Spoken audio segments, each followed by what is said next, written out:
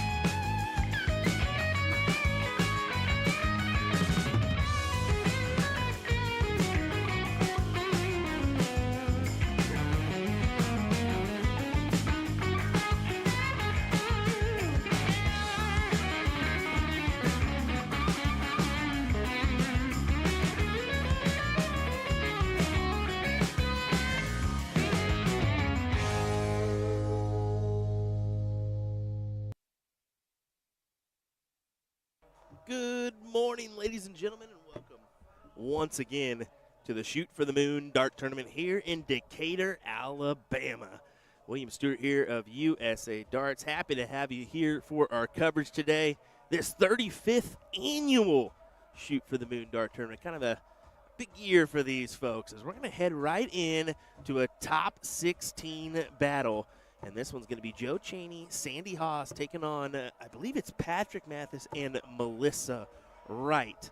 I believe it's Patrick on this first name here for this gentleman. I'd only get the last name, but apparently a pretty good player according to Donnie Lassie. So he was looking for a doubles partner. So if you happen to be in the area and want a good shot, come on down, get you one.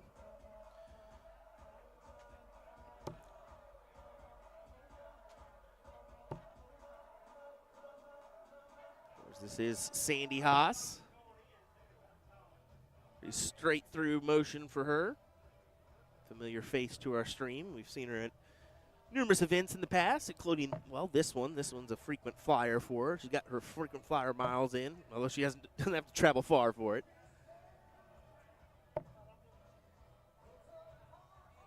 But per usual, her and Joe tag team in this one for mixed doubles. Or mixed pairs, as some would say.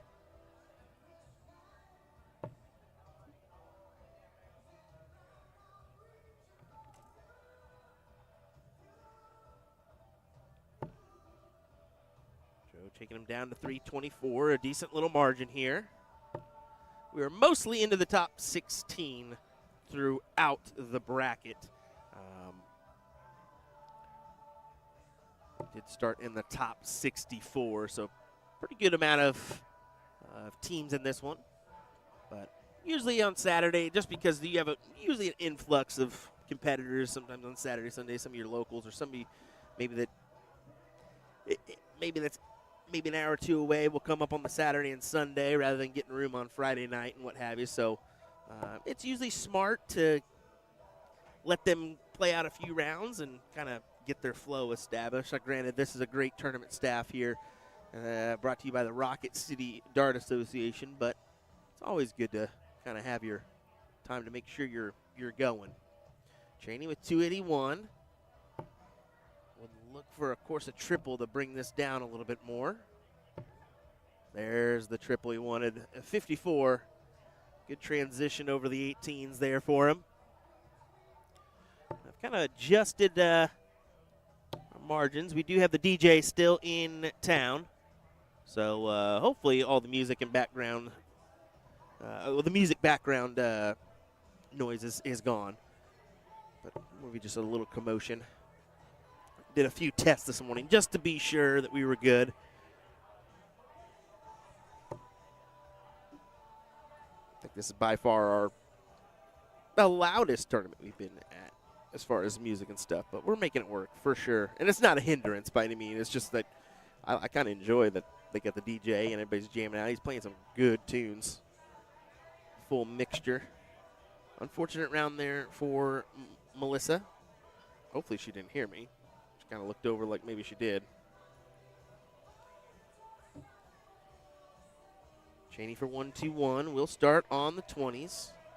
Doesn't really need to attack the 51, but gives it the old look. I think the reason why is, of course, because his opponent's really not within striking distance yet, so.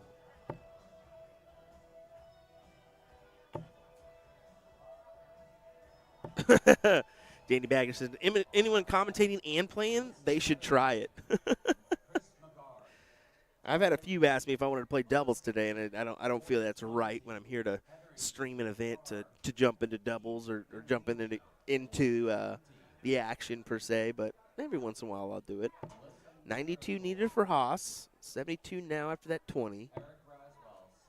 Yeah, just kind of lay it up for Joe here is what she's thinking. Oh, I mean, whoopsies. That won't do. Solid bust.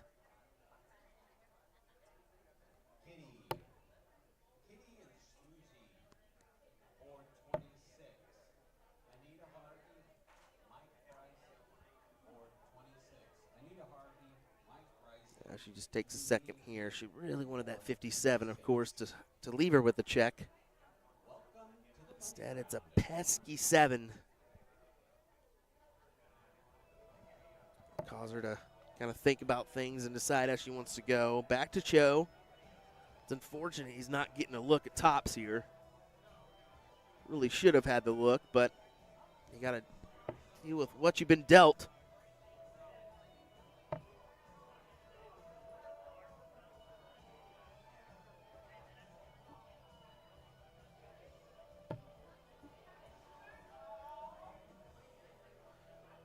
We have a full slate of action coming your way. We will take a small break at some point during our coverage to just probably grab a bite or what have you, and we will have to refresh the feed.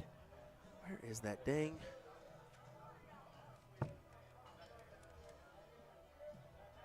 Well, there it is. I was looking for my flyer.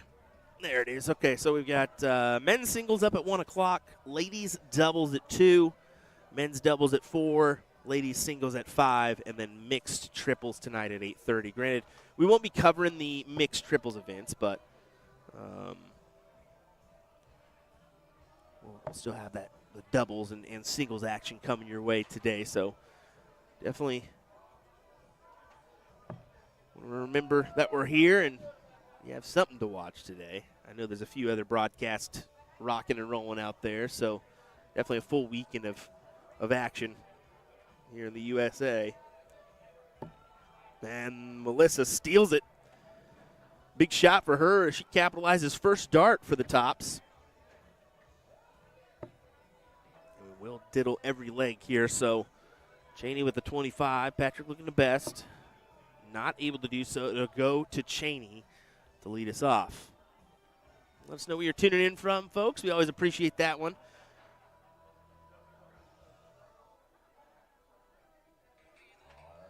See if we can. Yeah, okay, those did come in from Facebook. I was wondering if my chat was working on my side. It looks to be going just fine, so that's some reassurance. Looks like we had Paul Rodgers sending us some stars earlier today, too. Appreciate that, Paul.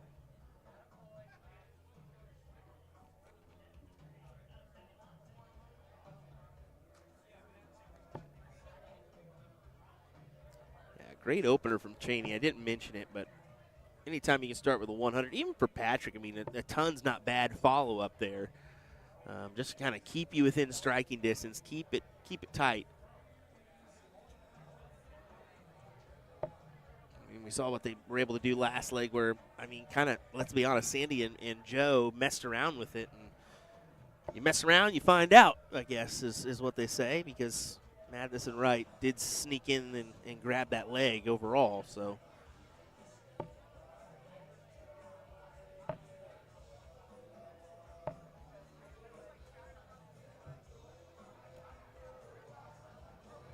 Lewis, hello. How's it going, sir? Thanks for joining us. We appreciate it.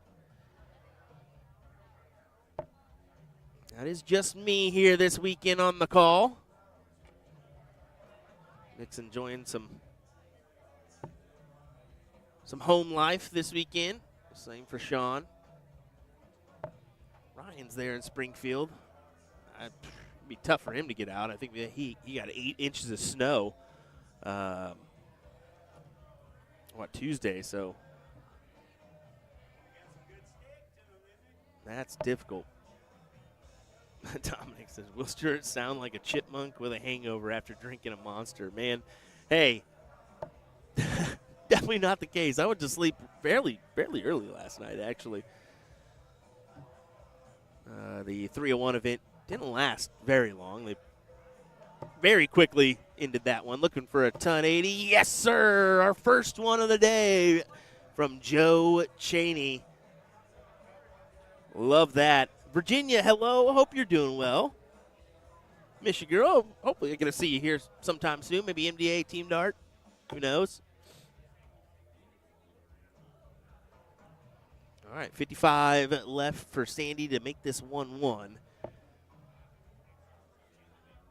Searching for that 15 bet and couldn't quite get it, so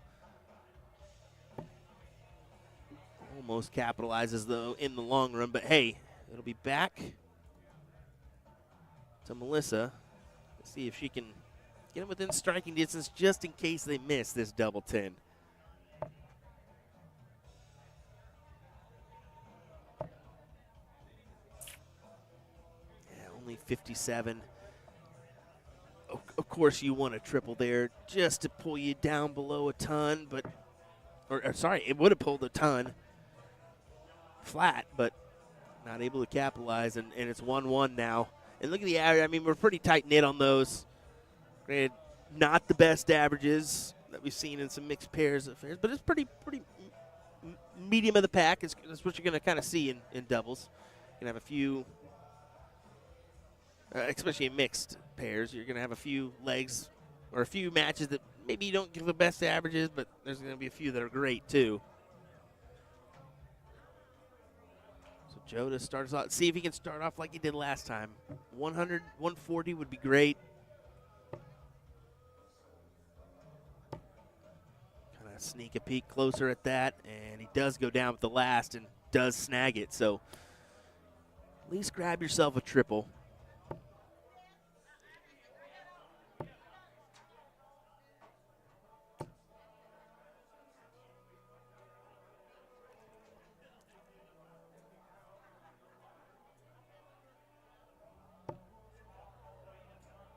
That's a great marker dart for Sandy.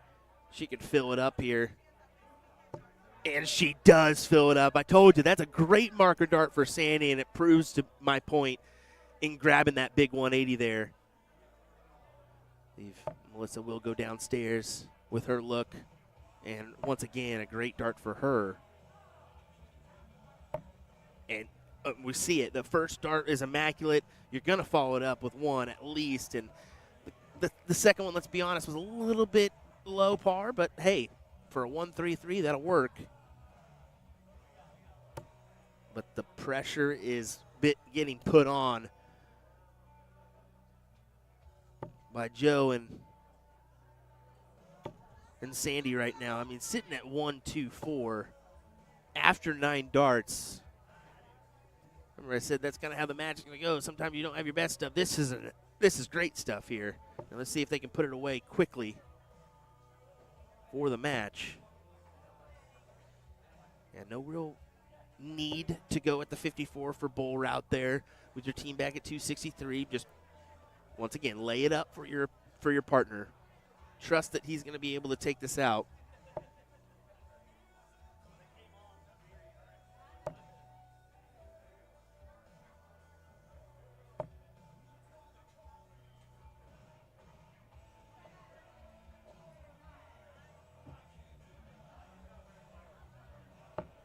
Yeah, 216s for 32, or tops with the 8, and tops he gets.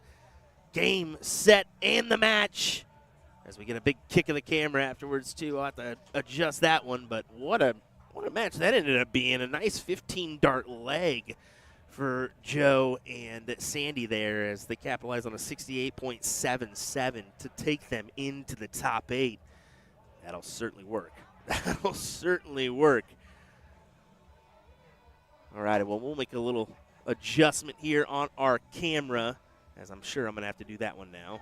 That just seems to be the case this weekend, is we're getting kind of fluctuated back and forth. It does look like we got another match up there, so I'm going to try to at least get a setup on that other board.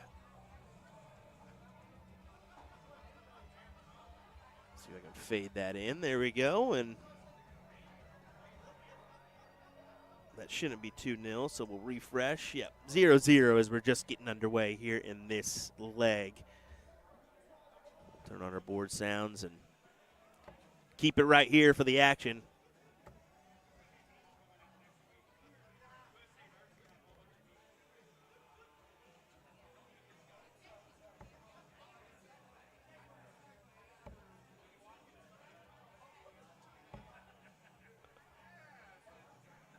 They're out there talking about USA Darts, something or other. I heard Ramsey say something. I'm kind of trying to listen in real quick. But Ramsey was impressive yesterday. Was it I think it was a semifinal? I can't remember. It was a quarterfinal or semifinal for him yesterday in the 301 event. And he attacked that double 11 to really make his way through that bracket. We saw moments of greatness.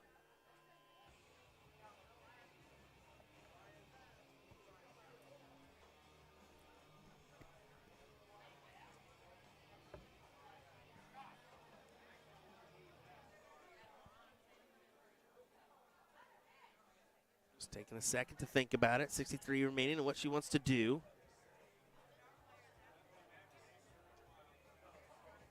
I mean, if you will your opponent take on a 149? Possibly, but the chances are they're not. But hey, she leaves herself, I believe that's double 11 remaining. No, it's not. It's double 18, or double 18 left, so double 9. Looks like in 67 on the 45.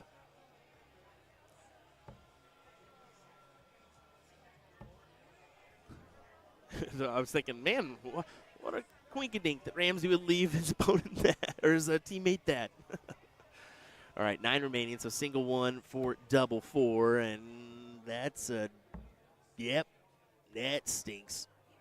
That's a trip 1, so do you attack the 6 here? Do you attack the double 3?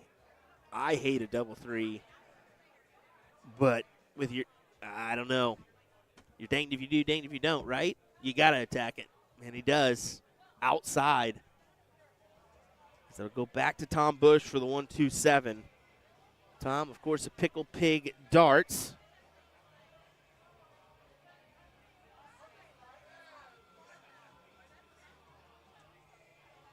He's actually here selling supplies this weekend.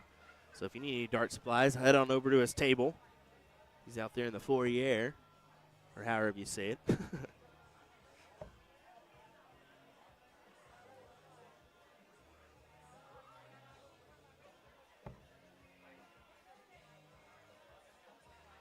Just a smudge off the intended target with the second. So here we go. Double three inside. So 1 double 1, and that unfortunately will not work as she misses the fat one. But yeah, I like the mindset. Go ahead and just hit the single one. Leave the madhouse. Why not? I mean, it's better than double. I think it's better than double 3. But your opponents just took out double 16 to make it 1-0.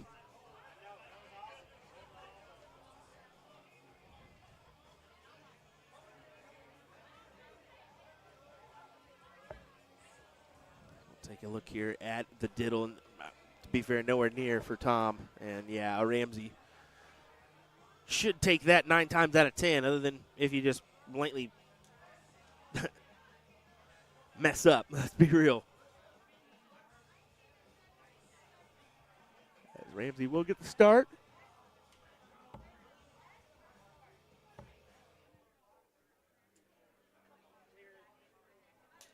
May already be time for a Celsius or Red Bull for Will. Hey, if you guys want to sponsor, come on over. Oh, my goodness. What a boot that was, right? What a boot that was. I do apologize. This is kind of the nature of the biz. We're so tight here.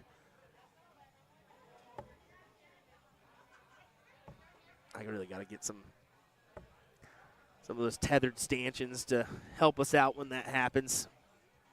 That'll be my next purchase. Granted, it only helps when we drive to events rather than fly, but maybe it'll at least give us a little bit of leeway to not have those kicks and bounces. I'll be fighting that all day and all day tomorrow. I guarantee it.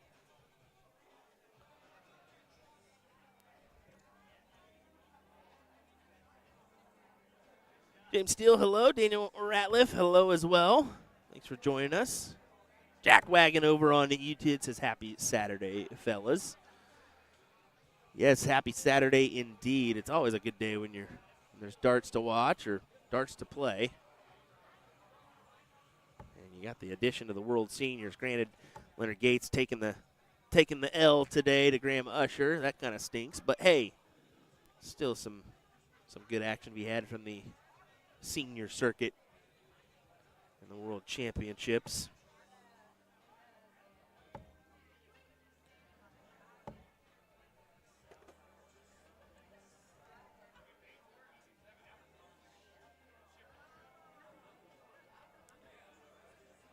Just a reminder, folks, all this action is brought to you by Dart Connect. You want to check out all of the matches in the tournament, maybe some leaderboards or more, check out Dart Connect today. You got everything you need. And not to mention their excellent scoring app that you can use for yourself. It's a good one. Interesting, Ramsey didn't attack the 19s there.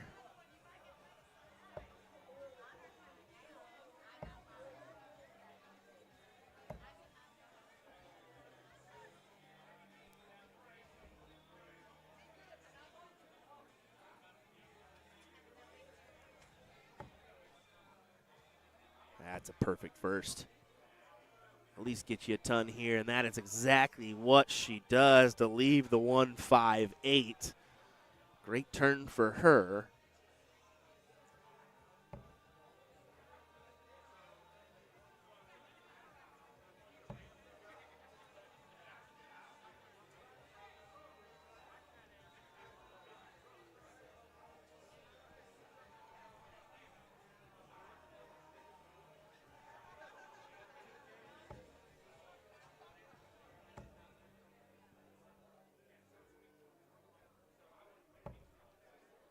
Yeah, great turn. 1-3-4 for Ramsey to set up 24.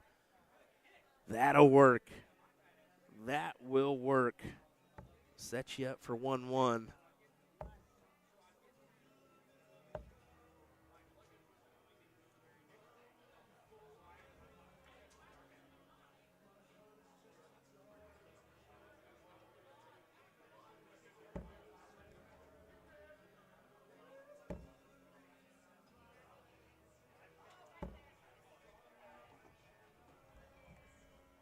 Ranch can't take that out, but that's okay. I mean, your opponents are still in the 200s, so a little time is on your side, but how much time? Is that a 140 for Miss Oliver? It is. That is a great 140. If I recall, and let me check my database here, Ashley Oliver did finish fairly well in last year's affair. Let me go to my Google Sheets to check that out as Ramsey does take the leg here. Boom, boom, boom, boom, boom, boom, boom. Shoot for the moon. Yes, it was a 2-0 loss to Paula Murphy in ladies singles 301 last year for Ashley Oliver.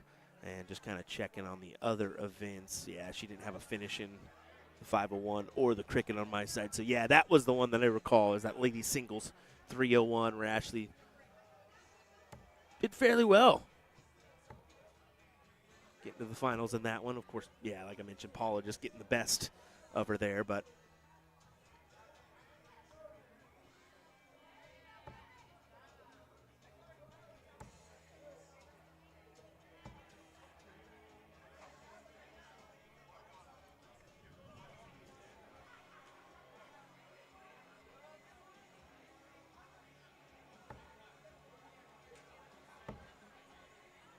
a lot of viewers joining us on our YouTube page per usual. I'm starting to go with that. That is definitely the best viewers experience is YouTube these days. You can pop it up on the big screen TV and kind of enjoy the broadcast in full 1080. So if you haven't subscribed to our YouTube page, definitely do that. At USA Darts is where you can do that.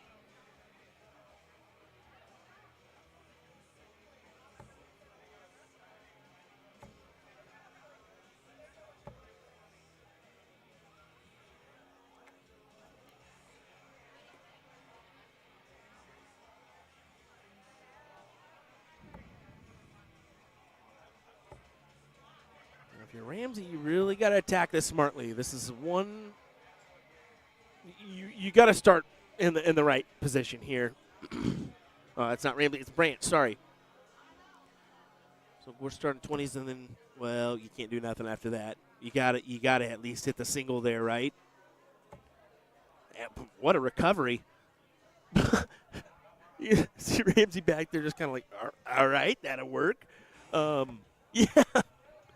What a recovery job. Yeah, the 140 would have set her up for the 164. So I'm going to say, no, you go down to the 19s after that first 20. But hey, more power to you if you're going to do that.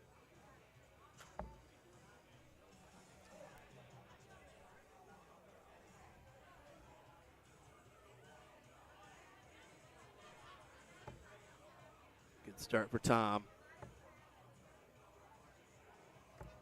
I don't think he's you can see it all over his eyes. He's not thrilled with the outcome there. After that first dart, you're feeling like, okay, I can at least slam one more in here on the triple bed. To not do it and only come up with 70 hurts because now you're on the outside looking in still. And your opponent's got a checkout opportunity at double 16. It barely misses as well. Chances are Ramsey's going to come up and hit. I feel it. I'm thinking second dart here from Ramsey. We'll see if they can get the job done and advance into the quarterfinals here. Oh, not the best of markers. And can't do it, so it indeed was not the second or third dart for him, as I'll go back to Tom. But as you can see, he's still outside of the checkout range. Kind of a bummer, but it happens.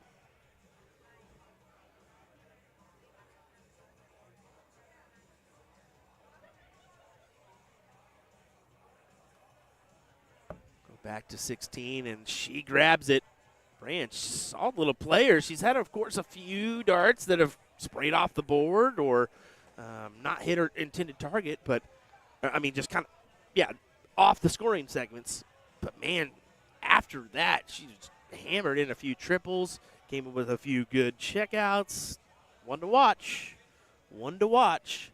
So we do have another matchup here on board 19. As that one will be starting here in just a second. Well, it will be starting as they're diddling up now. So let me go ahead and make sure we are set up and raring to go here for that one.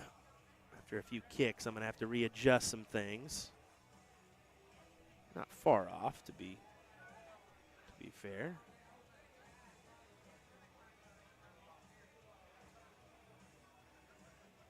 We'll head on to it.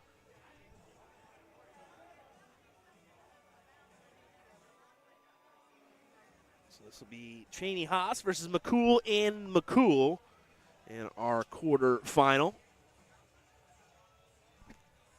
Looks like we got a chocker coming in too, so good to see.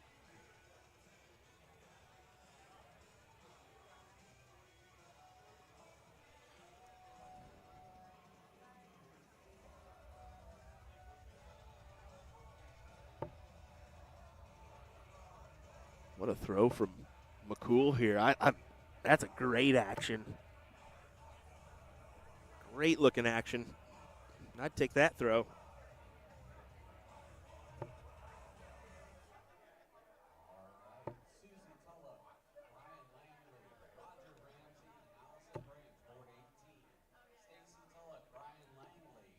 I would definitely say, looking at last year's list compared to, some of our winners, and we're definitely missing a few players. I mean, Leonard Gates, of course, is overseas for the World Seniors, so you can't blame him for leaving. But, you had Danny Baggish here last year, of course. Once again, you can't blame him for not being out in attendance because of, what's going on in personal life right now at home. So, but you had Alex Spellman, and even on the ladies' front, Shea Cole, Andrea Taylor, Paula Murphy as well. So, missing those players this year, but we do have a few good competitors in the field still with, Sandy Haas. You got Stacy Tulloch and Melissa Wright. Of course, Cindy winning the title last night. And then on the men's side, you have, of course, Joe Cheney, Larry Butler, Nick Lindberg, a few of those guys. And I think Dustin Holt will be making his way here as well. I heard he was in Nashville last night. So another one that could potentially do some damage, or at least the eye-popping names, I should say. You can't guarantee them for a run, right?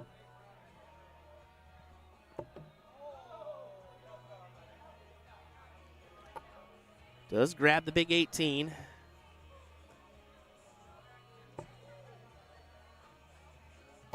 But Cheney has been peppering this triple 20. He's at a 180 today, and that's a nice 140 add.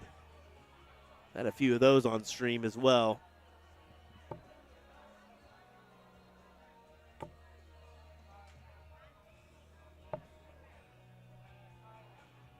You can see it so far, pretty good high scoring affair here.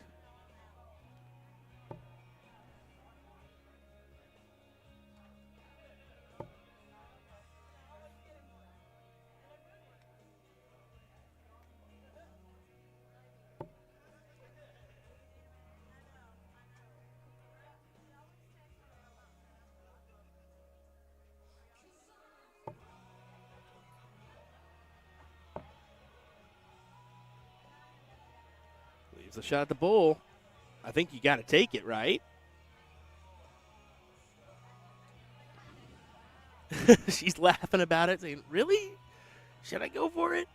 Yes, you should. 1,000% you should, because Joe Cheney can take out this 127. And let's be honest, probably taken it out a few times in his career, and a few, probably many. Let's see if he can do it here. 57. Oh, not quite. Not quite on the cards for today, or at least for this leg.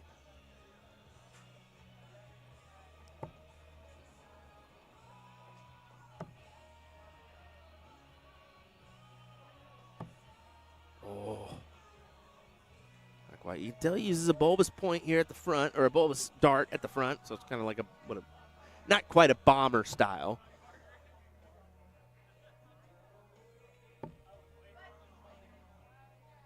What is that, torpedo shape? Is that what you consider that, I guess?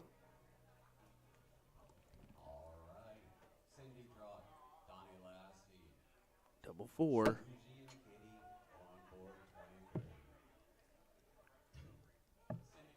Oh, drops it into the double 6, but it's okay because, you can't finish there. So you'll just go back to the double 4 unless Cheney takes it out, and that's exactly what he does. So grabs the leg as we'll go back to a bull. So just be first to 2 throughout this event. They won't bump it up for the final.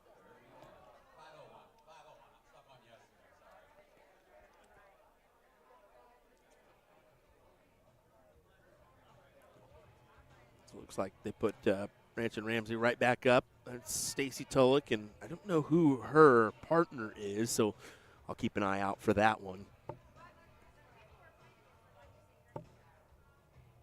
Ouija darts going good here in Decatur, Alabama.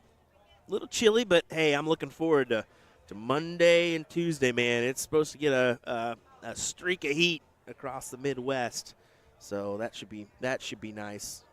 I think back home in Wichita it'll be 60s, 70s, no doubt. So that'll be a nice drive. Maybe pop the windows down a little bit here and there and enjoy the cruise. Hey, Dad, how's it going? Thanks for joining us.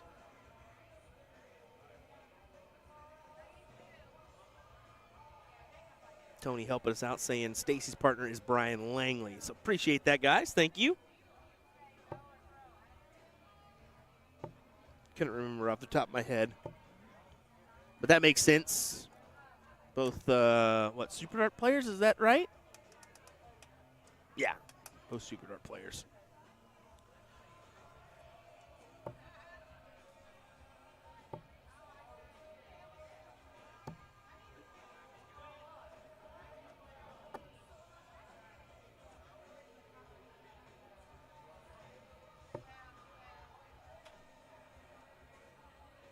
All right, good question for you in the chat. And it's just wanting to know, if you could have a highlight win here in North America, what would it be? A highlight win at a soft tip or steel tip tournament. Now, I wouldn't consider, yes, U.S. Masters and North American Championship, that's a big one. Put those aside. Of course, that would be the biggest win. But choose an event. What tournament do you think would be your prestigious win if you could get one? And mine would be, I'll give it to you here in a couple minutes. How about that? Mine's a little interesting, I think. Chris Alexander says, local blind draw. Get out of here. That's all you win these days, isn't it?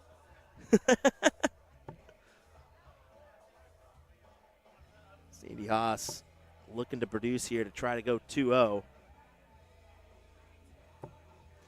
Okay, I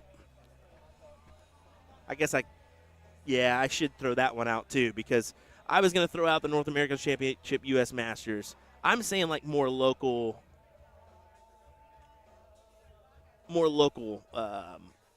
tournaments, maybe like a open tournament per se.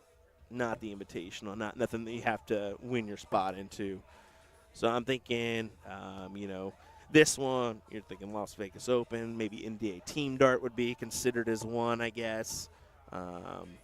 Those kind of events. Mine, personally, is going to be Blueberry Hill. If I could win a Blueberry Hill 301 title and put my name and my picture up there with some of the elites in the game, that would be top-notch for me. Casey's saying U.S. Dart Classic 01 men's singles, Ghost on the Coast singles. We got a Virginia Beach singles for Casey as well. So a couple good ones mentioned there.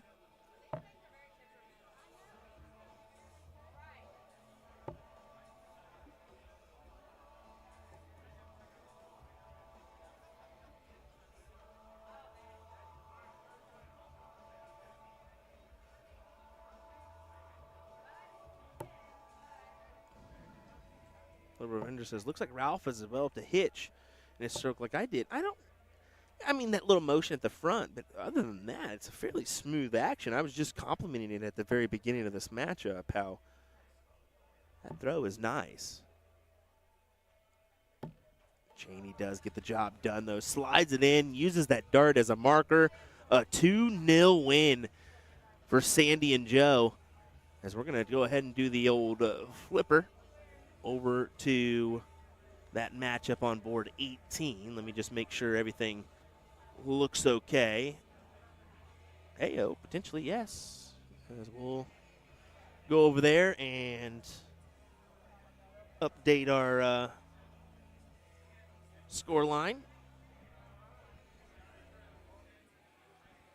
I know we have a few that were supporting Stacy and Brian here in the chat, so we'll give that nod and, of course, jump on over. Of course, some action's better than no action, right? So why wouldn't we?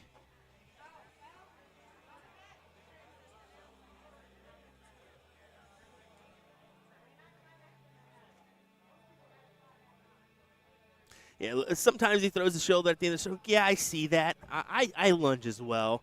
I guess mine's more of a lunge. He throws his shoulder at it and kind of goes forward. But I see what you're talking about. Yeah. Garakowski says Top Gun in Chicago. I'd be happy with PPD Nationals, says the Baby Flying Squirrel. I can see that one as well. Tournament Champions would be a good win. A TOC Elite or Finale or even a CSI would be incredible. Yeah, I guess that one would be great too. Just an interesting question I was thinking about. Kind of interesting to hear perspectives on everything. Langley just wanted to make sure that was a 12. And that is unfortunate right there as he bogeys again. Oh my goodness. That is not what you want to do, Brian. Around the board and doesn't hit his intended target each time to leave a single 5. But I don't think it's going to matter. Ramsey should pin this double 4. Whoopsies there. And exactly what he does on the first dart. Tommy says Dart Madness Championship. That'd be good. I could see that. I could see that as being one for you, for sure, if you're in that Missouri area. That being a big one for you. Dutch Open, now that is a good call. I did say North American side. I did say that. It's got to be North America. But Dutch Open as an international with the amount of entries and stuff, being a WDF ranked event, yeah, that would be an incredible win on the international front.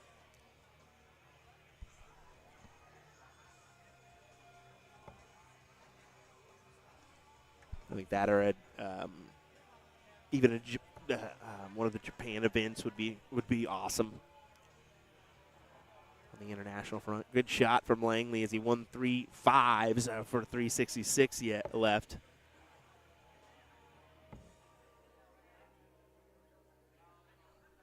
Casey Leonard is overseas in the UK. He actually got bested by Graham Usher this morning in the World Seniors Championship. So unfortunate for him is he's not going to be able to capitalize and grab a title there. But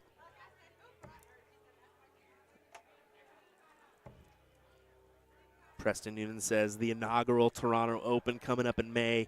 I'm looking forward to seeing that one, to be frank. Actually, I really would like to go up there and stream it too. That would be pretty cool. I think it'd be good for us to get up there in Canada and see what we can do as well. But Curtis Stride agrees with me. Blueberry Hill as a good win is good. Yeah, that's just the names that are on the wall. You get your John Parts. You got your some of your bigger names in North American game with their picture up on the wall for wins there. Yeah, that would be one. Yeah, Langley again finds some success. 135, falls it in with a 140 to leave his partner at 186.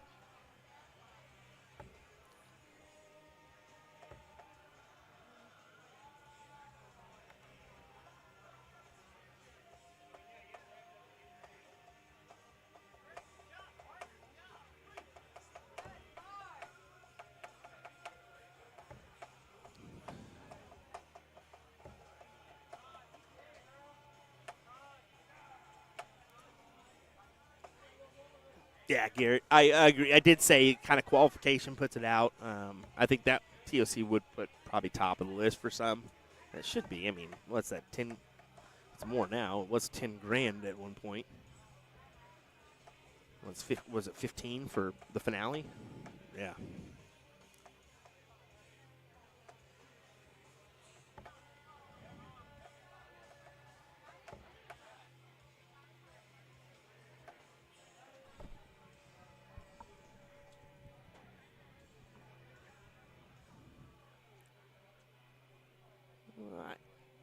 You can consider it a slack turn from Brian, but it does pull him below a ton. The opponents have to hit 2 here to get below it themselves into a checkout range, and yeah, that's not going to happen.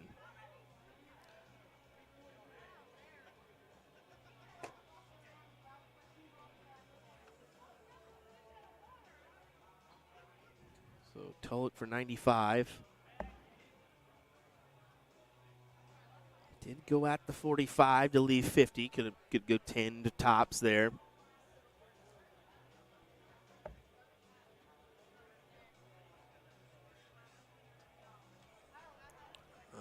Liberal Avenger saying, never played Blueberry Hill. Heard it's a funny tournament. Dartboards under stairs and such. So not under it's downstairs. There is a low ceiling in the downstairs. So, yeah, if you're taller and you have an arc to your throw, it's going to be tough for you to have success at Blueberry Hill. But they do have a main part upstairs as well. That's just standard boards. Nothing you got to deal with. But, yeah, the low ceilings will send you for a loop. You got to play downstairs. 82 remaining for Langley. Will attack this 25-17 for tops. And tops he gets. We're 1-1 here in our quarterfinal of mixed doubles.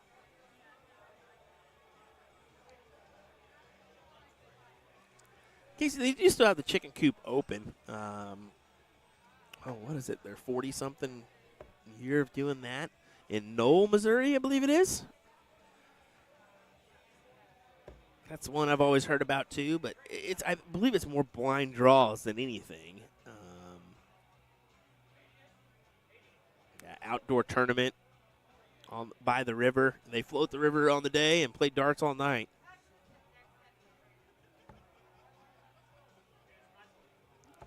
Langley will start us off in our deciding leg. Who is going to advance to the semis? Who will fall out in the quarterfinal? How about prize money for this bad boy? $820 for first, $440 for second. Top 4 is going to give you $200. Top 8 is going to be $90. So a pretty big jump there from the top 8 to the top 4. So definitely want to pull this win off to advance and get you an extra 110.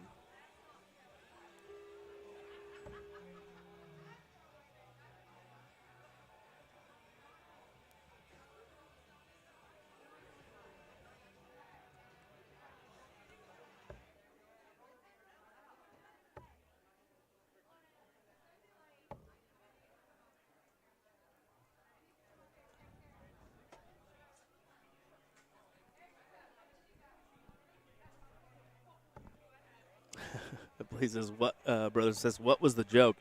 Better go back and listen. I said one word that was probably would throw some people off, and it just made me go, whoop, can't say that.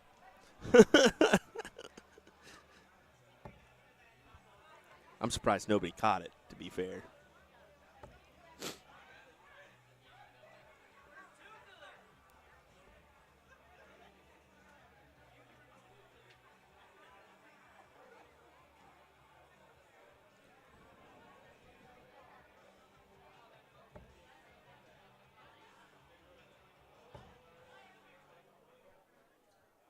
Look, would love another one, and it does get another one. A 1-2-5 for her. Yeah, I mean, just outside, but that'll certainly work.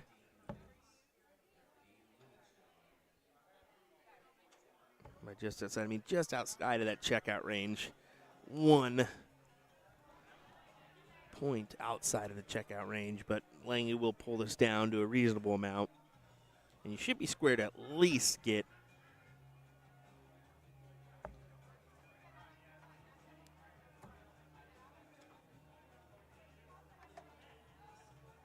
at least get 3 to 6, right? Yeah, you should get at least 3 at that. We'll see pending Ramsey's throw. It's going to take him 139.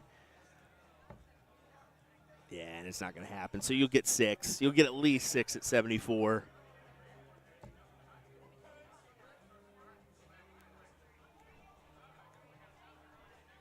I'm glad there was some listening. Sure, that's made a couple people turn like, what did he just say?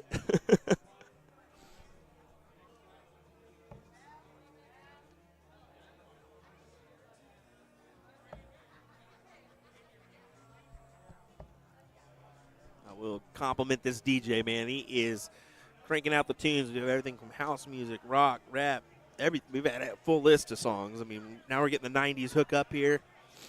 90s, 2000s hook up with the rock jams.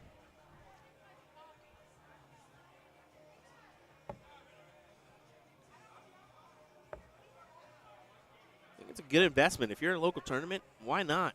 I mean, it seems like maybe not the best investment, but it could be. I mean, makes your tournament a little bit fun. Throw a DJ in the mix, at least for a night, for your blind draw, whatever it is. Book them for a few hours and have some fun with it. Langley does get it done, though, 2-1 as him and Stacy Tulloch will advance to the semis. And like I said, an extra $110 guaranteed coming their way. And Stacy's thanking Langley for that one. All righty, well, we'll have some more action here in just a moment. It looks like Sandy Haase is warming up there, but we finally get a little bit of a break here. So let me go ahead and throw some ads in the loop, and we'll continue this coverage here of the 35th Annual Shoot for the Moon Dart Tournament here in just a moment's time, folks. Thanks for joining me. I appreciate it. William Stewart of USA Darts will be right back with more coverage from Decatur, Alabama.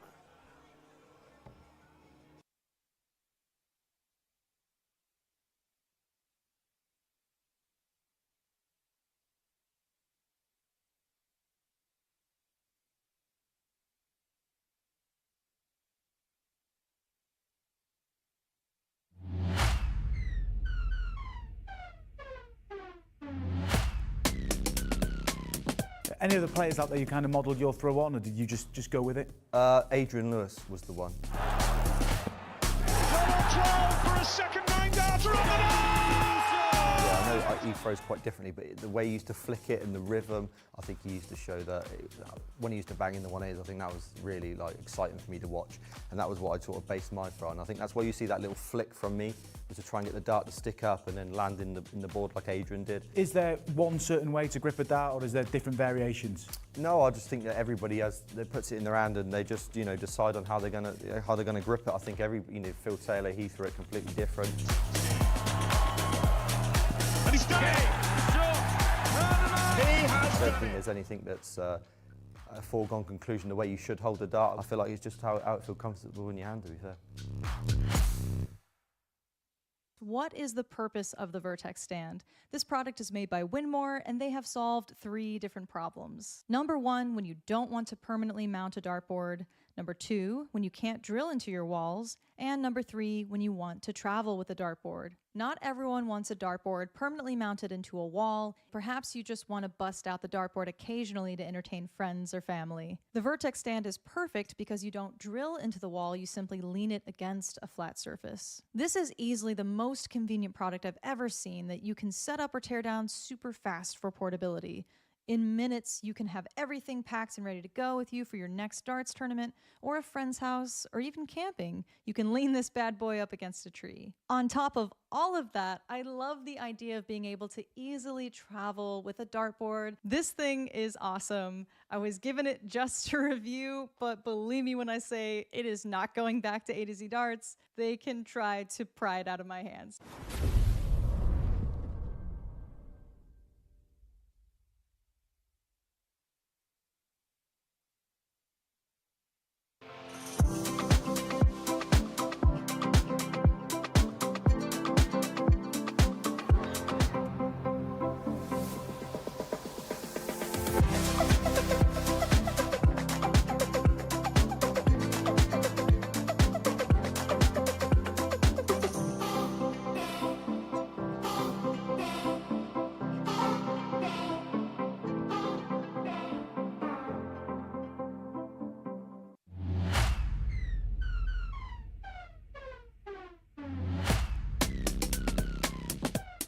Yeah, I think the most important thing at the start is the way you stand.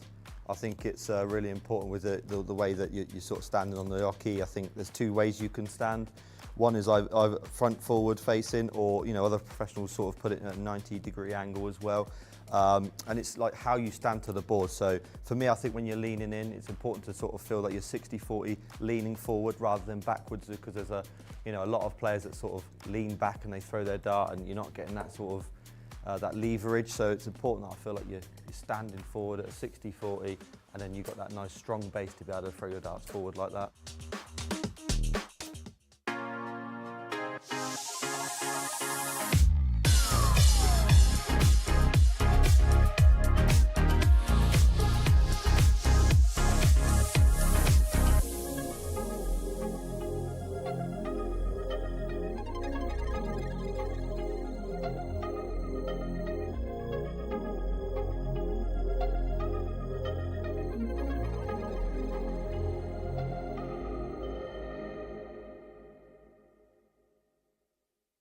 Let me tell you about A to Z Darts. We're a specialty dart store with over 10,000 different products. We create in-depth videos and blogs to help improve your game and showcase our products. We give helpful advice on how to practice darts, the fundamentals of form and mechanics, and how to make better decisions when purchasing your darting equipment. Whether you're brand new or a seasoned player, we try to provide fun and informative content. I'm Jen, the creative director for A to Z Darts. I've been playing for over 10 years, and I've traveled the world competing in and promoting the sport. This is Will. He runs our live streaming company, USA Darts, and travels the globe as well to broadcast major darting events and interview PDC players alike. You'll find over 2,000 different sets of darts on our website. Guessing right now you're pretty interested in our resources? Learn about form, throwing mechanics, practice routines, scoring and grouping, checkout methods, cricket strategy, and much more. Visit a-zdarts.com to take advantage of our blog, or follow us on social media at AZDarts today.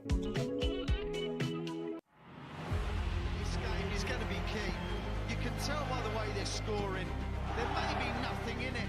One man misses, does the other man get? Yes! Double 12! That is the most amazing leg of darts you will ever see in your life! I can't state! Double 12, and the 9 Dart King lands another one! Covered by Team Michael. Double 12, back going! The ascension is complete. Incredible stuff. The world number one is world champion.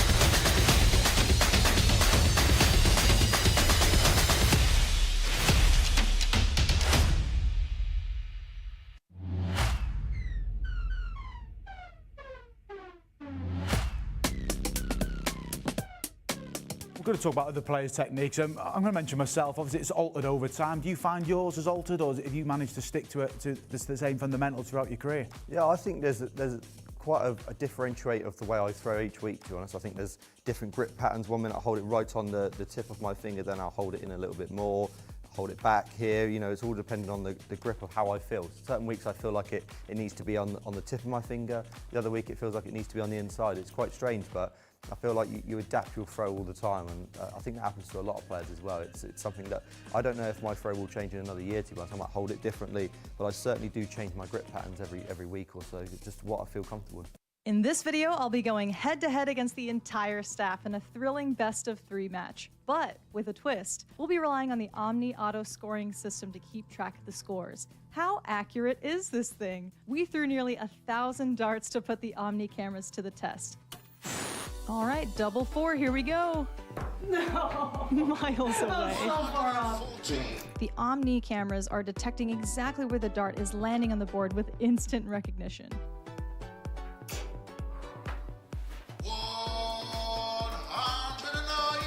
Hey, thanks for letting me win the last one. You unleashed the beast. Of course, Nate, the experienced player, is not going down without a fight as he lands a precision double 7. Yes, game shot and a match. That's cool. The score is being calculated for you in real time, plus the element of the darts caller from the app. They work together to provide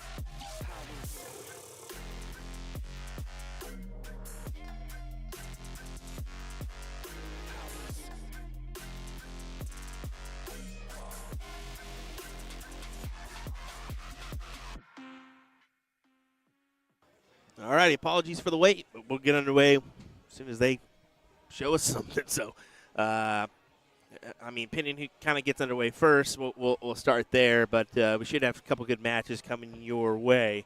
Looks like we got Donnie Lassie as the one we're waiting on board 18, but it looks like we potentially are ready with the other end. So once they're ready, we'll go. Just wanted to kind of update you on that one. I do apologize for the wait.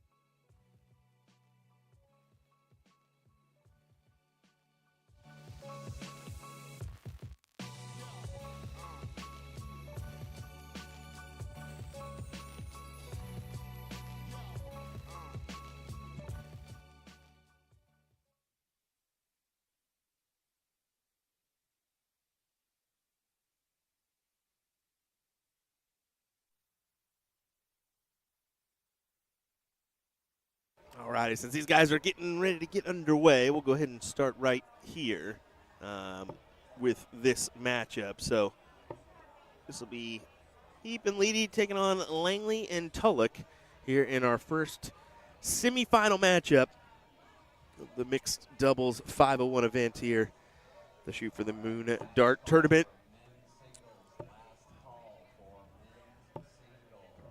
Jared, always a pretty good player.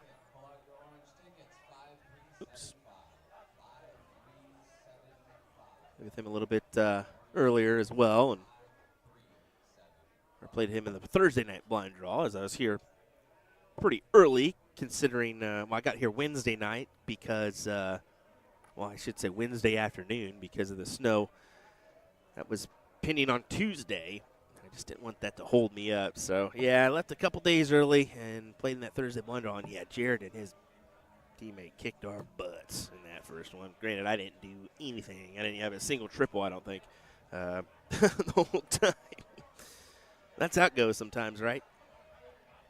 All right, well, happy to be back bringing the coverage here because we had a 10, 15-minute lull there where I don't know if they were just taking a quick break or whatever. We're not pressed. The next event for the men starts at 1 p.m. It's 12:45 local time. So that just shows you they are really going fast here with the action. I mean, for the ladies, their doubles events don't even start till 2. So really, I think the first little bit of our singles coverage will be, just just our first little bit of the next coverage will be just the men's singles like opening rounds. And we all kind of know those can be, hit or miss matches. Do you bring your best stuff? Do you not? It's kind of hit or miss. So we may go without commentary for a couple matches just so I can grab a quick bite and then continue on. But we'll see. We'll see. That's down the road.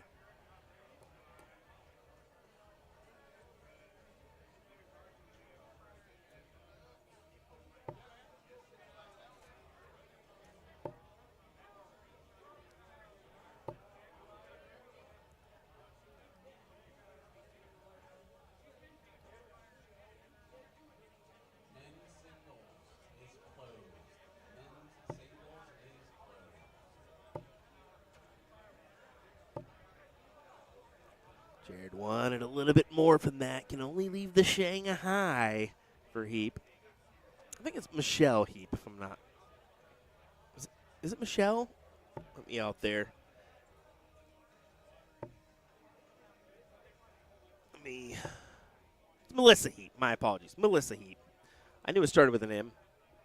Couldn't remember from last year's action, but thankfully Dart Connect can help me out there on the match center side of things. Your champions last year in this mixed doubles event, let me find it.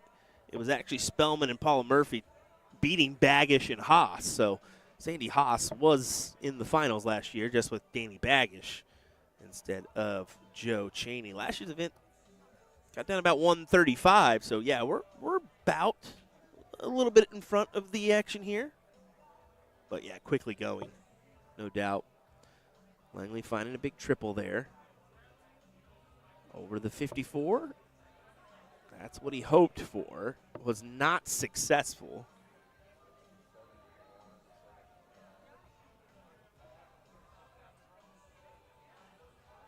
So go back to Jared with 80 needed. 2 20s or, well, that triple will work. But can't find the double 5 as he goes inside.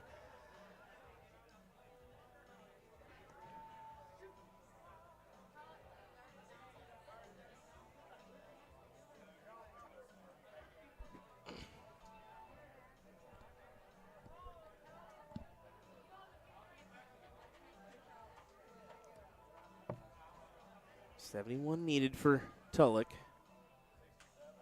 Open for 39 there is what I'm assuming. 39 for 32. But she pins the bull. What a shot there for Stacy Tulloch. She grabs a bull finish on 71 for a 1-0 scoreline. Give it to her, folks. She gave us a big fist pump there as well.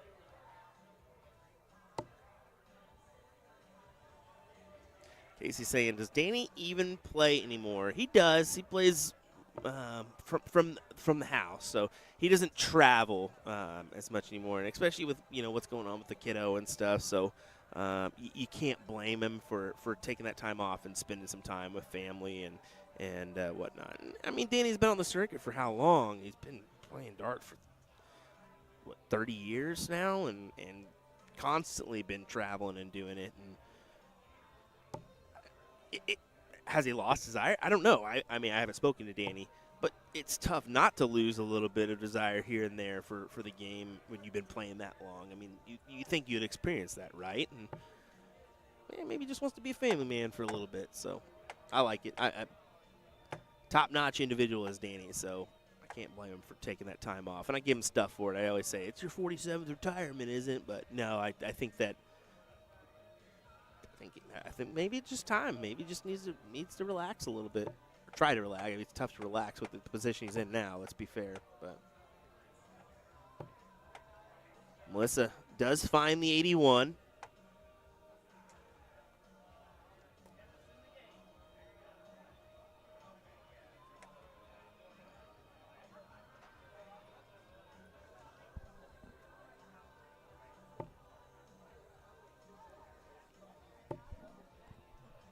Actually, I should put that link in there for everybody. That would be really nice of me. Let me see if I can find it. There's a link for Danny's to help out Danny. So let me put that in here. It's brought to you by Partners Promoting Darts, and you get a chance to win a nice fireboard as well. Not fireboard, an ice board, the blue arachnid board. So just a little added bonus. So let me pull that link up for you.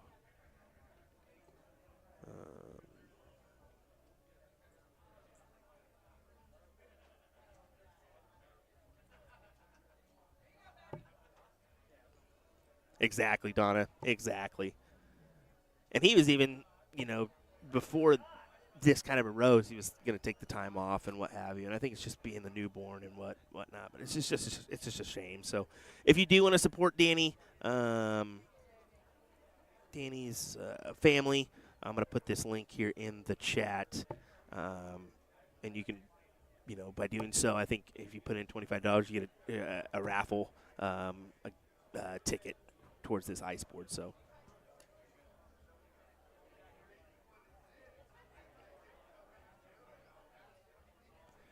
Yeah, there you go. It is in the chat for you all if you want to help and support that. Good ton from Leedy to pull him down to 134.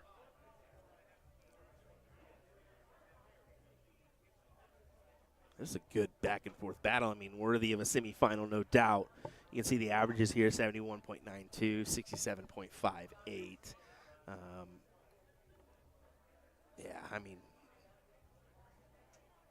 definitely the reasons why they're here. They can produce when they need to. So how do you attack this, Melissa? I like the 20s route. I'm more keen on the 19s, but if you're not hitting or if you haven't made that switch, you got to go 20s, right? 20s over to the 18s and then leave that double 10. But, hey, that'll work. Even Jared says, good shot, partner. That's 78 on the board. Pull him down to 56, a nice solid two-darter.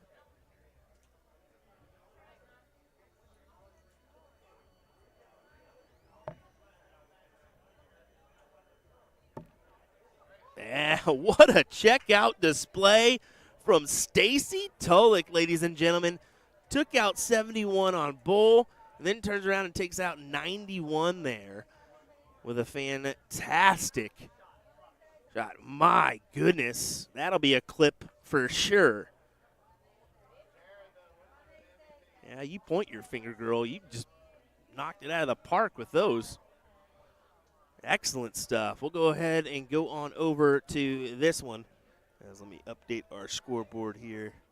Looks like it's 1-0 Cheney and Haas as we're dealing for the second leg. It's Donnie Lassie and Cindy Drosh. I keep messing up her name. I think it's Drog. But she said it was at the D. And I'm like, how? You got Joe Cheney and, of course, Sandy Haas. So, yeah, what a phenomenal checkout display there from Stacy.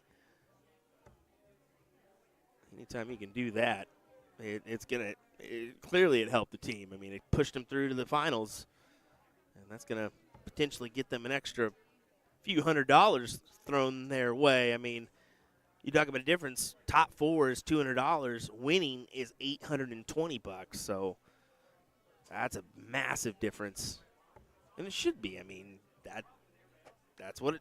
I mean, first, second, third. That's how it goes, right? Cindy with an unfortunate round there.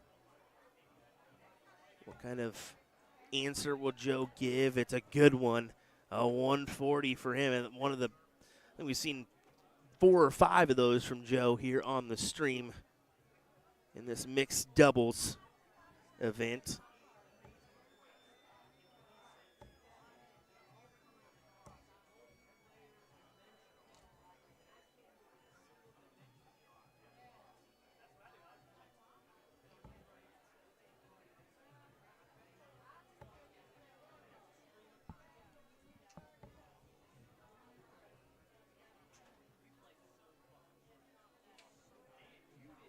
Definitely want to put in a better round than the last, and that's why she switches down to the 19s, just to give her a slightly different look.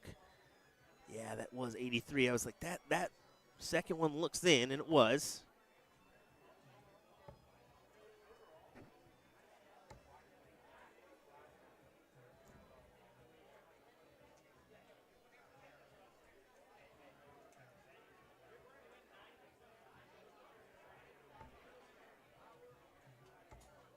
Oh, Lassie pounds 2 in there. Go ahead and fill it up. Why not? I mean, 180, unless you don't feel like you can do that. Oh, hello. Where you going, Donnie? Disco Donnie here. What you doing? You dancing? Yeah, it took all that time to hit a 1. Donnie will appreciate that from me. I guarantee you.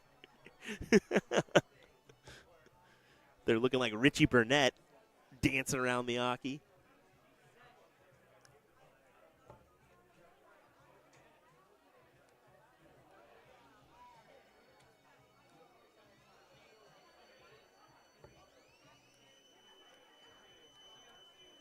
$51 for tops.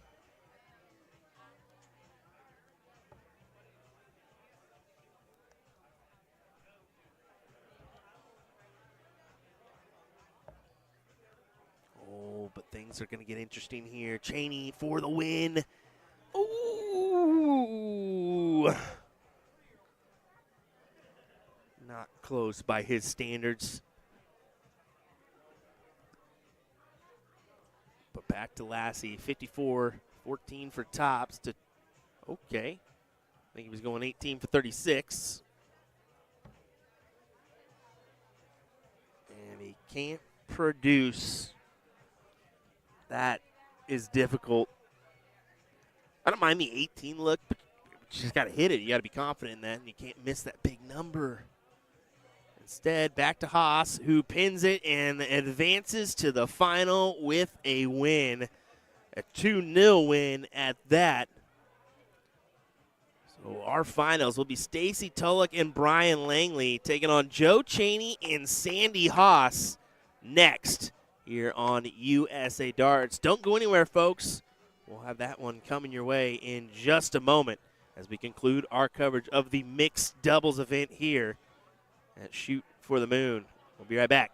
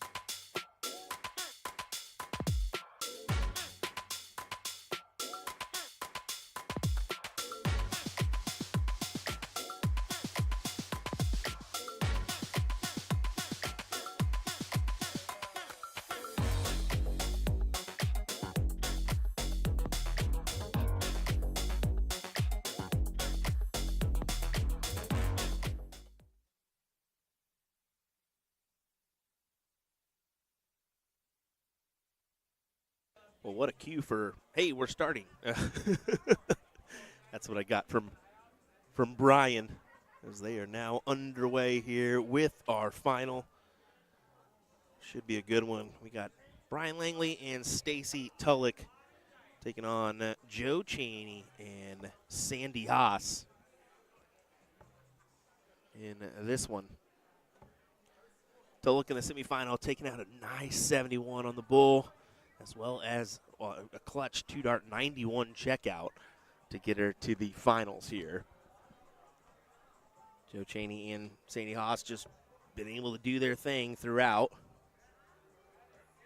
Cheney has hit some big rounds at the board. He's had a handful of 140s and a 180 on the stream that we've seen. They've been up here a lot. I think every round, actually. But there you go. Stacy Tulloch, big 140 for her. I think we're set for a good one here, folks. What do you say?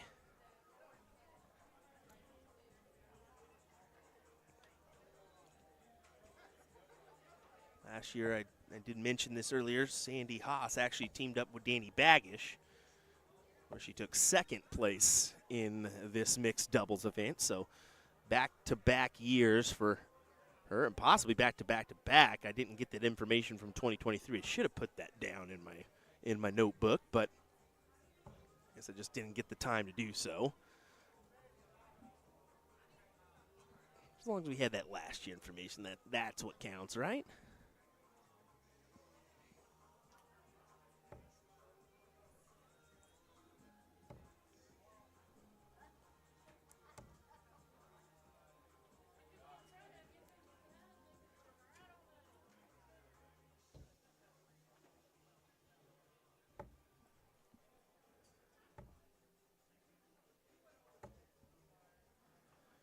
Cheney does get one in there for an 85, but kind of pending what Brian is able to do here. A ton would really be helpful to leave the 84. Yes, that's exactly what he does with his third dart. Great last to leave 84. Now a little bit of pressure on Sandy. And almost hits the double. To be fair, wouldn't have hurt her. It would have left her a chance at 94. Could have transferred over the 18s and try to go it that way, but unfortunately wasn't meant to be.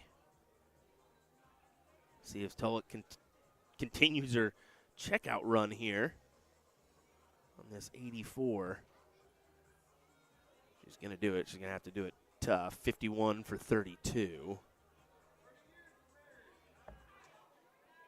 And not meant to be. 66 remaining now.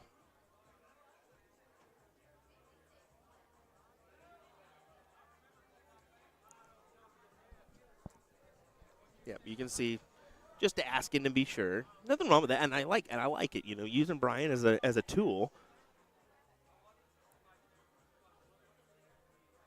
Yeah, just be sure. If you're unsure, be sure. You know.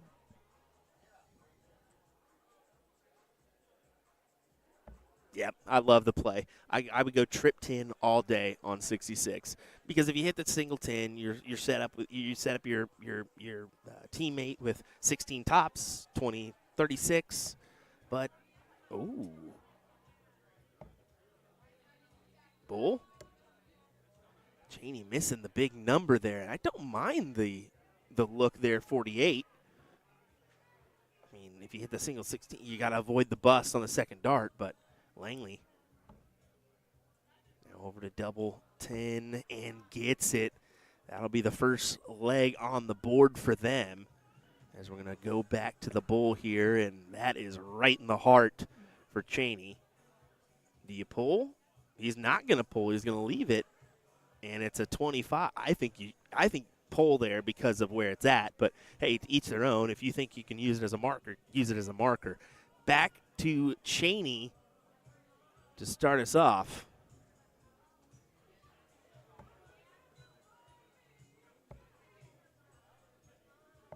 Let's say he'll probably go down with his last there. Just not really happy with the marker darts that were in place, so.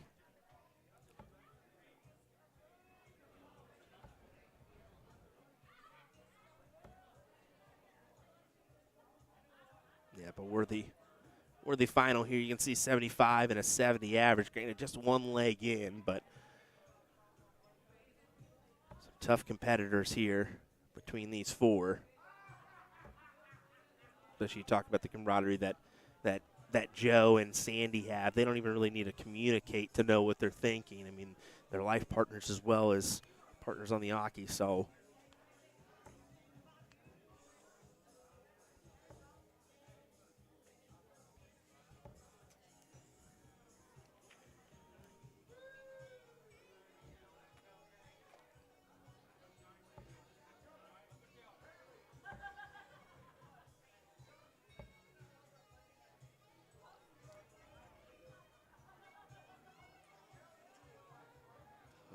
Forgetful turn for Joe, just 41, but they're still out in front, but for how long?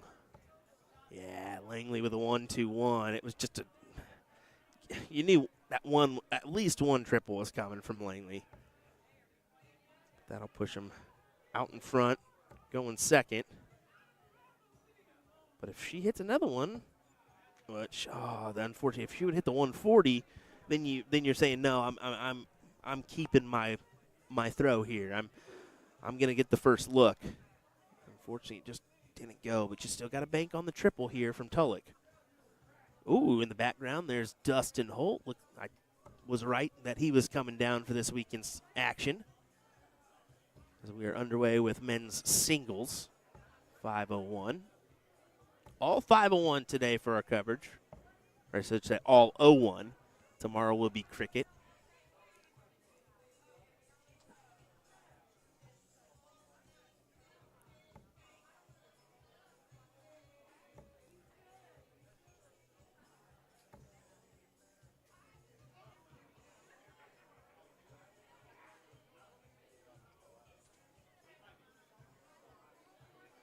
Did not leave a check at 162, so Sandy looking for 1-1.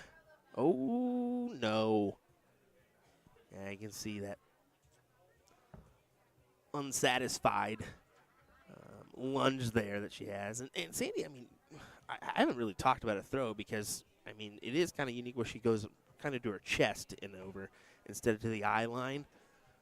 But I've seen her so much, it's like I just know her throw, you know. But here we go. Cheney for 1-1. Yeah. Right in the heart. Almost dead center of that double 10 to take us to a decider here in our final. Langley will start us off with a diddle.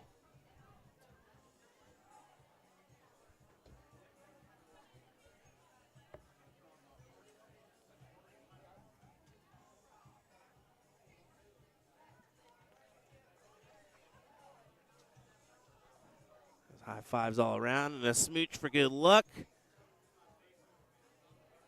Who's going to win the title? Your final opportunity to let us know.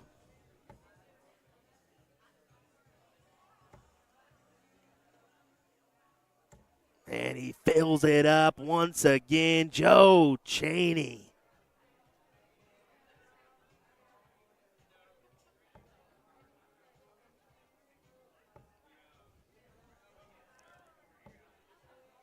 What a start for them.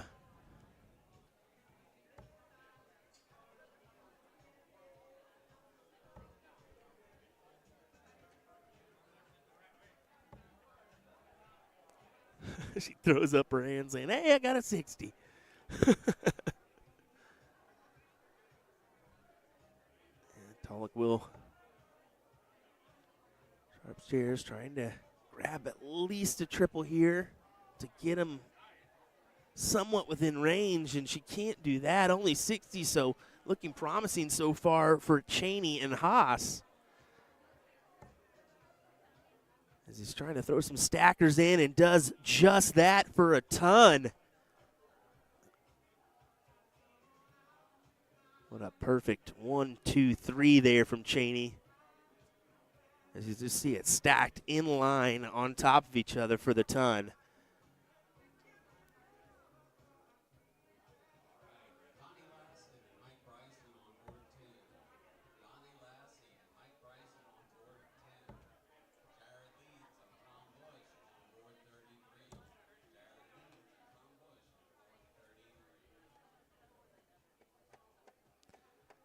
If you're told you just got to hope for a big round and some misses from your opponent. It's not a bad marker to, if you can use it. Oh, not quite. Not quite. As Cheney will look for a check here on 116. There's the first, 16 for tops, and not quite. I figured it was set to be true and in, but it wasn't. He'll set it for Sandy to get the W here.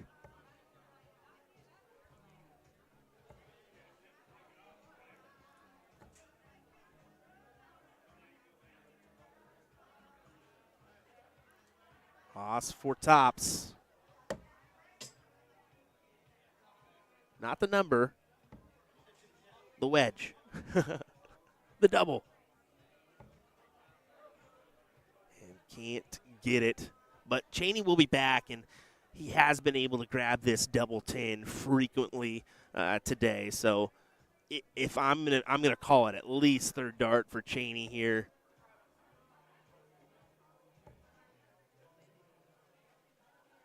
It's a shame that Tulloch didn't get a chance at the check because, man, it could have went. There's the 1, 2, 3 is nice, but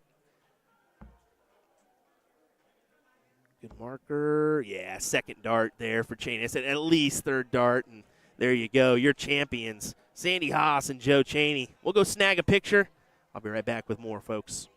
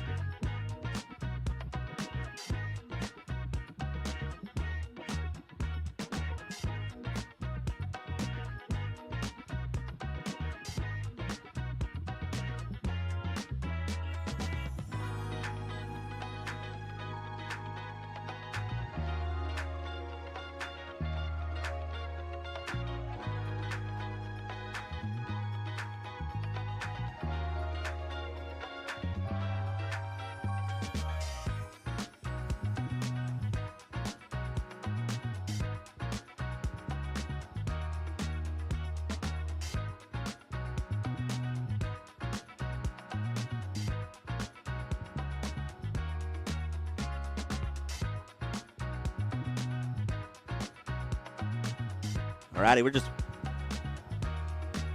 trying to one-man wrecking crew this thing with pictures and all, so we'll keep it rolling today with our coverage of men's singles 501 next, as this will be a long format coverage. So opening rounds, best of 5, top 16, best of 7, finals, best of 9, and that's all around, folks. That's on the men's and women's front, so it'll get interesting here, especially when the women start their coverage as well. So bear with us. We'll be right back with more here in just a moment's time.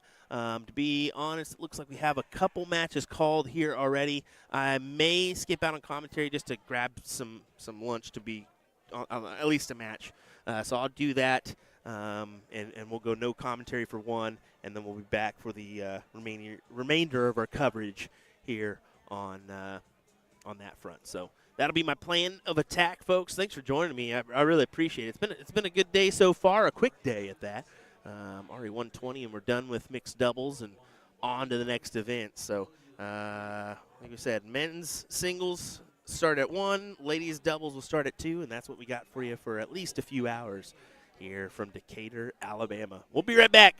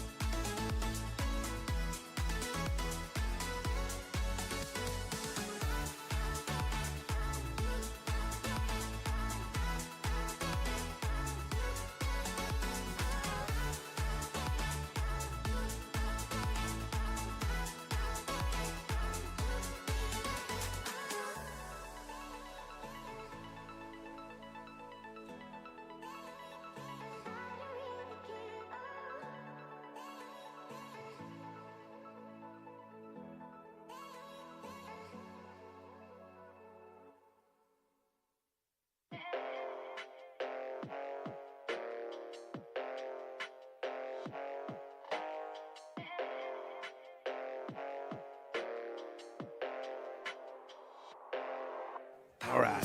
Thanks for giving me a moment there. Grab a quick bite to eat and back on it. So looks like that match was won by, Pete Lee. And then over on the other board, we actually had a 3-0 win there. Let me pull up those stats here on board number 19. That was Ryan Fury taking on Robbie Thompson. That was a 3-0 win for Ryan.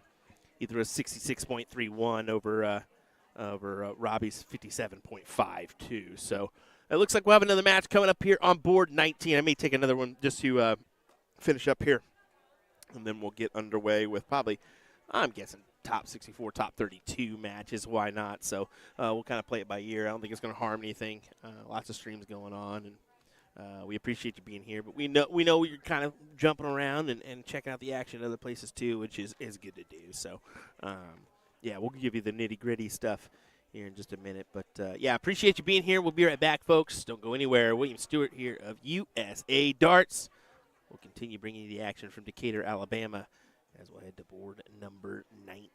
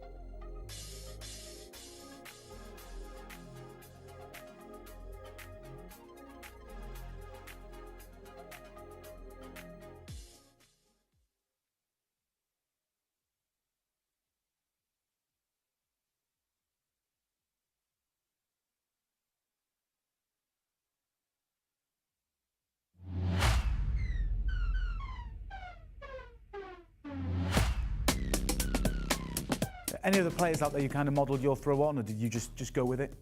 Adrian Lewis was the one.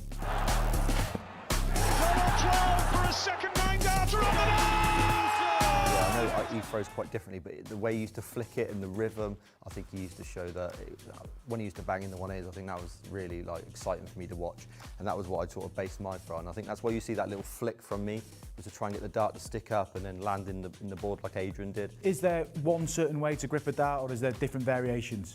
No, I just think that everybody puts it in their hand and they just decide on how they're gonna grip it. I think Phil Taylor, he threw it completely different. And he's done it! I don't think there's anything that's a foregone conclusion the way you should hold the dart. I feel like it's just how it feels comfortable in your hand, to be fair. What is the purpose of the Vertex stand? This product is made by Winmore, and they have solved 3 different problems. Number 1, when you don't want to permanently mount a dartboard. Number 2, when you can't drill into your walls. And number 3, when you want to travel with a dartboard. Not everyone wants a dartboard permanently mounted into a wall. Perhaps you just want to bust out the dartboard occasionally to entertain friends or family. The Vertex stand is perfect because you don't drill into the wall, you simply lean it against a flat surface. This is easily the most convenient product I've ever seen that you can set up or tear down super fast for portability. In minutes, you can have everything packed and ready to go with you for your next darts tournament or a friend's house or even camping. You can lean this bad boy up against a tree. On top of all of that, I love the idea of being able to easily travel with a dartboard. This thing is awesome. I was given it just to review, but believe me when I say it is not going back to A to Z Darts. They can try to pry it out of my hands.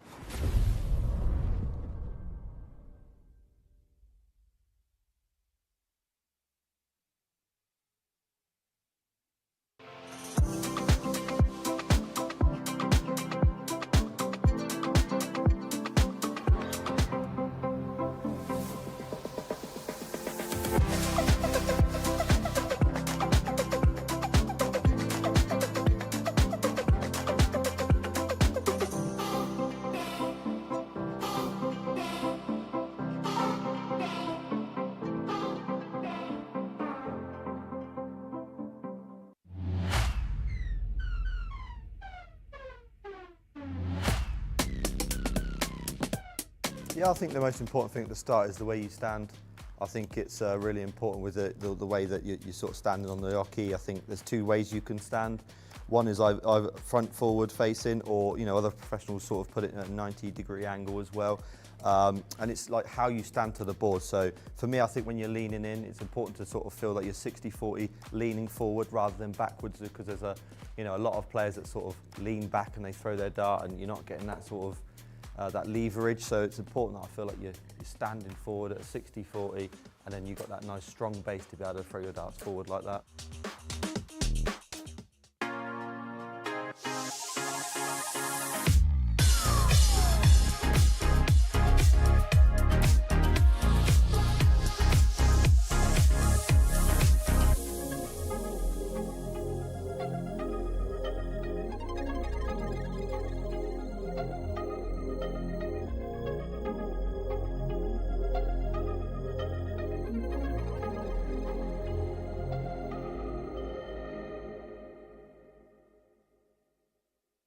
Let me tell you about A to Z Darts. We're a specialty dart store with over 10,000 different products. We create in-depth videos and blogs to help improve your game and showcase our products. We give helpful advice on how to practice darts, the fundamentals of form and mechanics, and how to make better decisions when purchasing your darting equipment. Whether you're brand new or a seasoned player, we try to provide fun and informative content. I'm Jen, the creative director for A to Z Darts. I've been playing for over 10 years, and I've traveled the world competing in and promoting the sport. This is Will. He runs our live streaming company, USA Darts, and travels the globe as well to broadcast major darting events and interview PDC players alike. You'll find over 2,000 different sets of darts on our website. Guessing right now you're pretty interested in our resources? Learn about form, throwing mechanics, practice routines, scoring and grouping, checkout methods, cricket strategy, and much more. Visit a-zdarts.com to take advantage of our blog or follow us on.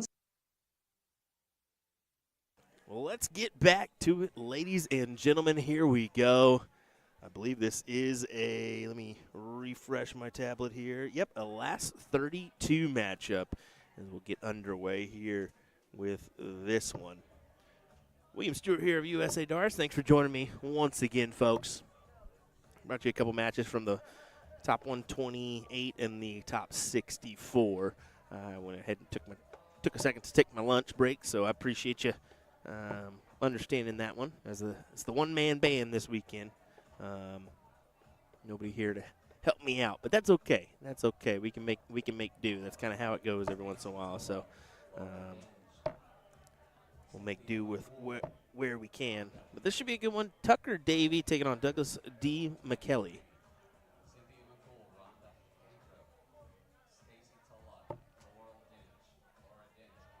Douglas, of course, a CBC Tour participant. He had a few runs on the circuit this year. I don't know if he's a tour card holder. I think he's a junior, a part of that junior circuit, and then got the call up, if I'm not mistaken. I could be wrong, though. Could be wrong. So don't quote me on that one. I don't know everything. Sorry, Douglas. So we'll go back and check this out. I guarantee you. Enjoys going back and checking the video on things. I did play Tucker actually not too long ago. I played him in my DPFL match last week. So he's always a pretty good player and has some good finishes in his career. So we'll see what he can do here in this one. But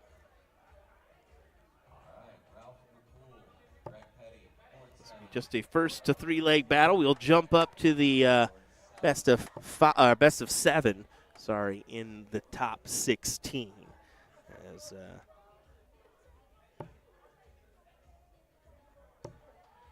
that'll be the plan of attack as far as what's written down on the flyer. Ladies doubles is just getting underway. Looks like we'll have one of those matches on board 18. It looks like they'll be splitting our boards and kind of giving us doubles on one and the singles on the other. Can't go wrong there. Let's see how many.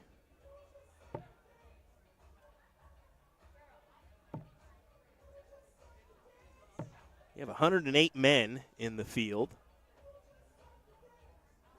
Tucker Davey currently ranks 10th overall in averages. Number 1 is Larry Butler.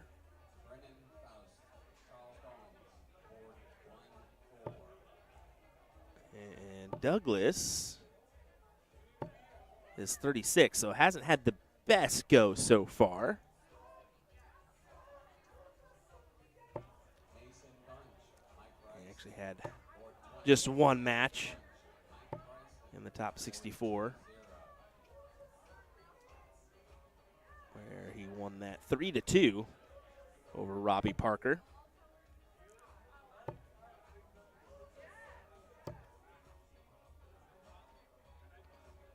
For Tucker, he actually played Levi Cransell in the last 128. He beat him, see that scoreline, 3-2.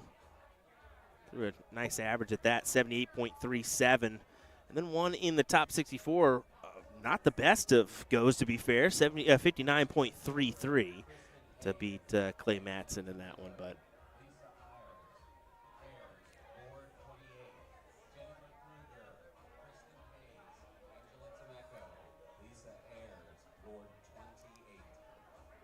Tucker's waiting on something. Is it the board call?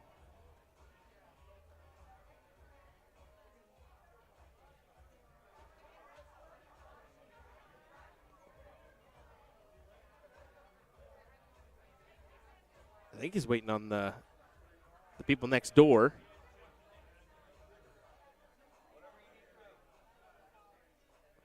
Hold on. I got to go out there.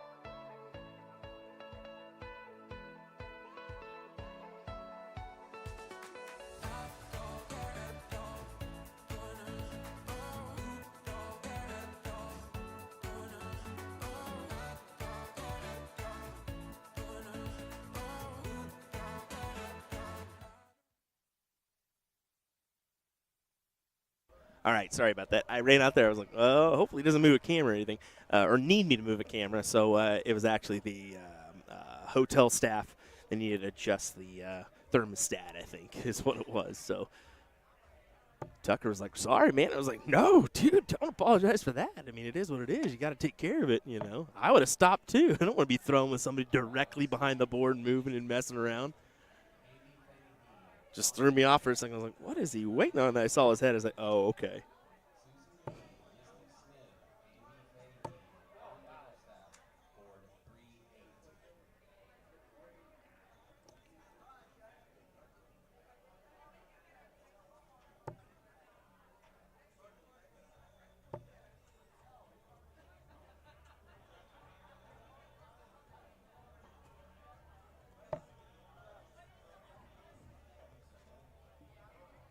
Douglas would have loved a little bit more out of that turn to at least produce a checkout look. Because he knows Tucker's going to be nipping at his heels here in just a moment.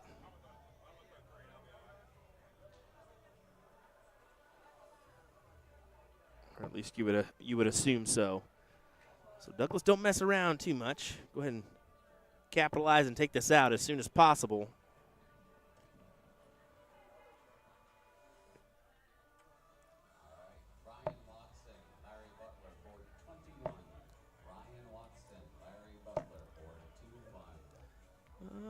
Jack Wiggins, a big turnout this year. You know, it's not bad. I think we're missing, we're missing a few big names. We mentioned that earlier. There's a couple more tournaments this year than in the years past that fall on the same weekend.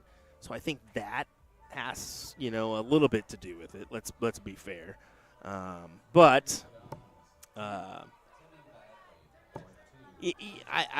I'm thinking numbers-wise, it's not bad. I said 108 men. Let me check from last year. Yeah, last year they had 129 men. So, yeah, down 21 from last year. And I think that's due just to the other tournaments. I mean, there's one in the Florida Open, I think, is one. So that's going to pull a few folks that would normally come. And then I think there's a coastal event as well. I know Port City is up there, and they have some pretty good women's payouts. So I'm assuming our ladies will be a little bit dropped off. I would assume. I'm going to have to double check that one or see the numbers on the singles front. But here we go. Double 8 needed for D. McKelly as he pins it first dart for 1-1.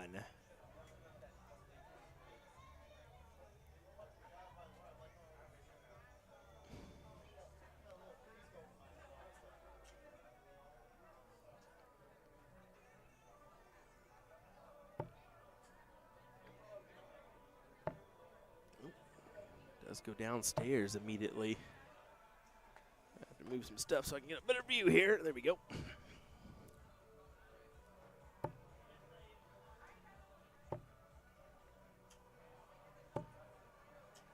And Tucker does use those slim flights, as you can see.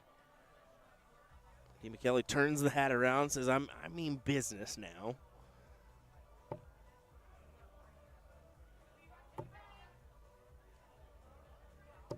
Use it, he can. Good ton.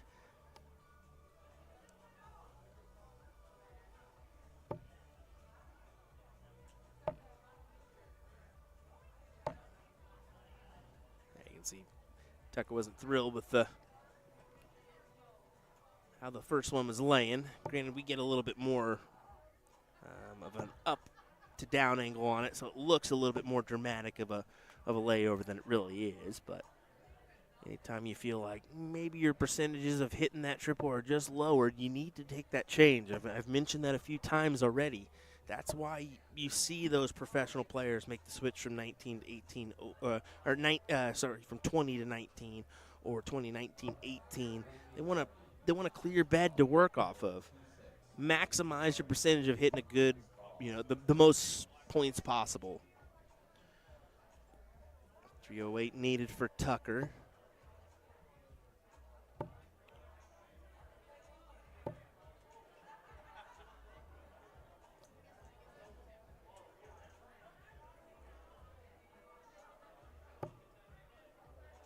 Once again, a good dart for D. McKelly. He can work off that placement of that first dart. He wants it above the triple bed. That's the perfect marker for him.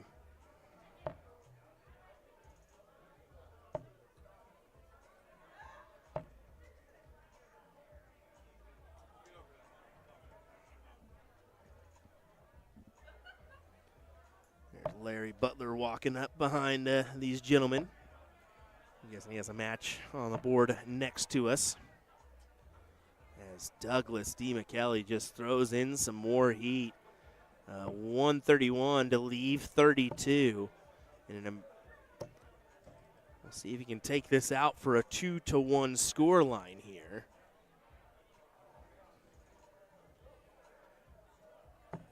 He can. First dart, too. Great stuff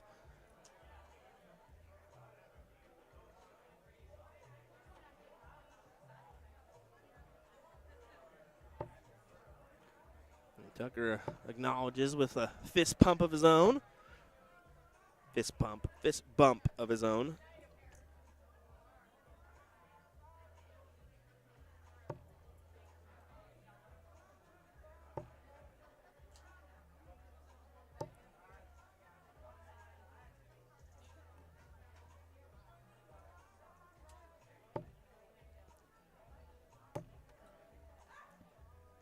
And there you go. What an answer for Tucker. A 140 on the board. That will certainly help you.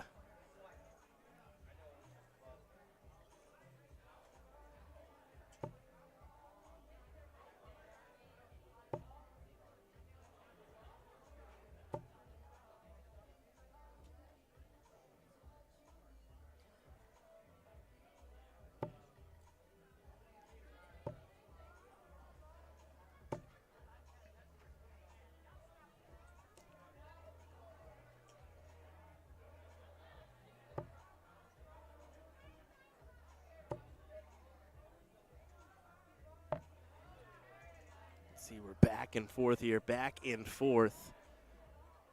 Trying to keep it neck and neck as D. McKelly.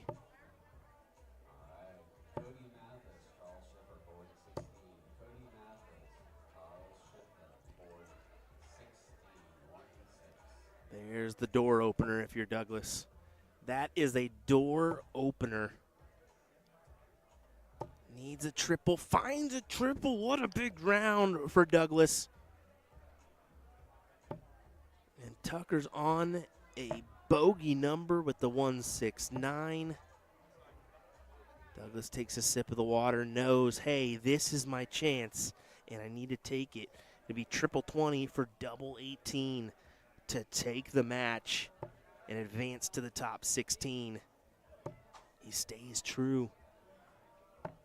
And I should have known better. 76, why wouldn't you hold true? I thought maybe the blocker would force a double-double potential, but he elects not to. Instead, Tucker's going to have the look at a check, and he gets it. What a big dart. Douglas holds the thumb out, waiting for him.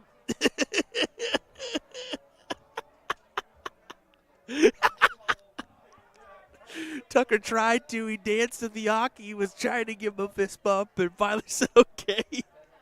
I'll wait until I get done here. What a check from Tucker Davey as he makes it 2-2. Folks, we got some interesting predicaments here.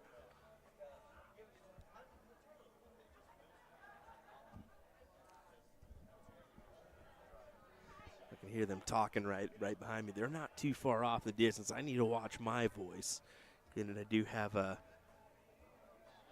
sound machine in between me and some music as well, but I got to be mindful of not being able to be heard by these guys. I know come cricket final time, that'll be tough.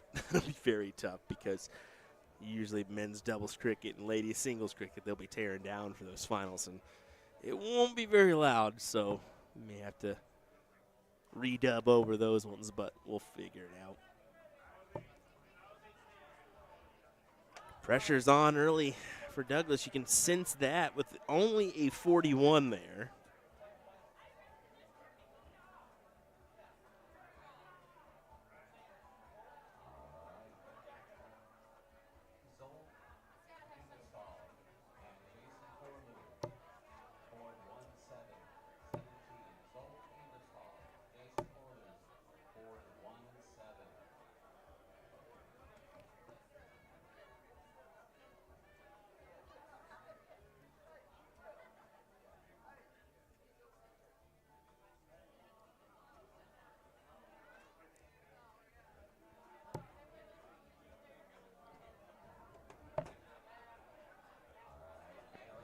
Get another one. He cannot. 81 for Douglas. I was really thinking 119 there for him, but this wasn't meant to be. And a 140 slam in from Tucker. Excellent darts there for him. See, we've raised our average into the 70s here. It's gotten better and better and better every leg we go here.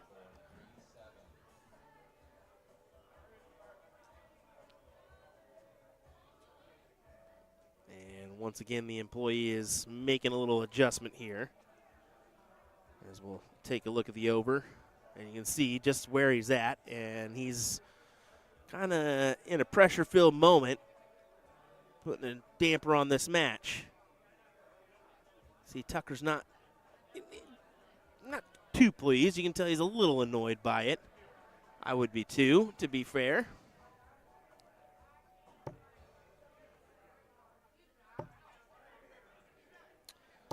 Jack, I can say, what flag is next to Tucker's name? That's just the standard. If you don't enter one in, it's just going to give you a worldwide flag. So that's kind of what that is he hasn't entered in his flag yet. But he's definitely American. He's from Florida.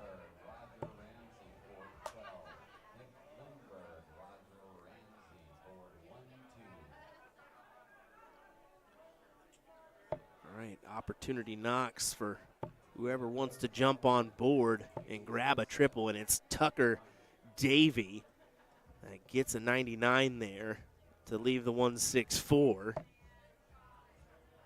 So we'll be the first one to get a checkout opportunity, but not without some pressure added from Douglas. We're just neck and neck here. As both competitors want to find a spot into the top 16.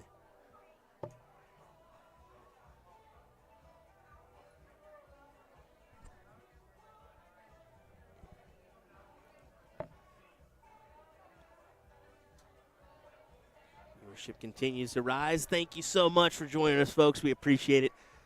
We're going to have some good matches coming up here in no time at all. It's just going to continue to be epic. Stay right with us as we crown a champion in our men's singles 501 event. The ladies doubles will be kind of right in line. We've got some of those ladies on our other stream board right now, so we'll probably hop on over right after this match, just to keep you guys going with the entertainment. Little bump of the camera there. We'll adjust. All right, 70 needed for DeMcKelly. Trip 10 for tops, or using the 18s. It looks like 18s is his route. Single 18 leaps 52. 20 for double 16. He pinned it first dart his last time he had it.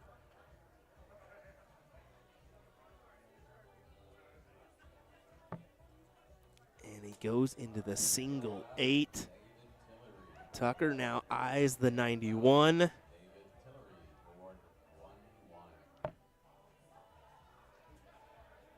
$74, so still got to find a triple. Trip 14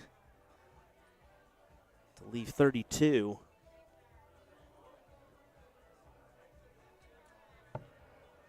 And he will not get a look. Douglas, no better time than now, bub. If you want to advance, you got to do it here.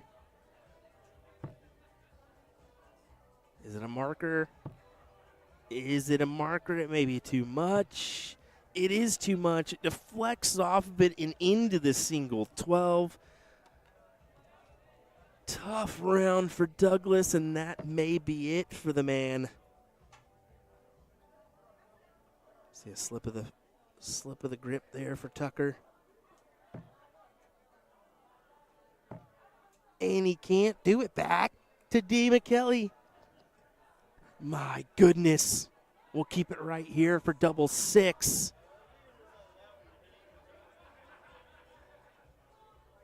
See Tucker immediately going to the rosin bag.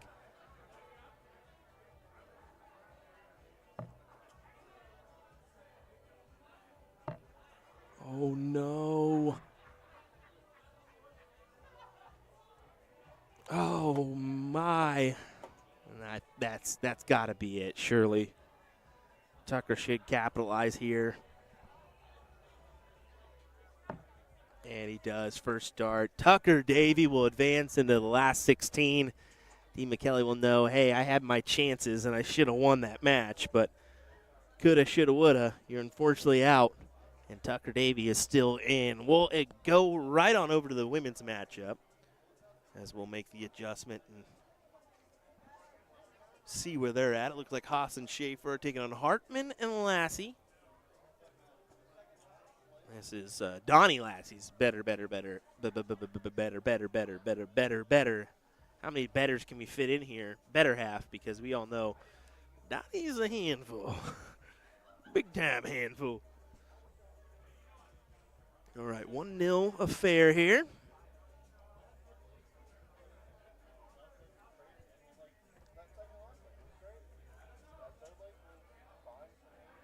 Oh, looks like my board didn't go over.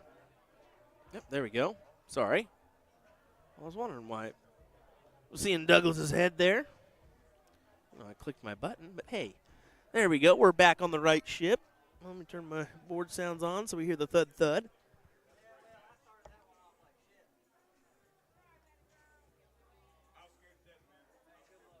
I want to keep a. Just going to take a peek. Yeah, Larry Butler up on Ryan Watson. 1-0 over there. I knew that was going to be a good battle. Ryan Watson, I believe we saw him at the DPFL event last year. But that's now 2-0 Larry Butler. And that is a top 32, so that'll be a best of 5 battle. You gave him enough opportunities, bud. You had enough opportunities, too.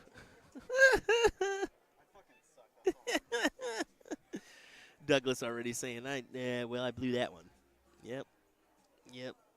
Coulda, shoulda, woulda. It happens, brother. It happens, and it looks like Haas and Schaefer get the job done here in this one, so we'll continue on.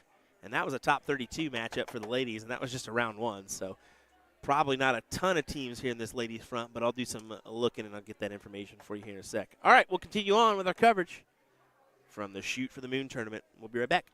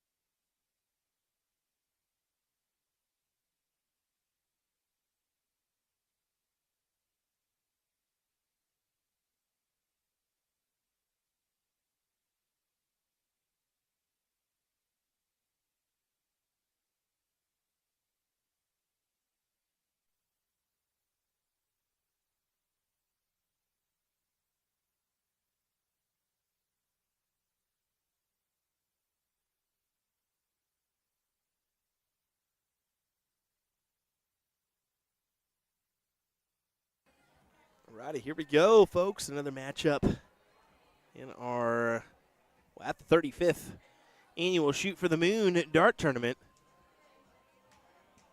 This will be Tucker Davey taking on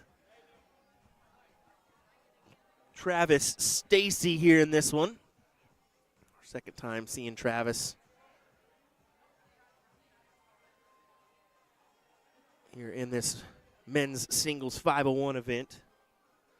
I'm assuming they're just giving matches as they're available. And being that we just saw Tucker on this board, I'm sure that's what happened. As we're underway with another. This should be a good one. I mean, we saw that Travis was able to put in some good numbers in his previous matchup. Same with Tucker. We know what he's able to do. And he was just telling me out there, I was so flustered with that guy messing with that thermostat. I said, oh, I know, I could tell.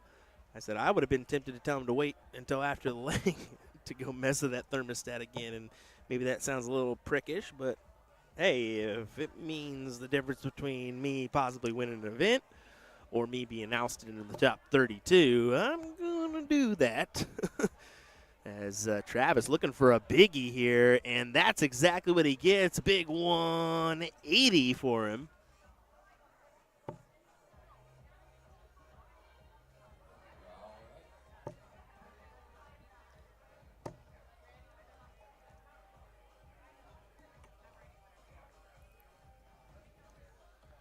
Take a closer look here at the 20, make it a little bit easier on us.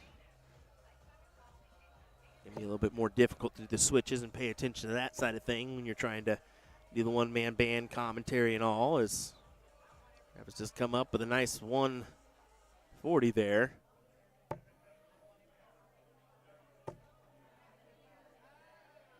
Looks like he'll go down with the last, yep.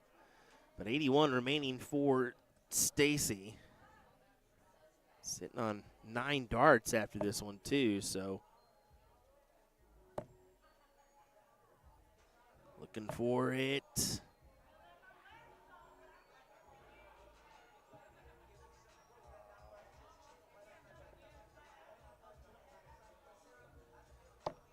ahead and leaves himself the double 14.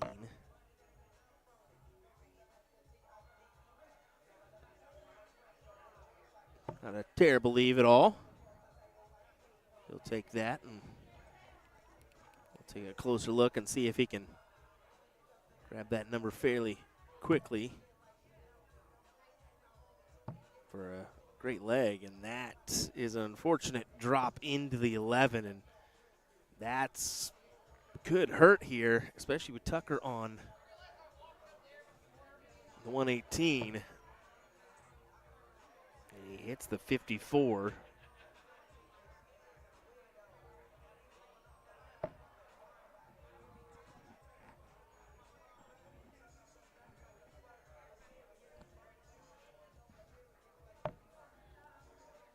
I'd have been tempted to do the trick 14 there. 64 remaining. Potentially leave yourself a look at the bull with Travis sitting on 16.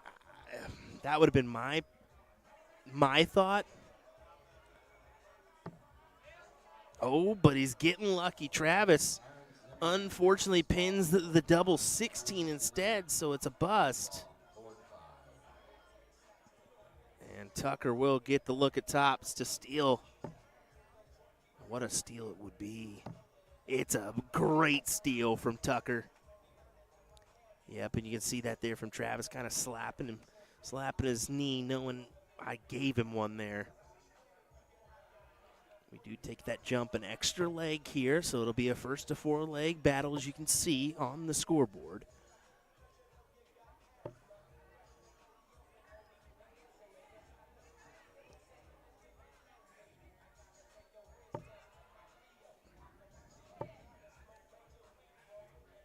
And Tucker gets one. This is going to be a battle, folks. I told you it was going to be a battle. You do comment on all these tournaments 301? No. You honestly don't see 301 as much as you used to. I think it's only a few events here and there that you see the 301 as a warm-up event or thrown in there as an event. Mostly it's a standard 501, and then we throw in the cricket. We do the mixed doubles, mixed triples, line draw as well. So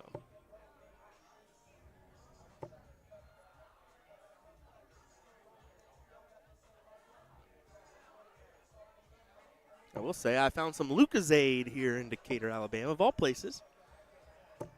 And the old 12-pack orange. Couldn't resist. Had to buy me one. The old UK Lucozade. Surprised we can find it over here. We say a proper energy drink.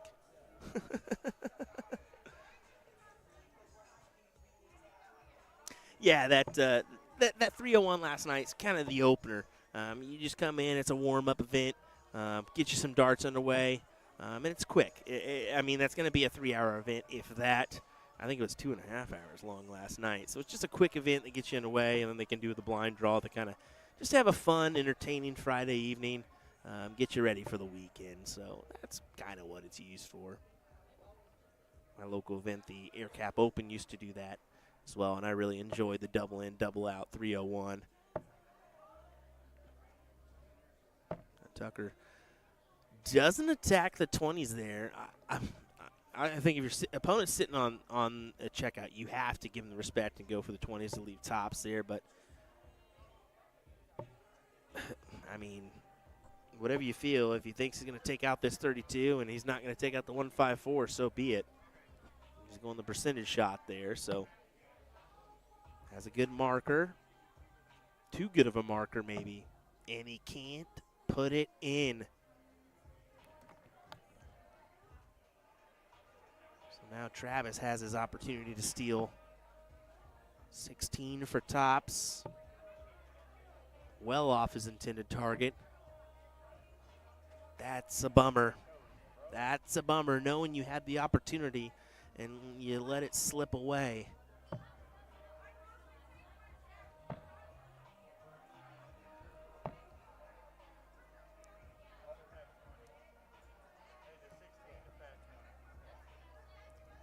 Yeah, he has double 10 left, right? Yeah, there we go. I was saying that 40 shouldn't be 40. It should be double 10. And Tucker says, "Hey, no big deal. It happens."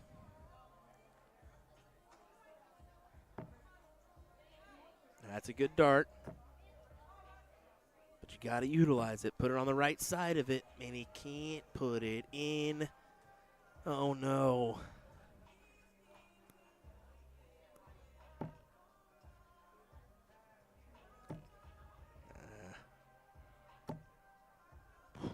By the hair on the chinny chin chin, and it doesn't go in. Goodness gracious. Both players have had opportunities, and finally Travis takes it. So he gets the break back. I guess it's a hole, but those two felt like breaks, you know, because Travis came storming out in the first leg, and maybe Tucker came out a little bit hot in that previous leg. So both of those previous legs feel like breaks.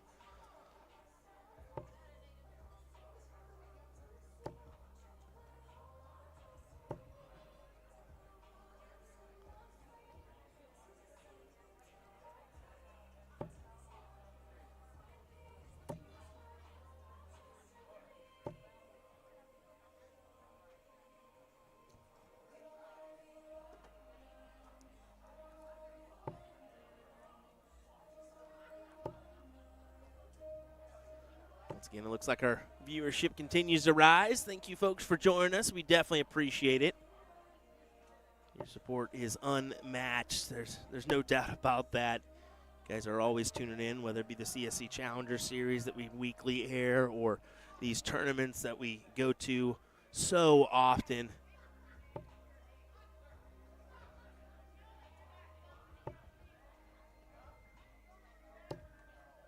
Shout out to some of the sponsors here. Win More Darts, providing this great Blade 6 triple core for our finals area.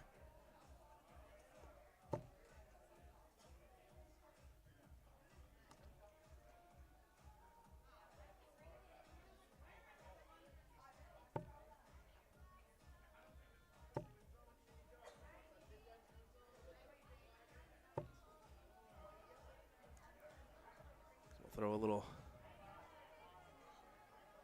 link in there for you to get your Blade 6 dartboard. They hold up nicely. They really do. All right, 156 apiece. Tucker leaves himself a solid ton.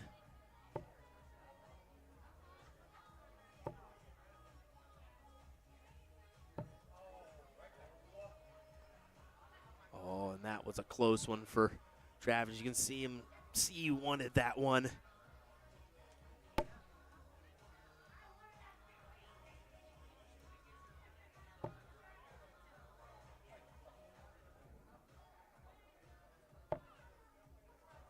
And Tucker unfortunately floats that second dart into the one. So back to Travis, and he pins it. This is good stuff from Travis Stacy. So he'll raise his average a little bit to 71.95 and makes this 2-1.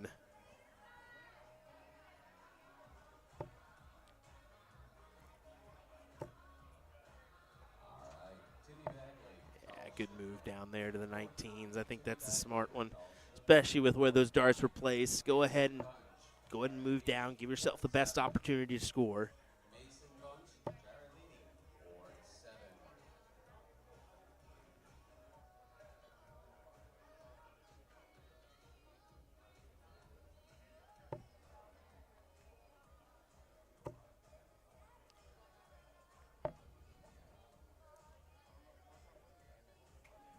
Butler still leading the pack on the leaderboard. Nick Lindbergh right behind him. Yeah, mostly top 16 matches in the men's singles. A few stragglers in the top 32. Most of our women's matchups are top 16 as well.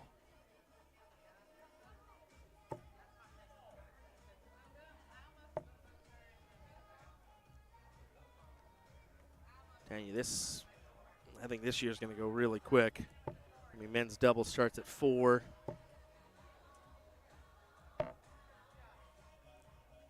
Yeah, they'll probably be in that semifinals by then. It's about an hour and 5 minutes away. It's 2:55 local here, Central Time. Travis, another big 140. That's going to leave him with 146, and the first look at an out no matter what. As he'll try to make this 3-1. A great 140, but yeah, just not enough to pull you down to that checkout op that you really need to have. So 6 from 146 for Travis. Solid ton is fine. Solid ton is great. And he elects to switch. I don't really mind that, especially going trip 10. I mean, you had 80, leave you 110. Yeah, leave yourself at 36. Especially because if you hit the trip 20, I mean, you're leaving yourself double 3. So actually, probably a pretty smart switch there from Travis, to be honest. So 16 for tops. As we get hip hop hooray, ho, hey, ho, in the background. A jam and a half is what that's called.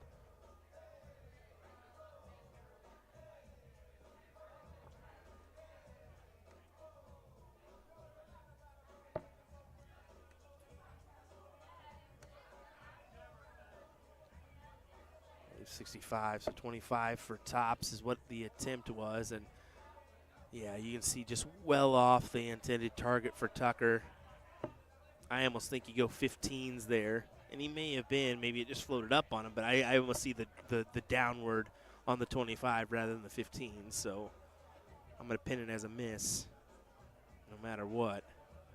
And yeah, there you go. That's not the match. Yep, you got it. You got the extension. So Travis thought that was it on 3-1. And we'll see if he has a little momentum drop there, thinking that was it. You can see Tucker knew immediately. He's like, nope, we're not done yet, bud. And that can cost you here because you think you've won the match. You think you've advanced into to the quarterfinals, and you really haven't. You need to continue to dig here.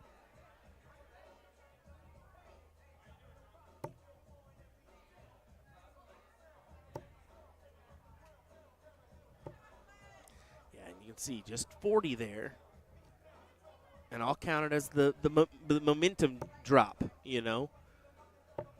I'm going to count it as that. Now you just got to reverse it and kind of get back into the swing here.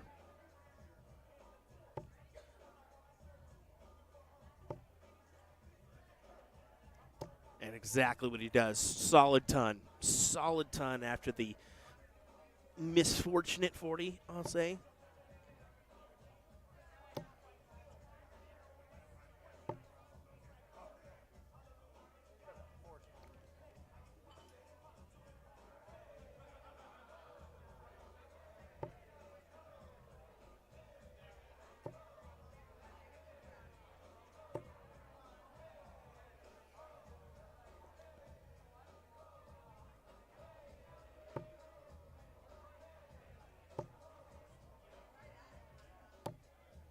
Oh. Pressure is a crazy thing. 301 plays 304 here. And leg at number 5.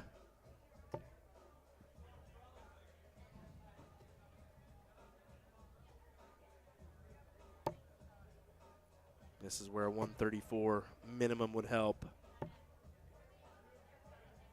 Only a ton. So it keeps you right in the same distance, 3 behind.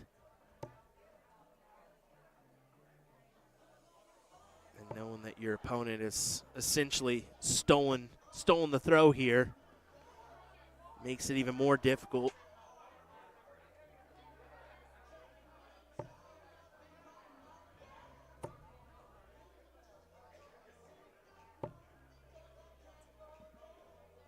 Here we go, 116 to take the match for Travis Stacy. 16 for tops.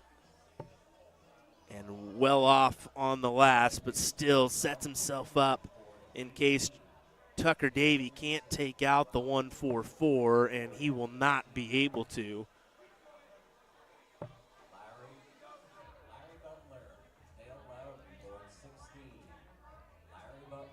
Here we go. For a spot in the last 8, Travis Stacy needs double 10. Has to just step over slightly.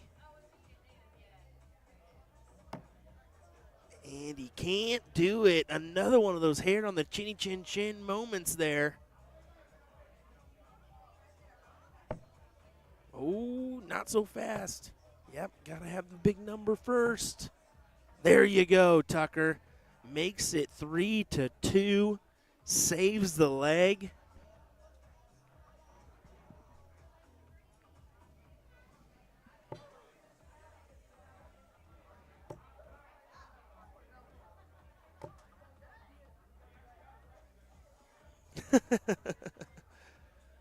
Dart says, please tell that Colston to get out of the camera. He's going to break the stream. We got a few of those ugly mugs here, don't we? I mean, Tucker and Travis are one of those guys, right?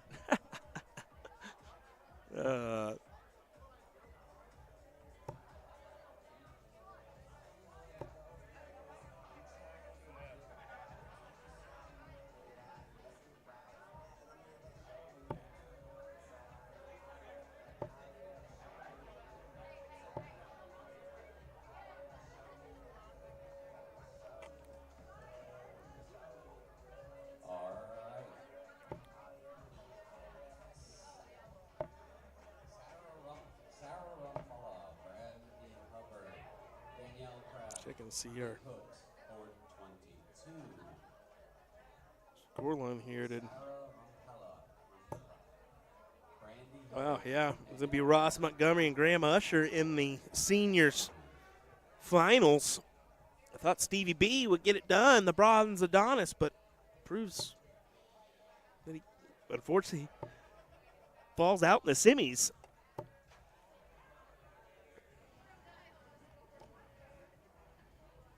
One there for Travis. You can see he puts him just outside that check range.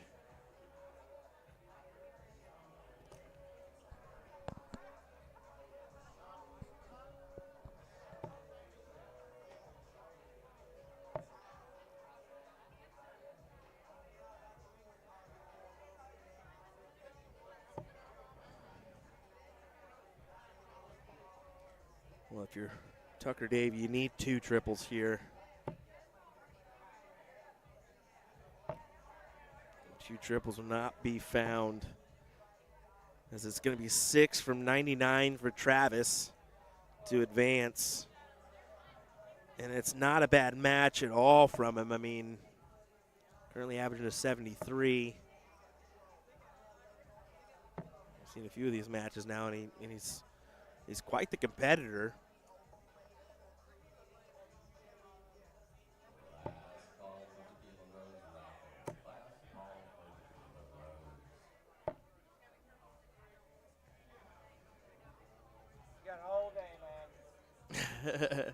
You can hear Tucker say, "You got all day, man." Knowing that he just wasn't able to produce enough here in this one, as Travis Stacy will advance into the next round. And looks like we'll have another one here in just a second right here on this one. So give me a moment. I'm going to do an adjustment on a camera, and I'll be back with commentary here in a second, okay?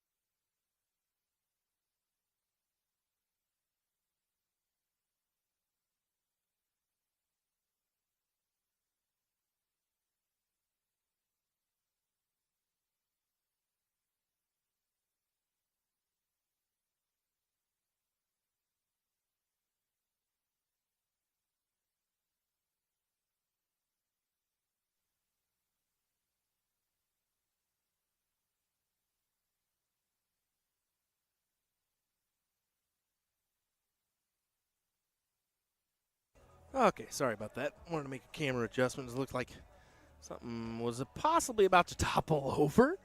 So wanted to make sure we were good there. As we are underway here with another top 16 battle.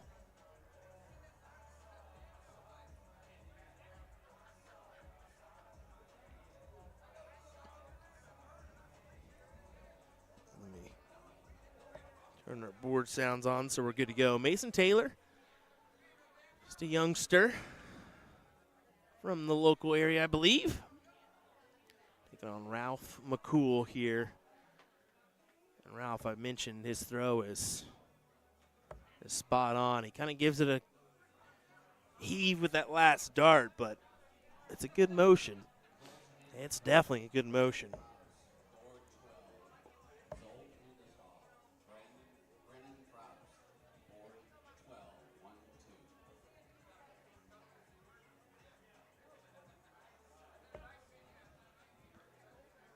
Mason knows he's up for a task here. It's going to be a tough battle, no doubt, for both of these guys. We'll see who can come out in front to advance into the quarterfinals.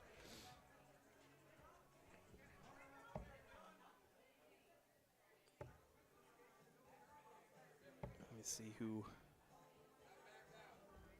has all booked a spot into the quarters. There's only two. It's Travis Stacy and Nick Lindberg.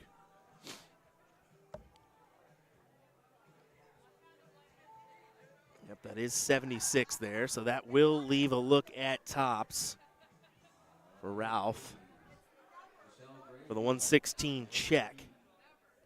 What do you say? How about a doozy? He pins a doozy. 116 check and an 18 dart leg for Ralph McCool for the 1-0 scoreline.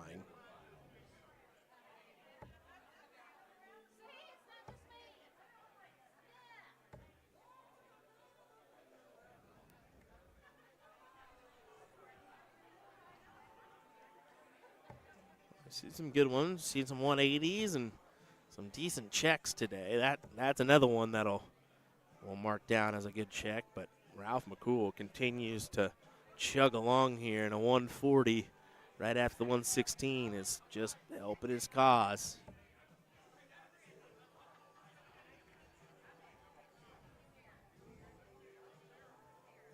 Oh, wrong board. Other one. Just checking to see if you're awake over there, Facebook and YouTube. Which, by the way, if you haven't liked, followed, or subscribed, please do so. Our numbers are rising across the board. We're trying to get to that 40,000 mark on Facebook, and hopefully we'll get to that 20K mark on YouTube. That would be something. Sure would be helpful. We got some great events coming your way too. I think we got Booyah Cup Oklahoma Throwdown that we'll be featuring here in a few weeks. Also got the Bull Shooter events as well as CSC Challenger Series. And then we got Indy 8 Team Dart in April. And so on and so forth down the road is just going to keep bringing you the action. It'll be a mixture, of course, steel tip and soft tip. Oh, that's a difficult one. Ralph knows that was in. We all saw it. But, hey, why not go ahead and 120 floor. Grab the 120.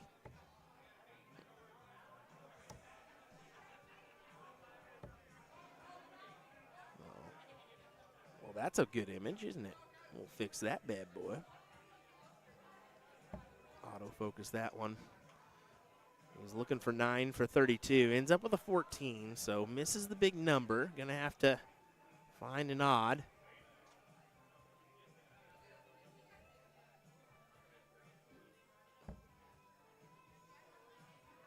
He'll go for double 8 and cannot collect, but time is on his side. Taylor's back at 259, not really pressing the finish or an early finish.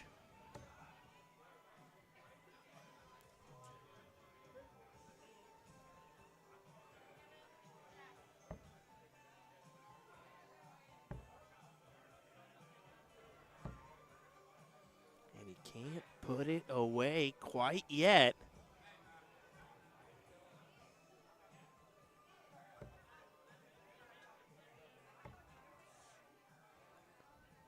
Oh, we got a big old kick there. Apologies for that. Hopefully we're still good. Nope, we're not.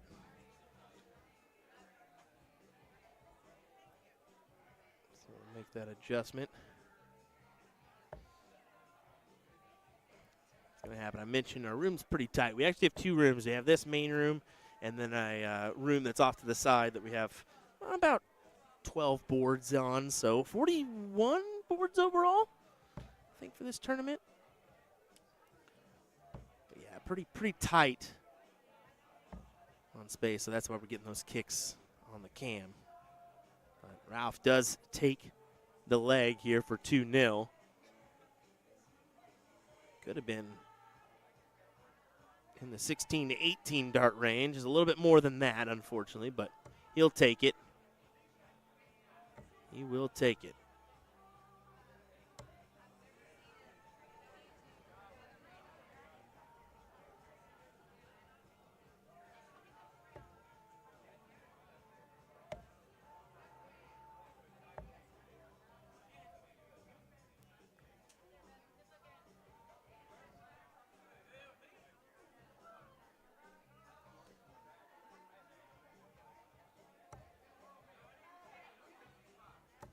Man, look at Ralph just peppering this triple 20, and you saw it. It was a 180, but it's another 120 floor. Take some sandpaper to those dang points, my guy.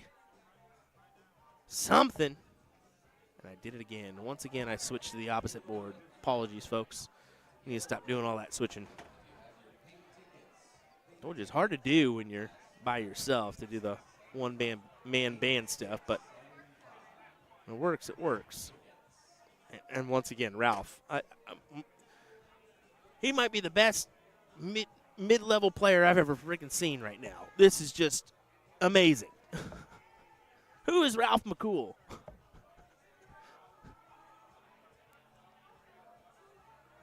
Unreal.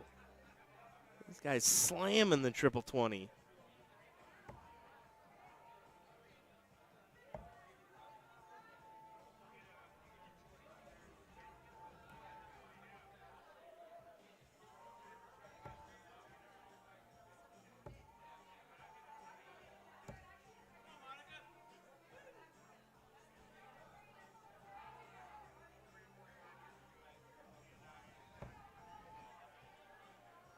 Takes care of the big 18 over the 20s. Just set up the 60 when he returns. He will get the return.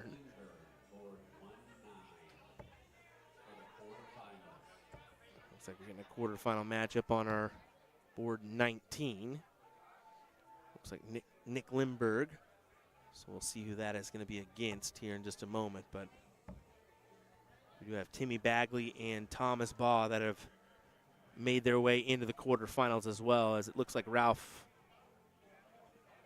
missed on that opportunity. Good for Timmy Bagley. I believe he had dealt with some medical issues in the past year. It's good to see him making a quarterfinal run here.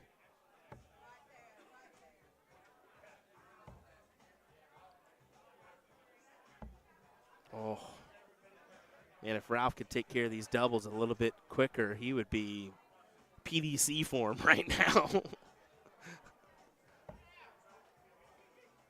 Unfortunately, hasn't been able to capitalize on those doubles as quickly as he would like. But if he can tighten those up, he could really make a run here.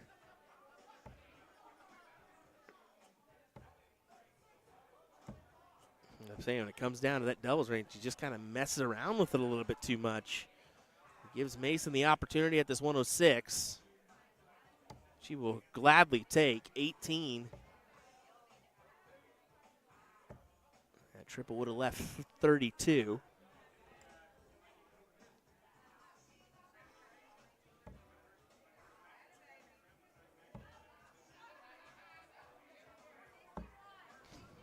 How many dropouts, too? I mean, that's another story of this match. How many dropouts has Ralph had? I think at least 4 in this match alone, which is absolutely mad. And Mason still can't capitalize on the leg. So we'll keep it right here for Ralph on this double 2. And, yeah, he does find it. He thought game was over potentially, but he's going to do the smart thing and make sure, and going to find out you got one more leg.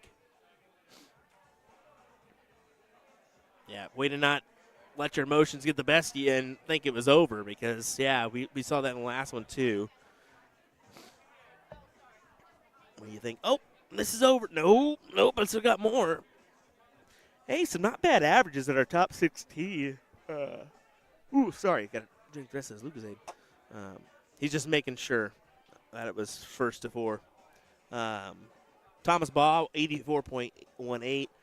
Nick Lindbergh, 79.25. Timmy Bagley, 72.18. And then Travis Stacy with a 73.03. And those are not bad averages as we get some quarterfinalists from that bunch. We got Dale Loudon and Larry Butler. And the top 16 happening right now. You got Ralph McCool and Mason Taylor this match. And then Jared Leedy and Mason Bunch. Mason Bunch up 3-2 right now in that top 16 battle. And the ladies look like they're in the quarterfinal. Well, top 16 in one match. And then quarterfinals of the women's doubles on the other side. So.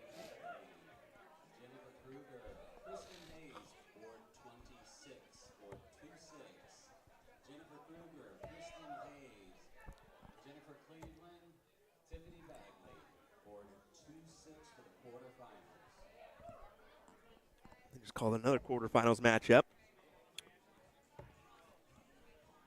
for the women's double, so we're really pretty close between these two. So it'll be interesting to see how they do the semis and finals here for the women's and men's.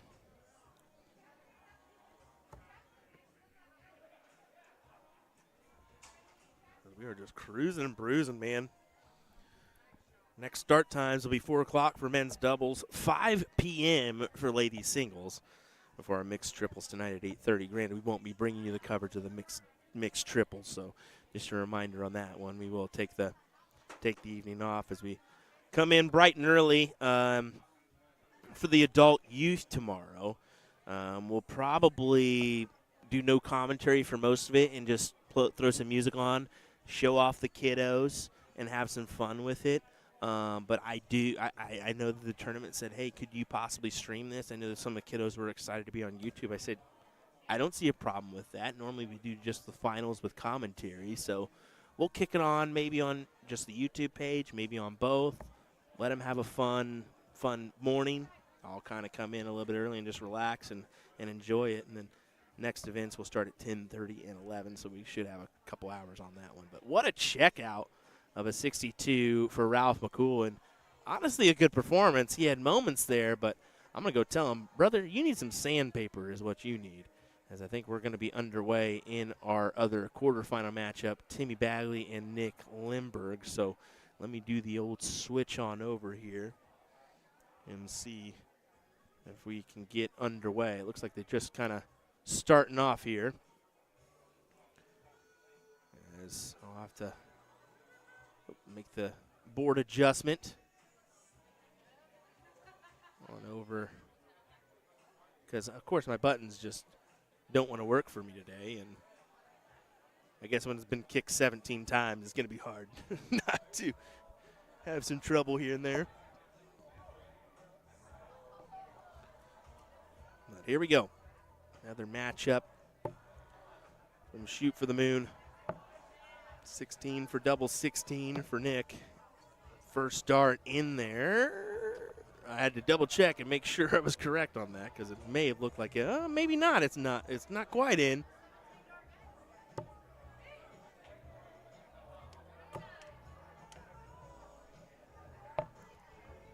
Oh, Stevie Wonder. Oh, dude, I'm telling you, the DJ here is just, I can't stress it enough. Somebody give this man a few dollars for a tip, because he deserves it with the jams he's playing this weekend. Yes, she is lovely, Stevie. She is lovely. Isn't she wonderful?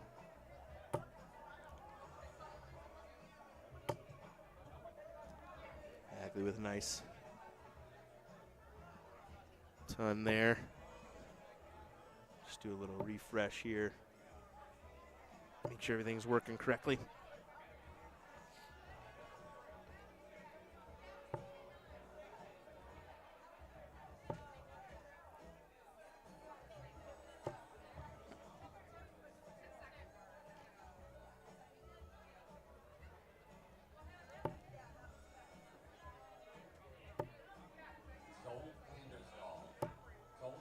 Been a little bit since I've seen some chats in here. Let us know if you're still tuning in. Throw some waves in there. Where you're viewing from. The YouTube numbers are great. YouTube chatters probably have it up on the big screen TV.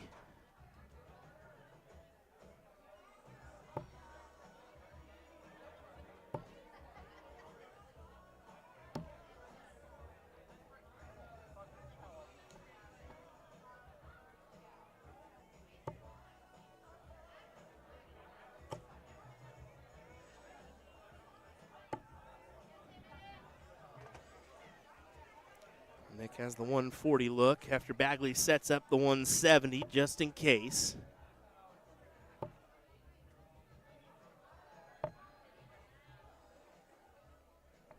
course, Nick making the trek down from Ohio with Larry Butler. It'll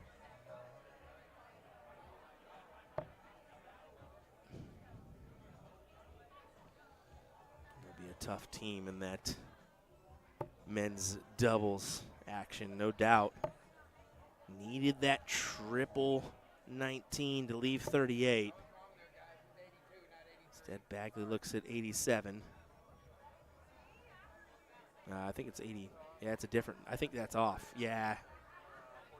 Yeah, but that should be 88. Yep. Yeah, I was going to say, I think that was just a bit off.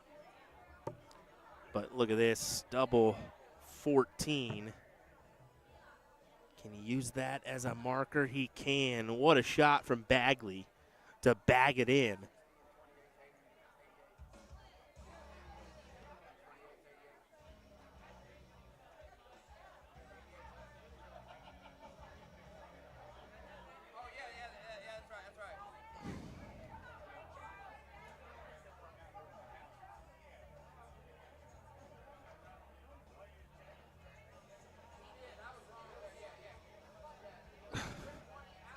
Little confusion there from our talker, I think.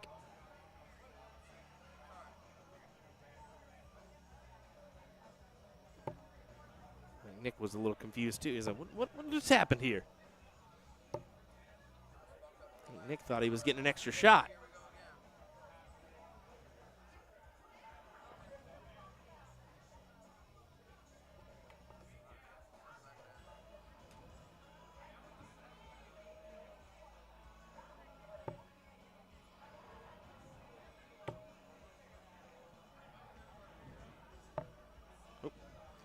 Does make that switch and converts on the 99.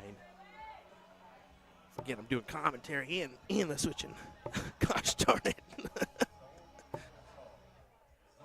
Granted, when I do the spotting, I am my own spotter as well. So like, I guess I can't. That made no sense. I guess when I'm doing the butting pushing, I am my own spotter as well. So it's still difficult doing the heavy switches, but even more difficult when you're doing the comms as well.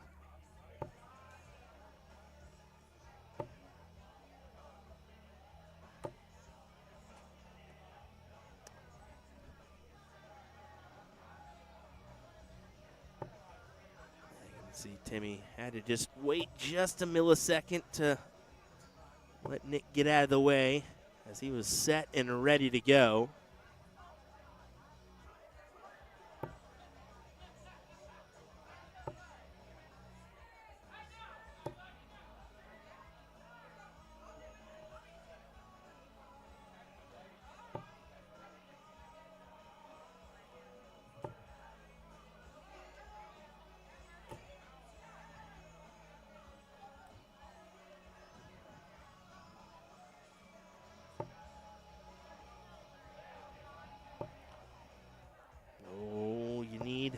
Need the triple here, Nick, and he doesn't find it, and it's a bummer score of 26. So opportunity knocks for Bagley to potentially break here in our third leg.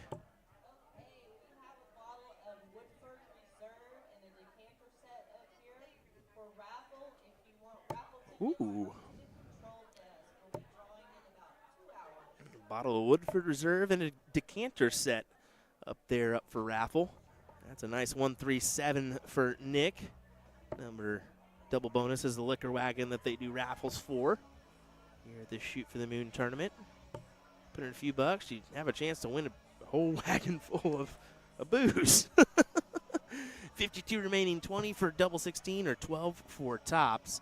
An unfortunate slip on the grip there for Nick as he's going to have to reset here for this tops attempt. And you don't want to mess around. You want to find this here for 2-1. And he finds it right off the bat. Good shot for Lindbergh.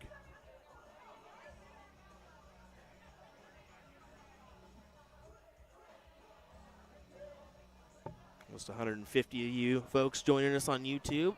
Appreciate that. Lovely to see. That's become, I think, our #1 platform as far as viewership. It used to be heavy on Facebook, and now it's transitioned to YouTube. I think it's just with the ease of putting it on your TV and what have you. I've mentioned that before, but if you didn't know, there you go.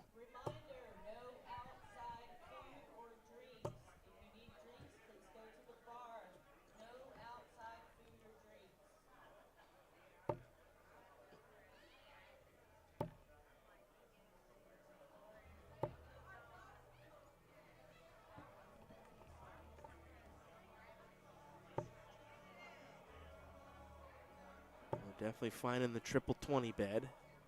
There's a few nudges. I swear the camera's not bouncing. It's someone kicking our, well, someone's got their hand on our tripod, so let me go ahead and tell them, hey, that's a no-go.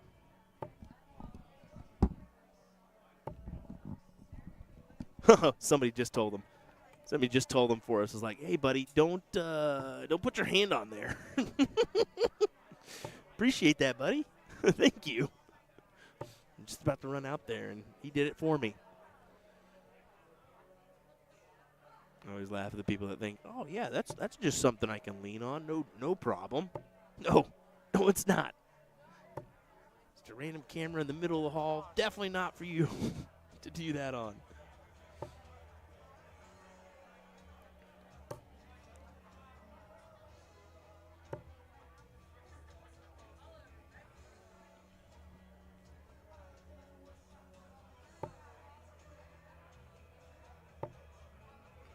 Ego Chip over on YouTube saying hello. Hello, Ego. How's it going?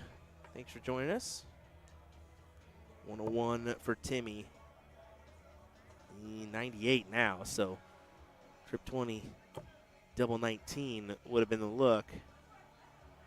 But no harm, no foul. It's set up to 60. Nick's back on 231, so really needs a 2 triple turn to add some pressure here, if not fill it up. But that will not happen.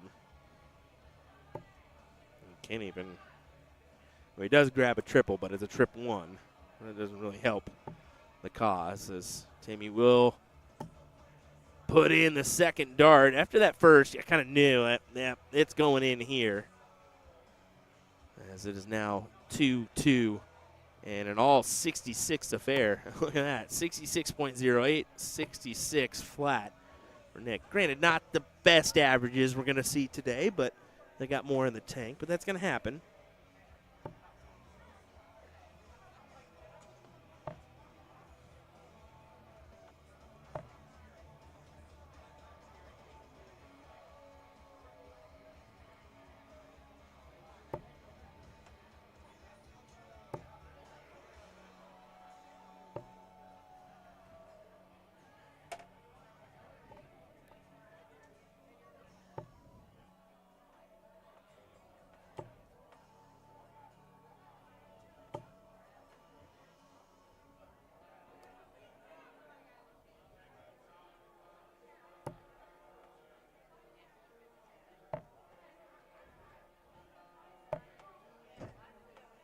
Doesn't make that transition after the first dart.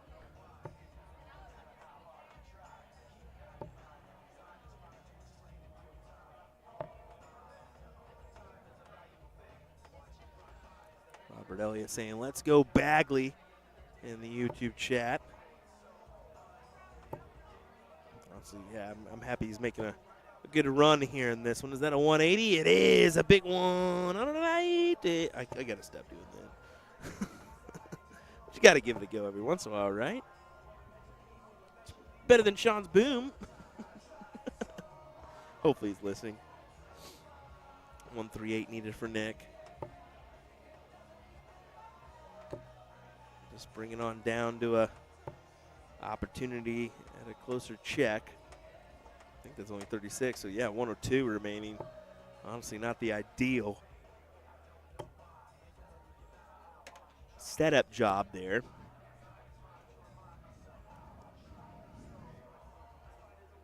But you got 6 from 102. Bull. Yeah, Bull, 17 to leave tops. Yeah, if you get lucky there and pin the double, great. You got to look at double 16, but go ahead and just set yourself up on top, especially with Bagley still outside looking in.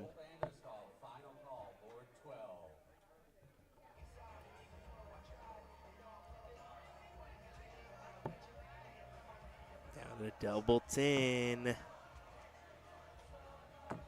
Oh, no. But still, I mean, I said he had 6 from 102. He still got 6. I mean, Bagley's outside looking in at 172. Just hope for a couple triples here. Yep, there you go, 120. So either 12 or what have you. I believe, is that 120 or did he hit a trip? I think he might have hit trip 1. Yeah, only 82. Yeah, it looked like a 120. takes it out for 3-2. Jeff Brown says never stop with the 180 calls. We'll appreciate it. At least it's semi-decent. Maybe it's just laughable, and that's why you want to hear it. And then Derek says I need to go to this one next year. Yeah, definitely. This is my 3rd year in attendance. The first year, they had a new board. They kind of, I'll be honest, they had some moments where they struggled, but they knew they were going to learn from it. And the last 2 years have been great. They really they run the event quickly. It's well ran. It's a nice hotel, DoubleTree Hotel here at the riverfront. It's a good area too. I mean, whatever you need's here. So come on down. Yeah, enjoy it. I think they've already got dates locked in for next year. I'll try to get those dates by the end of the event to give you verbally so you have them. But I know they already want to work out where we can come back for streaming of next year's event too. So can Bagley tie us up once again and force a last leg decider here? That is the question.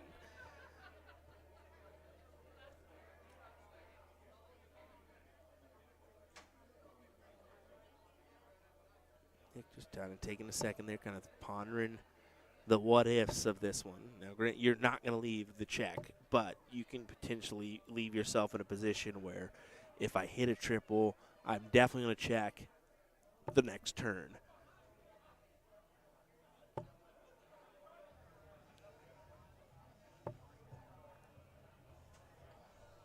Because now he really needs 2 triples here.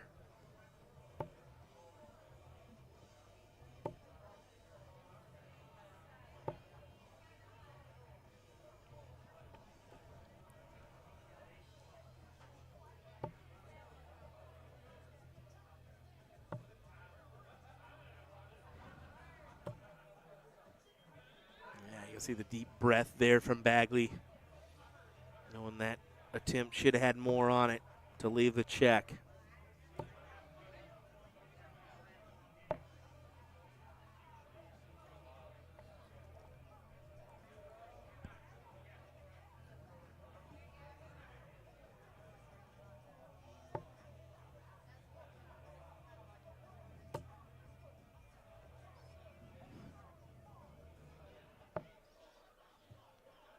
That's a great round for Bagley. 1-3-6 to set up tops, forces Nick to pretty much hit this 1-3-6 if he wants to win it now, and he can, it's not going to be taken out here. So tops for Bagley for a deciding leg here in this one. Is that a good marker? Or is it too good of a marker? It almost questions as too good of a marker, and that is exactly what it is. It's just so close that you try to get it by and it's going to ricochet. So back to Lindbergh. What a check this would be at 106. Tops. And can't convert. It was close, but not close enough. Another one of those, is it too close? No, he pins it. Great shot from Bagley.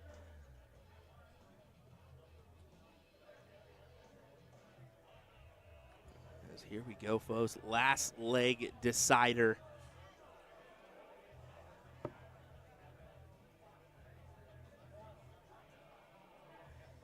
As they will work for the last leg, and Bagley gets the start.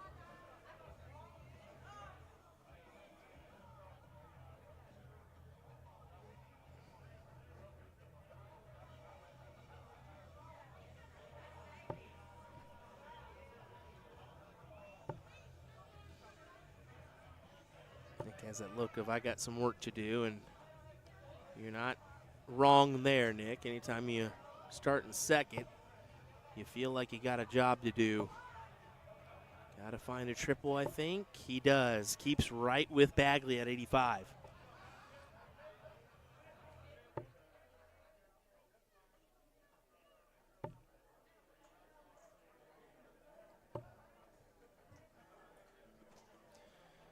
Ralph McCool and Thomas Baugh over on board number 18, getting ready for their quarterfinal matchup. That'll probably be our next one for you.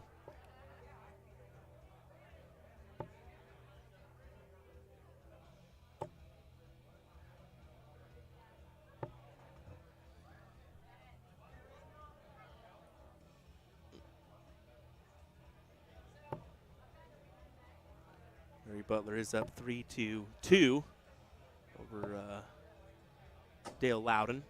Just to give you an update on that match.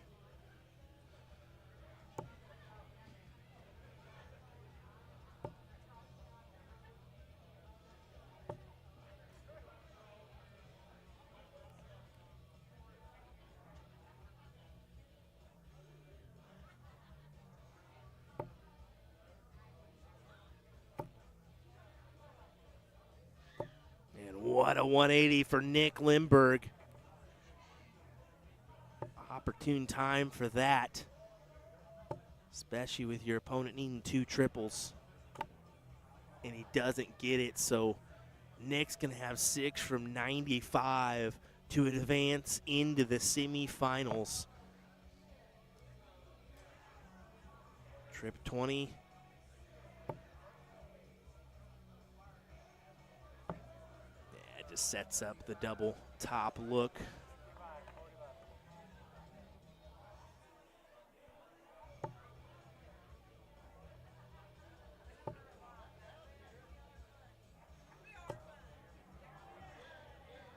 Oh, looks like we still have a. Oh man, we still have a top 16 men's singles match going on that just started. That's crazy. Didn't see that one. So there'll be a little bit of hold on that men's side. But this is a pressure-filled dart here. 1-2-6, needs 4 on the 19s. 4 minimum on the 19s. And is not going to get it. So here we go. Lindberg to get the job done on double 10 to escape Timmy Bagley. And that's exactly what he does. A real escape job.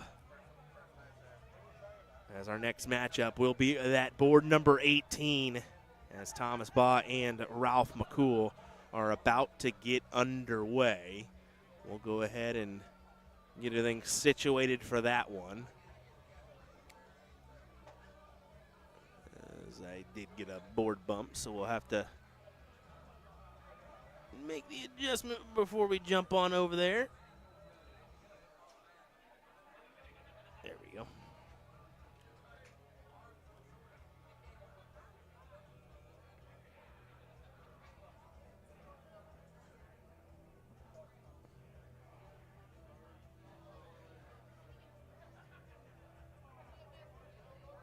I don't know what they were having a conversation about, but obviously some good friends here with these two.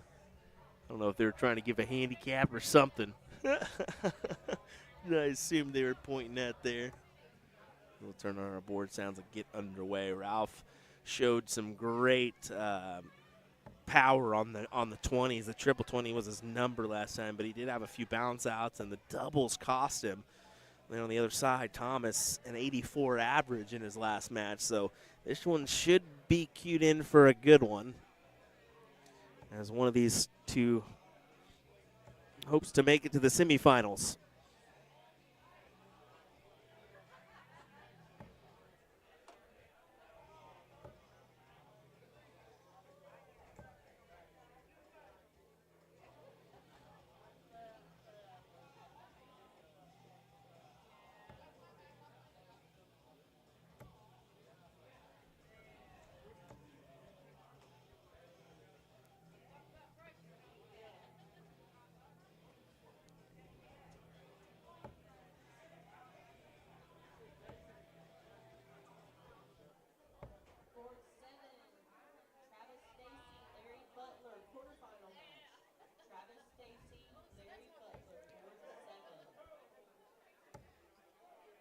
It's going to be Travis Stacy versus Larry Butler in another quarterfinal matchup, as that one just gets called in the background.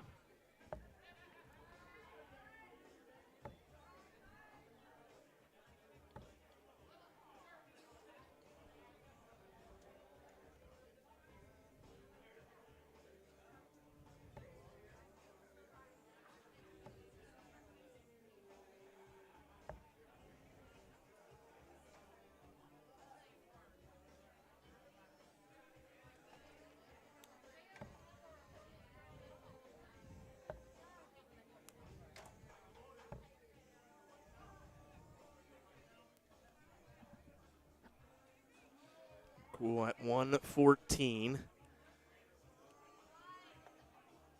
Not really pressured to take it out here, but would like to take him down to a simple 1 or 2 dart check. That's exactly what he'll do.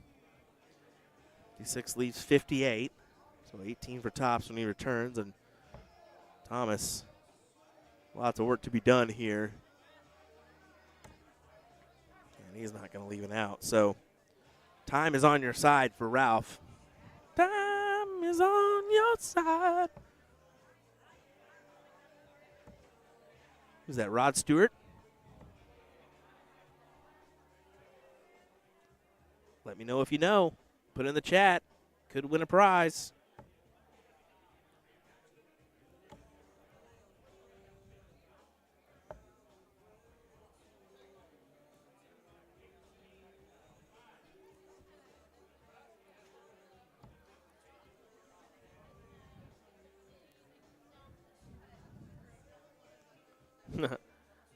Ralph does take out the match, and this doesn't say anything. Someone on YouTube said tough watch in the last match, and then right after that was good match. No, we'll both say Timmy and Nick will both give you the forefront answer. That wasn't their best effort, and they know that. I know Nick Lindbergh was a CDC tour card holder. I don't know if he still is, but he would really put in a display for that, you know.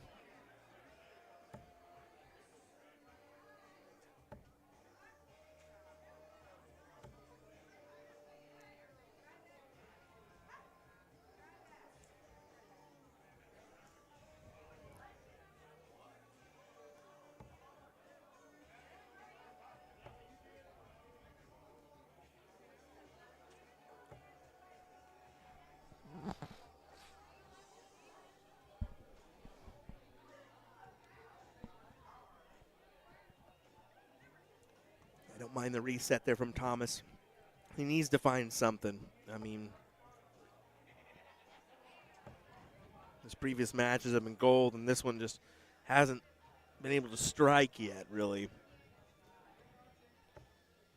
I mean, I just want to look at the overall leaderboard. I know it's not the best, to be frank, but yeah, I mean, leading the pack is Larry with a 77.84. But Thomas is 73.76 in 6th place. So, yeah, that just goes to show you, I mean, anyone is capable of making a trek here. They just got to pick their average up right here, right now, in this quarterfinal stages.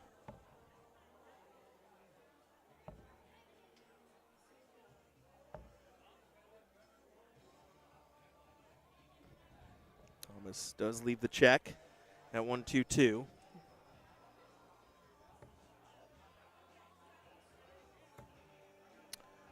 Christie, is Will going to make an appearance at the White Mountain Shootout?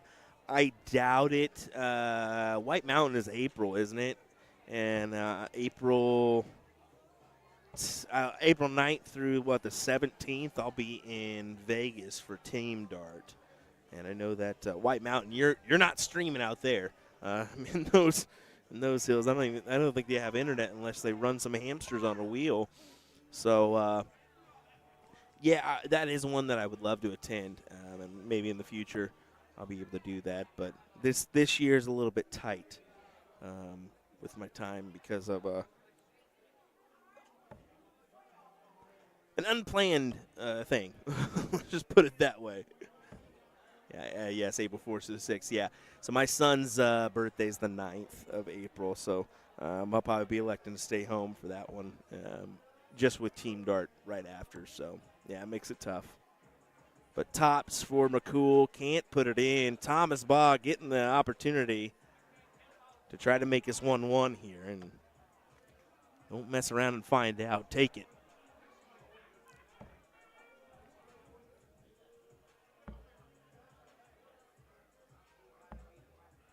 Oh, and he can't do it.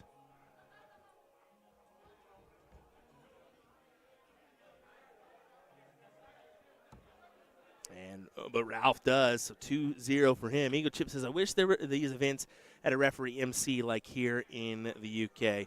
Yeah, it's tough because, I mean, you'd have to pay that referee or whatnot because they would pretty much be up there the whole time. And I think the reason why we don't have that is because we don't have a dedicated finals day like you guys have in the UK. So Sunday's usually your finals day.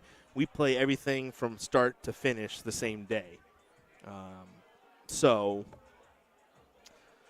Yeah, I mean,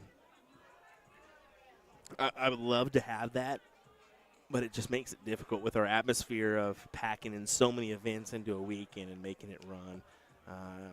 Now, I would love to see it at least at one event, but they're so afraid that everybody would just leave on Sunday and not stay to watch the finals and have an audience too. That would be something cool because we get a lot of slack for, where's the audience? There's nobody watching. Well, everybody's playing their next freaking round of the next event.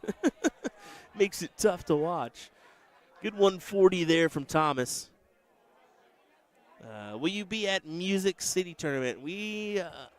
I don't think we'll be back this year for the Music City. It's kind of an unfortunate thing, but I think that the hotel was trying to charge an outrageous amount for internet, and that's just not going to work. Oh, hello. We're ready for the club, the nightclub, as we get the lights turned off on us here. I didn't mind it. I thought it was a cool little setting here. Keep them off.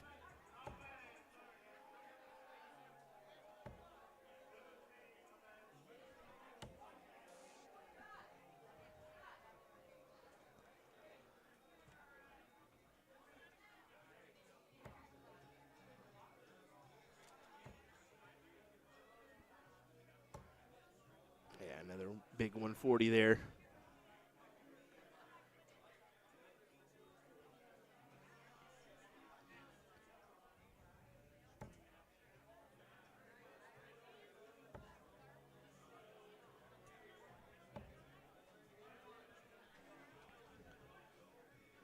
Ralph is eyeballing the 160, and unfortunate for Thomas, he's, once again, I mention it all the time, outside looking in. Just know you're in a spot when your opponent's, he has the start and the advantage of sitting on a checkout first, and he's got a 2-darter coming up. So slamming a 1-7-7-1 here. It won't be a 1-7-1. It's still going to be in triple digits, it looks like. Yep. So 60 from McCool, 20 for Tops. Ooh. Well, Thomas, what do you say? No better time than now. Build some confidence in your throw with this 112. Needs the trip 20. Doesn't get it.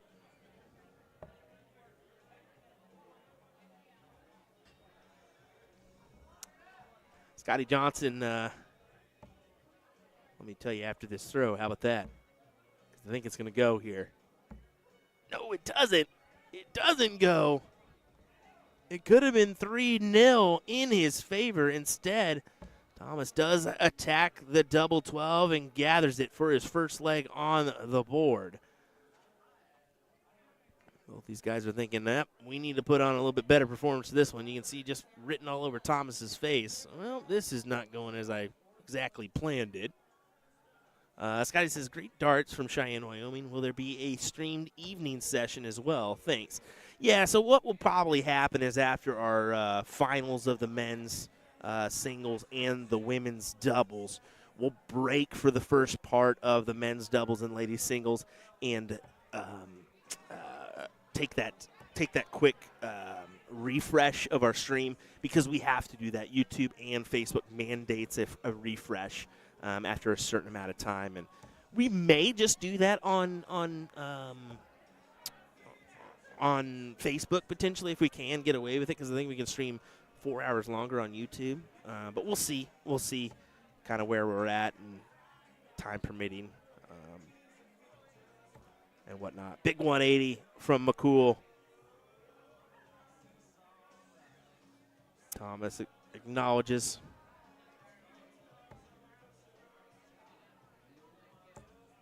And can Thomas bang one in as well? I think that's a 140. It is. It was almost a 180.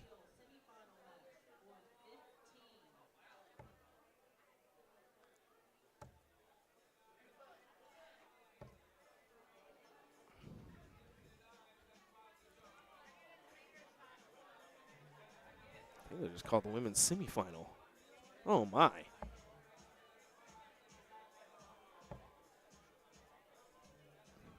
have to double check and see, but I believe that's what I heard.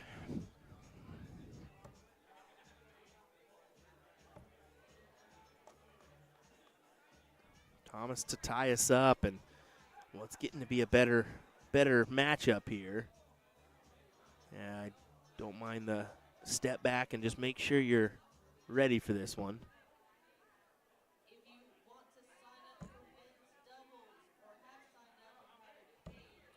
Ooh.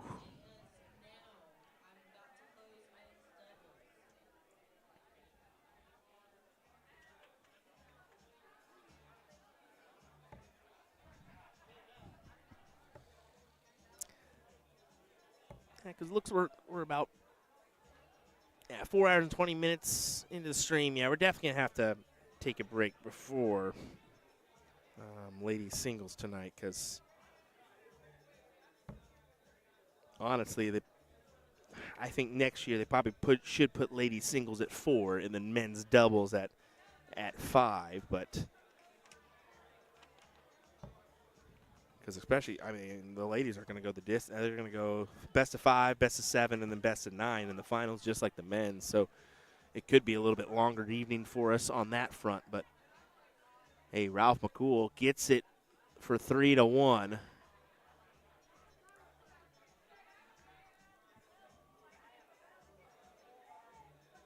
We'll see. I mean, at 5 o'clock, their next event starts at 8:30. They should have time. I didn't see how many teams we had. I don't think it says until after, really, but they did start off in the top 32. I'm going to guess around 24 teams maybe on the women's doubles, so we may have 48 around that margin for our women's singles. Yeah, good 140 from McCool. We'll probably have upwards of plays out for 54 men's doubles teams based on her men's singles numbers.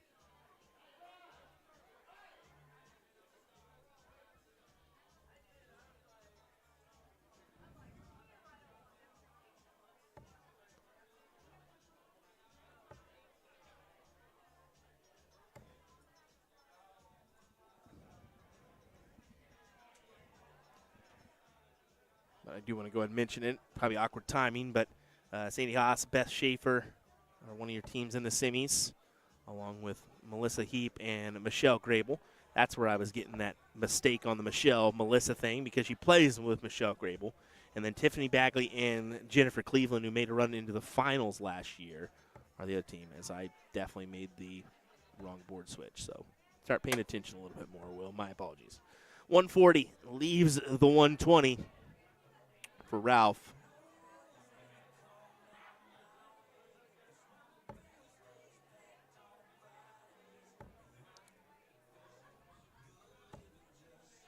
And a 180 from Thomas. What a 180, and what a time to do it, too. That'll put him right in line with Ralph and just make him think, okay, if I don't at least set myself up here, there's potential that Thomas makes this 3-2. Because it was really looking promising for Ralph to take the leg until that 180. But he's left himself at a nice check out of 38.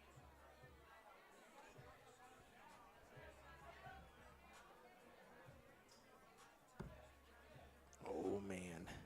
That's a difficult dart. But he says, what difficult dart, and takes it. Ralph McCool into the semifinals with a 4-1 win over Thomas Baugh. Good shooting for him. I know Thomas is going to be thinking that was not anywhere close to what I anticipated happening. And his average just wasn't really where it was the whole day. So, hey, he's going to take home a top 8 here. For Thomas, he'll take home $360. No, sorry, he'll be taking home $120. $360 is the top 4 prize money, and you got $1,000 for first place. So that's no chump change. $1,000 for first, I'll take that any day. All righty, folks, hang tight with us. We'll be right back with more coverage from both our men's and women's events here at the 35th Annual Shoot for the Moon Tournament in Decatur, Alabama. Don't go anywhere, folks. We'll be right back.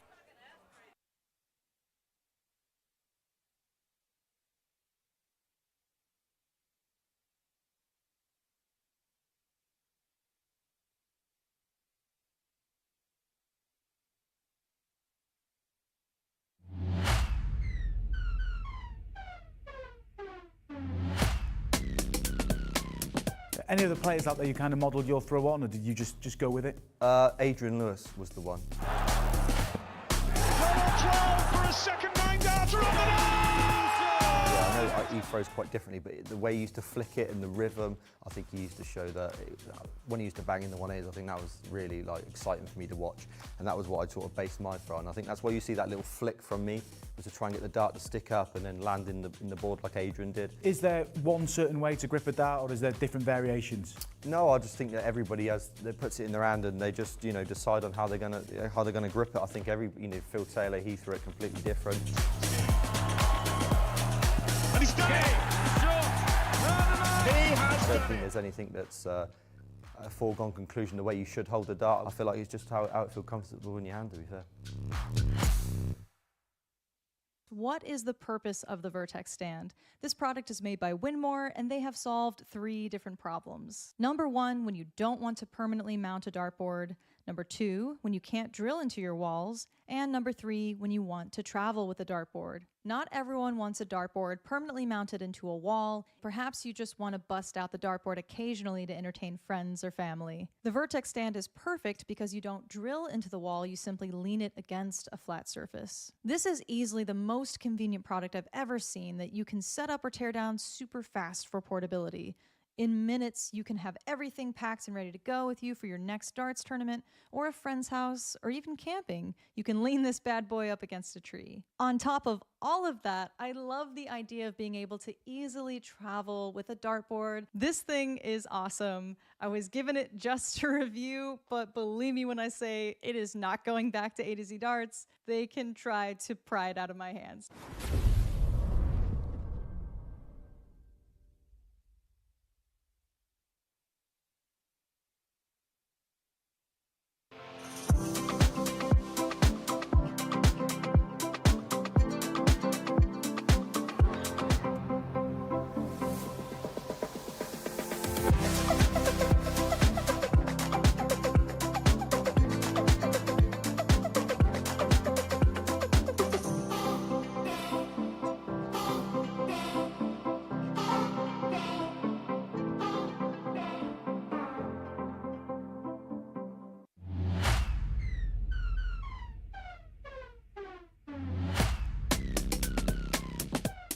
Yeah, I think the most important thing at the start is the way you stand. I think it's really important with the way that you're sort of standing on the hockey. I think there's 2 ways you can stand. One is either front forward facing, or other professionals sort of put it in a 90-degree angle as well. And it's like how you stand to the board. So for me, I think when you're leaning in, it's important to sort of feel that you're 60-40 leaning forward rather than backwards, because there's a lot of players that sort of lean back and they throw their dart, and you're not getting that sort of that leverage. So it's important that I feel like you're standing forward at a 60-40, and then you've got that nice strong base to be able to throw your darts forward like that.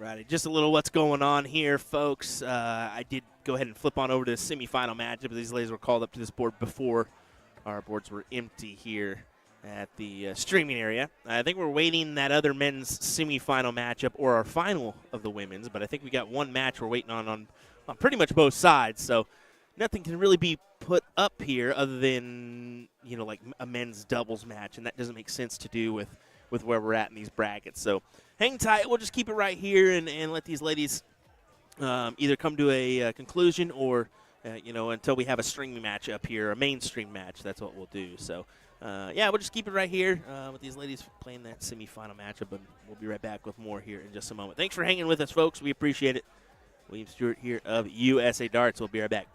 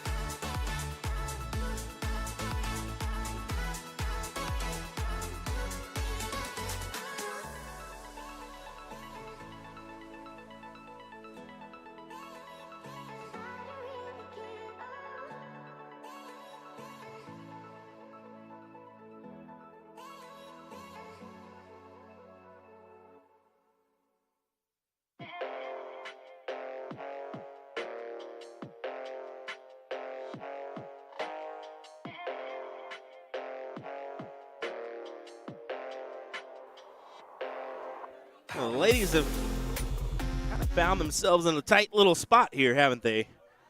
2 and 5, and looks like they're going back and forth on it as someone just can't capitalize to take the momentum here.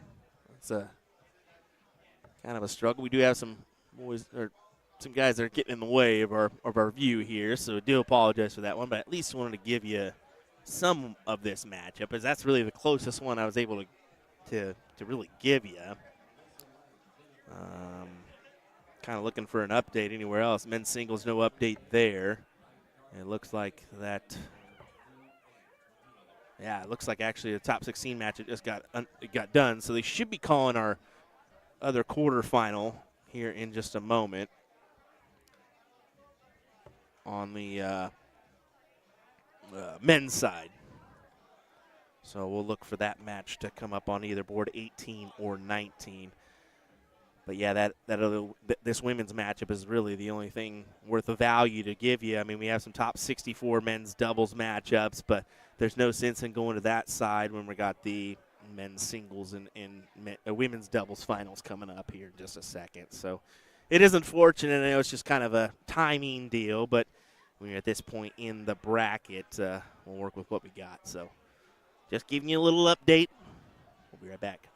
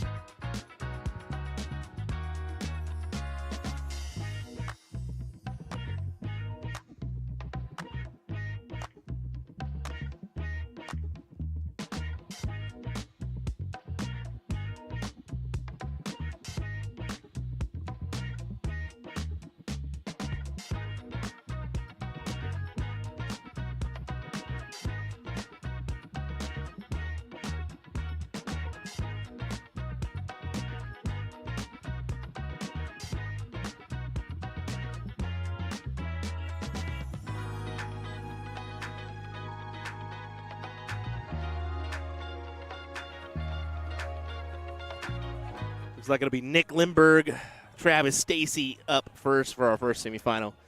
On board 19, it'll be Jared Leedy and Brennan, I believe it is, on the other side, but it'll be a top 8 match there. So just to let you know. So we'll wait for these guys to get underway. I'll jump it on over as soon as I see them start us off here for that final. Oops, that was not the right button push there, Will, but okay, all right, whoopsies.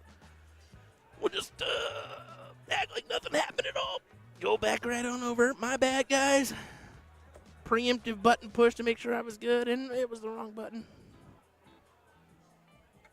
Like I said, I know that we're kind of have some people in the way, but at least try to see where the semifinal ends up before we jump on over.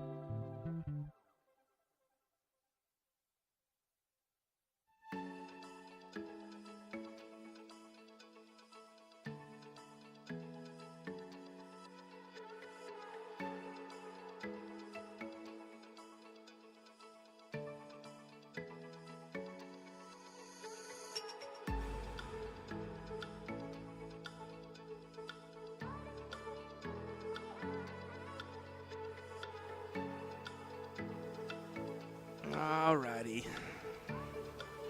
I hate doing it.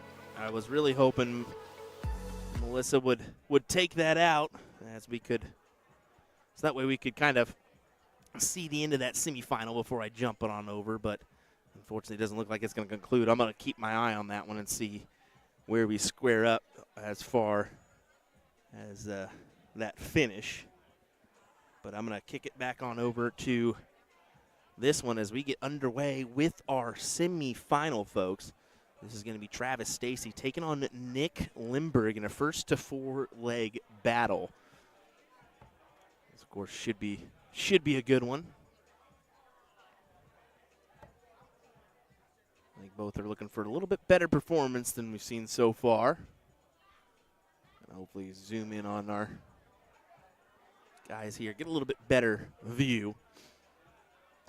As, yeah, Jared Leedy is playing on the board next to this one. He's in his quarterfinal matchup. That's kind of why I chose this one over that one, just kind of closer in the bracket or further in the bracket. Let me check here. Yeah, that match still going on the women's semifinal. Another women's semifinal is called as well. And unfortunately, it was called off stream, but good shot for Travis. He's a tough competitor, man. He really is. Melissa Heat does get it done. She takes out the double 8 to advance into the finals on the women's double side.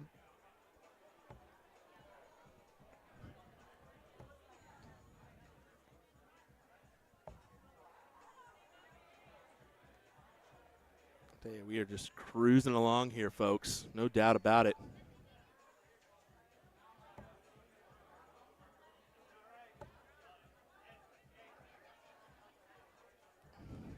Things are moving fast.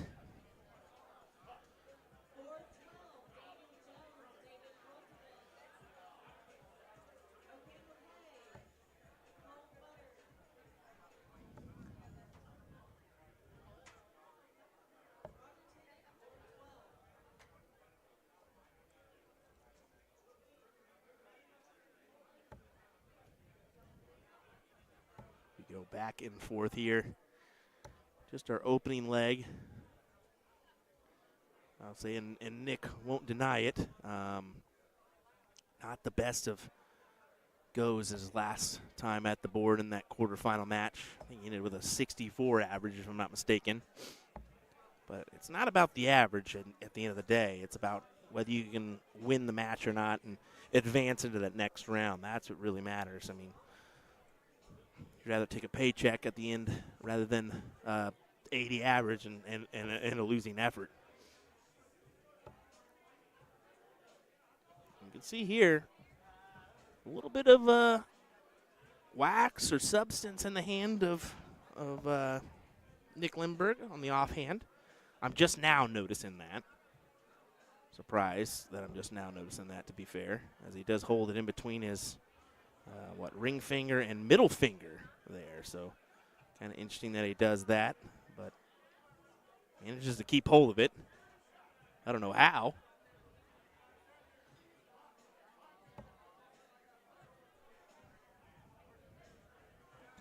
There's a good view of it.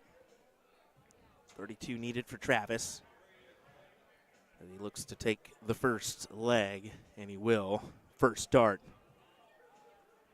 Once again, not the best of legs per se, but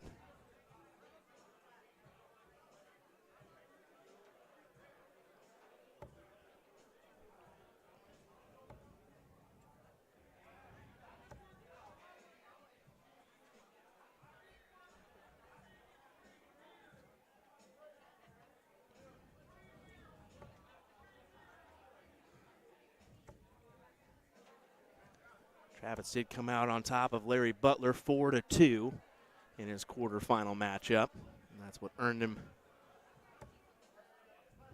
his place here against Nick.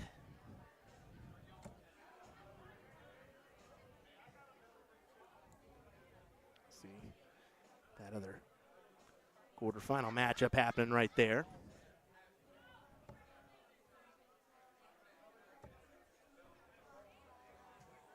And for Nick, it was actually a 67 average for him. Bagley had the 64, but yeah, 4-3 win there, as we saw on stream over Bagley.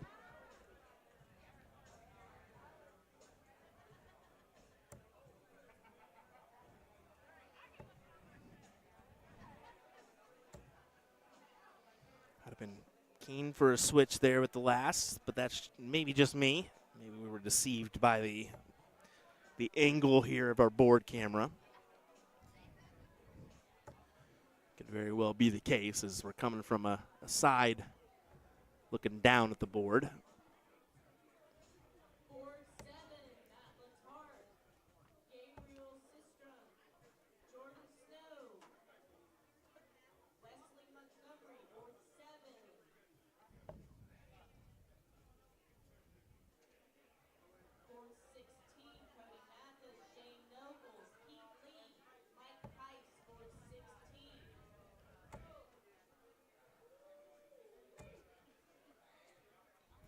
just 60. I don't know why I didn't take at least a look at the bull there at the last. So we'll try to leave the 170. You have to ask him that one, but just out of curiosity.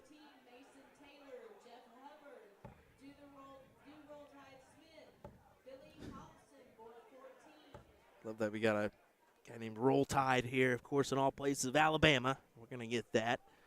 Roll Tide Smith, I like it. 74 needed for Travis. Trip 14 was the look.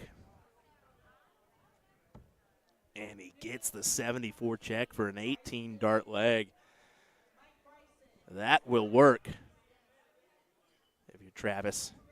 And he'll get the start once again after a break of throw. So 2-0 in favor of Travis. And if you're Nick, you got to jump on the horse quick. I don't know how much darts Nick has been playing of late. I honestly don't see Nick often. I only see him probably a few times at tournaments that I'm at, to be fair. So that's why I was kind of blown away. I was like, I thought I saw Larry from a distance. And I'm like, is that Larry? What is he doing here? And I was surprised when I saw Nick as well with him. So I kind of saw a post from Sharon that said, two Galaxy players looking for a triples partner. So I was wondering what that was about.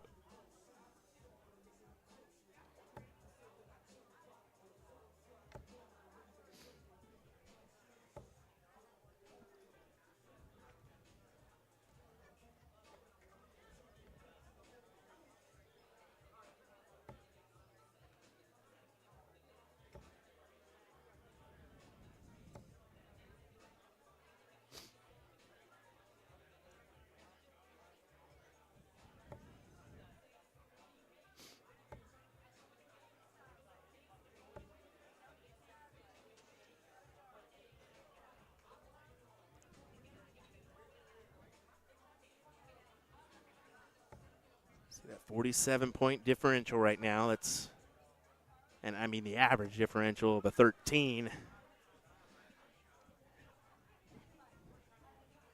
really the overall difference here in this semi.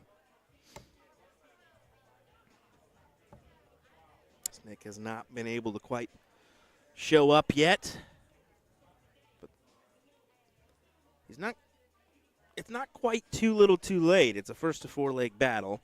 Of course, you want to rattle this leg off, but if you do lose, yeah, there's pressure against you. You can't lose another leg, but Nick's been in this position before. He's one of those savvy veterans. I mentioned he's a former tour card holder on the CDC. May still have that card. I'm uncertain on that. I'm not up to date on my official who's on card status with the CDC. 57 for double 8 was the look. Had to leave a look at tops and is unable to convert. But, I mean, Nick just going to hope for a big round here.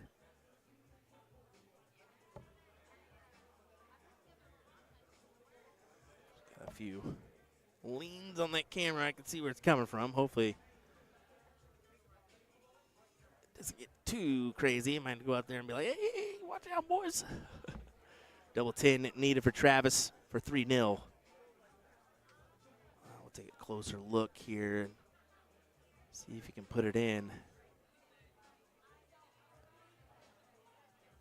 He's really not pleased. He's kind of wondering how he wants to attack this. He takes a subtle step over to the right-hand side, and yeah, it's necessarily not bad that you ended up with that miss, because if you go inside, things can get a little out of hand. And maybe he was thinking of that. Maybe that's why he stepped over the way he did, is if it potentially bounces, it's going to bounce to the right or kick to the right. So once again for double 10.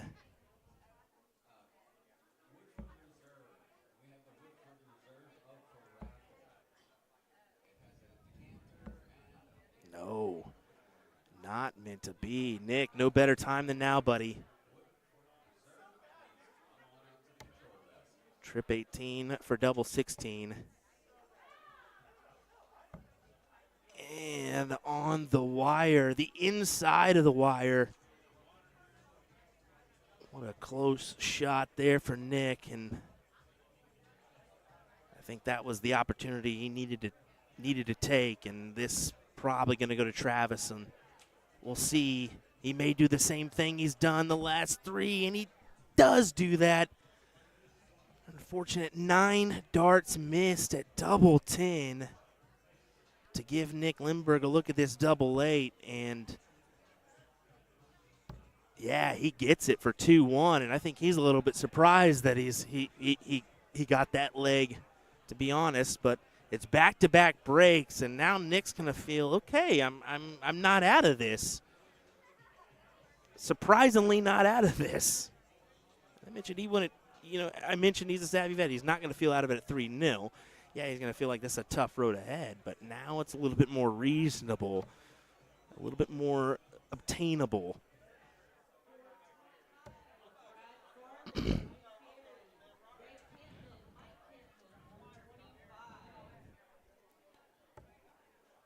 a look here where I can. I'm trying to keep a look at their eyes too so I don't miss something, but it does look like, yeah, that other, the women are done. I'm going to go ahead and full board it so I can take a full peek here. Yeah, it looks like we got a final for the women's doubles. So that's going to be Melissa Heap and Michelle Grable taking on Tiffany Bagley and Jennifer Cleveland. I'm going to assume they're going to throw that up here next. Let me go ahead and make sure of that one, folks. I don't want to miss I don't think they're going to miss a final. But let me make sure and get a plan of attack here. So give me just a moment to make sure that we're cued in for that.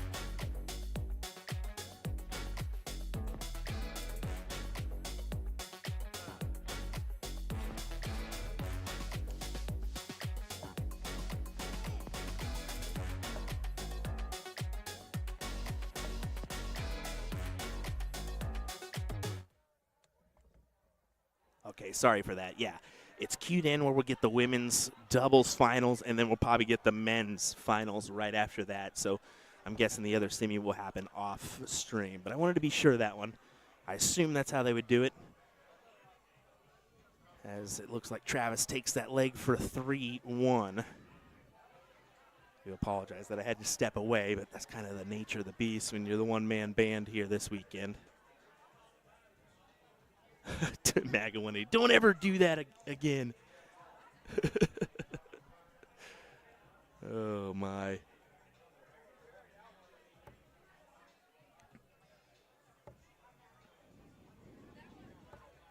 That was a little bit earlier, so I wonder what that was from.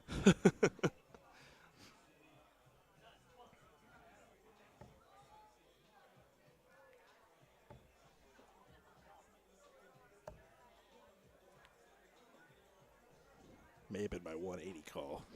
He may be catching catching it a little behind.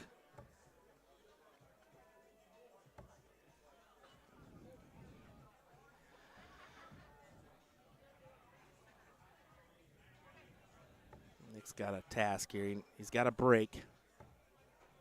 What has been 3 breaks now of throw? Travis break, then Nick, and then right back.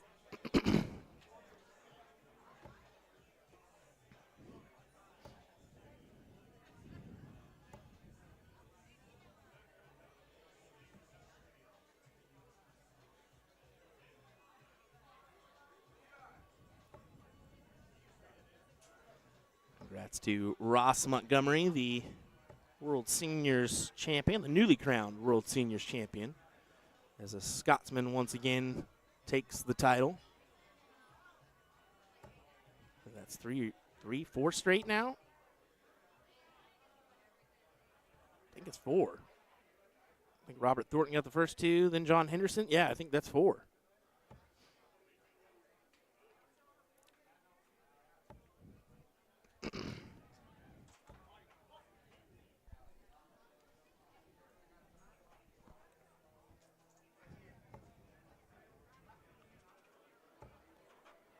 Travis has set himself up with the 114. He's getting the first look here.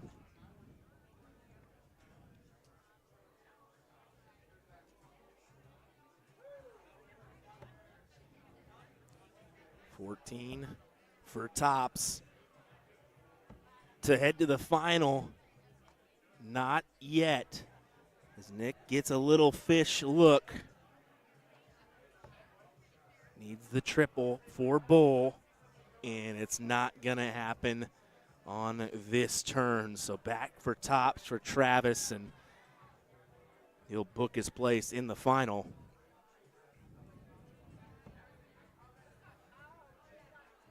Takes a step over. An even further step over, almost out of view of camera, to get the double. And Nick can't believe it. He's like, I don't know if that's match. I don't know. Yeah, that would be match. I think that is 4-1. I think Nick maybe thinks that there's an extra leg, and fortunately there's not. So that will do it. Travis Stacy will advance into the finals. And we'll wait to see who he's going to play in that one. As we got Jared Leedy over here. We'll go ahead and take a quick peek at that score line. Is it only 1-1? Nope, 2-2. Somewhat interesting, as we'll jump on over to that one real quick and at least take a peek to see where they're at. I may refill my water here in just a moment, but that can wait.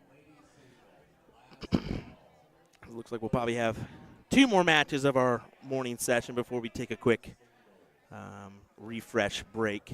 I'll probably do that on all our platforms, to be honest, just to take 20, if that, because I think we're still in the top 64 on most of our men's matches here, and we'll have to play a little bit of catch up from the men's singles, as well as, I mean, the ladies singles won't start till 5, which is, well, I guess that's a few minutes away. But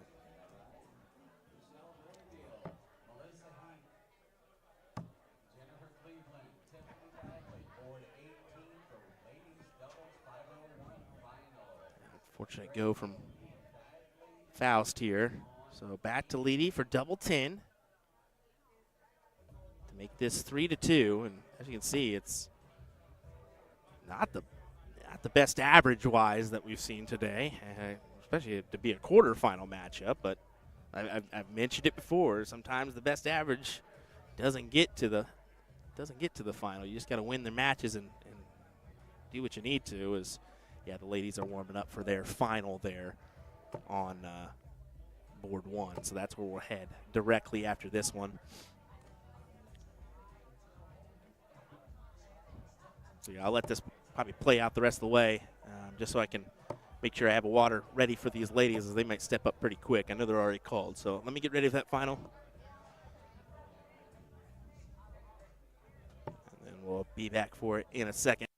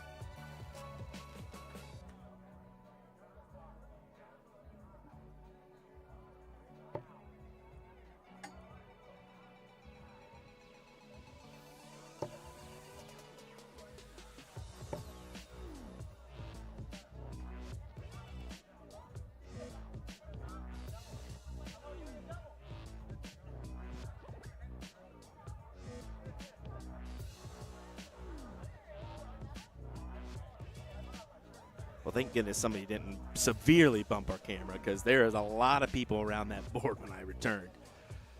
Ooh, well, Leedy sets himself up for the double top and a place in the semis.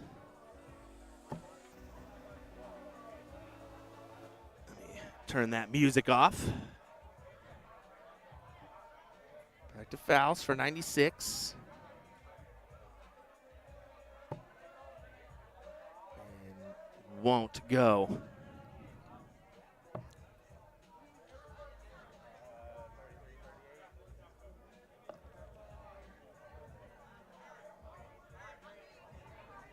What do you say, Jared? For a semi. And that's exactly what he gets. He will do just that. And we're going to switch on over to our women's final, where we will head. They'll take a couple darts before they get underway. So give us a moment. We'll set everything up, and we'll have our women's final, I guess our women's doubles final, up next.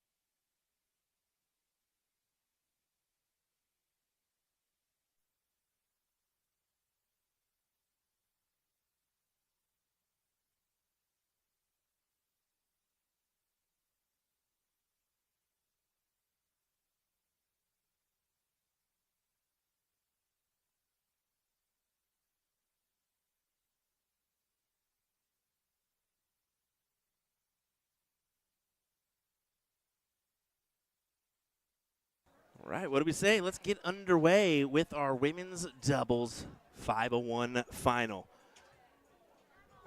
William Stewart here of USA Darts. Happy to be on the call for this one. We got Melissa Heap and Michelle Grable taking on Tiffany Bagley and Jennifer Cleveland here in this one. People were dogging me for calling Miss Heap Michelle earlier. Well, there's a reason why. I finally figured it out. It's because her partner is named Michelle. I was like, I know my memory's not that bad, right?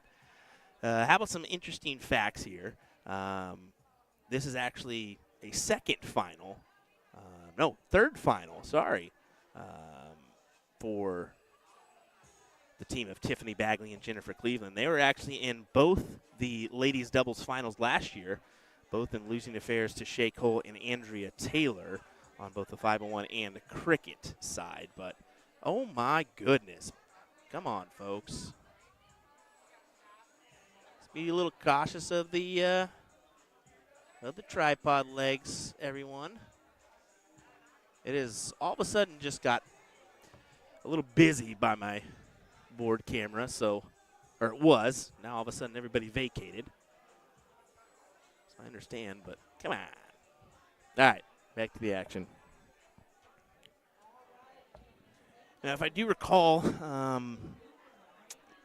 Michelle and Melissa had runs last year. I think it was a semifinal runs, if I'm not mistaken, for them. So they're frequent flyers here at this event for making runs. But they're going to be happy to get into the final here. Just looking at overall payouts, it'll be $380 for first place, $144 second. A little bit of a differential there, no doubt.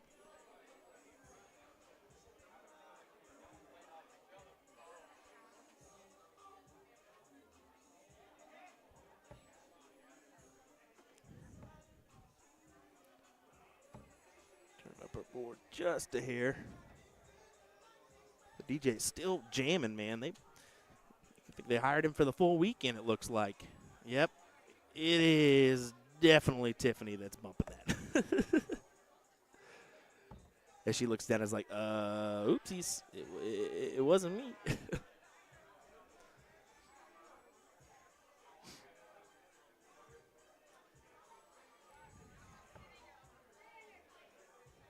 Jennifer would love to grab a triple. Not able to find it, just 45.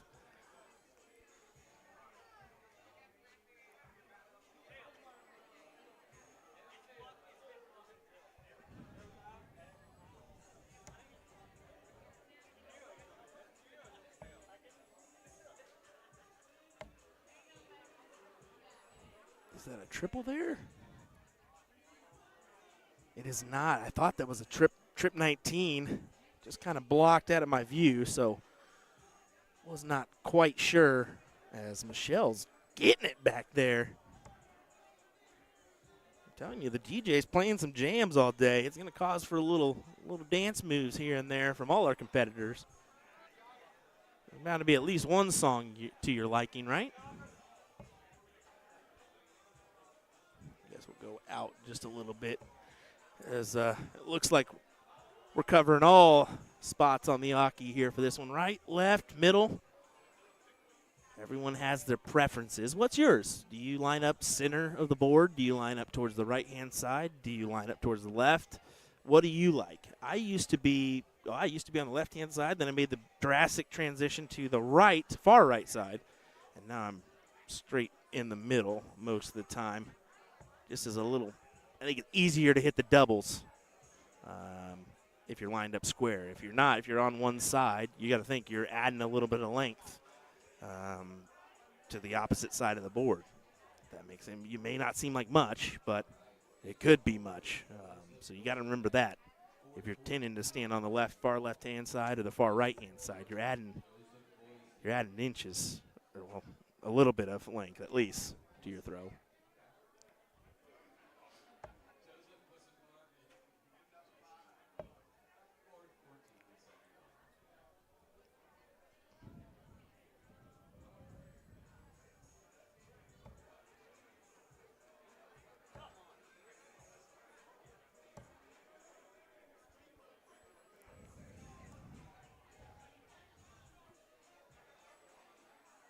Jennifer looking at 68 here.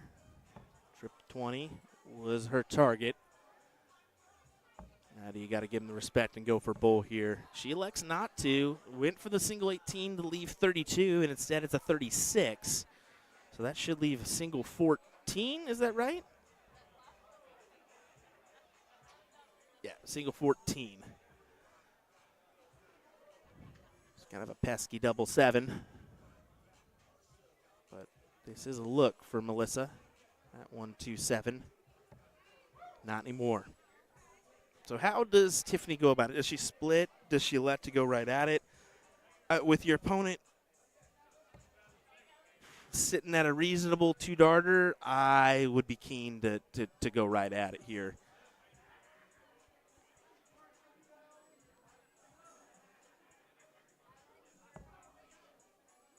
Yep, and unfortunately doesn't go.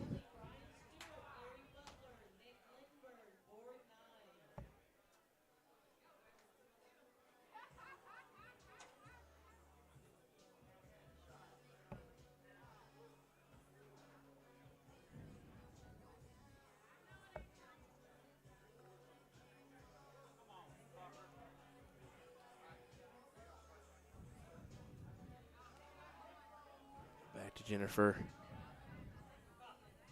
Same target needed.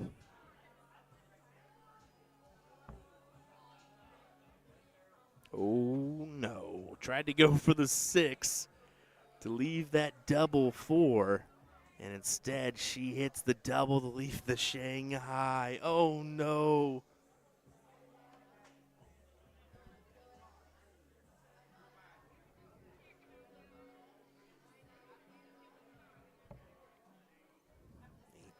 For double 16 to grab the leg.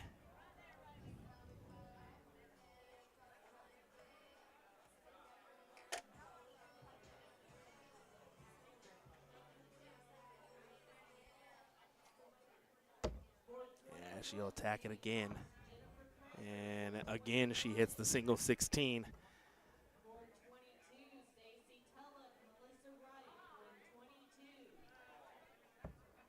Yep, there you go. Grabs the double 8 for our first one on the board. Just a first to 2-leg battle here in our final of ladies doubles. Someone get called. I think she may have gotten called. So, yeah, it looks like they now may have to do it on their own. It's unfortunate, but that's the nature. And people always say, well, why isn't there a chalker? Why isn't there a chalker? Once again, with the way we do things here in the States, you're pretty much forced. I mean, you're bound to have a match coming up. So do you take that time and chalk the match and give the respect that, you know, is nice to do? But then you think, oh, I got to warm up for my next match. Or, man, I need to do this, this, and this before my next match. So that's kind of the counterpoint of that. So that's, I think, why we don't see as many chalkers as we should. And then you say, okay, well, what about assigning chalkers? Again, that makes it really difficult on the next events if you're assigning chalkers and so on. But we did see it at, like, Las Vegas Open. They had the assigned chalkers, and it was good to test those waters and see how it went. I think it was good. I think that's a good try. We'll see what happens in the future. Maybe they try a finals day. You never know.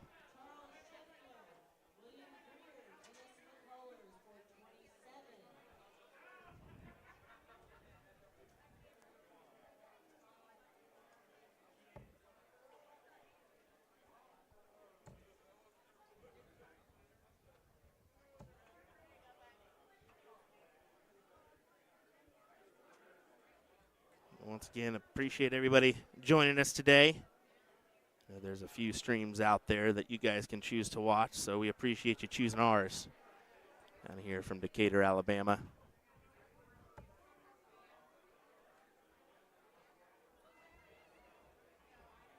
Never too late to like, follow, subscribe if you have not. By far have the most streamed events on the year.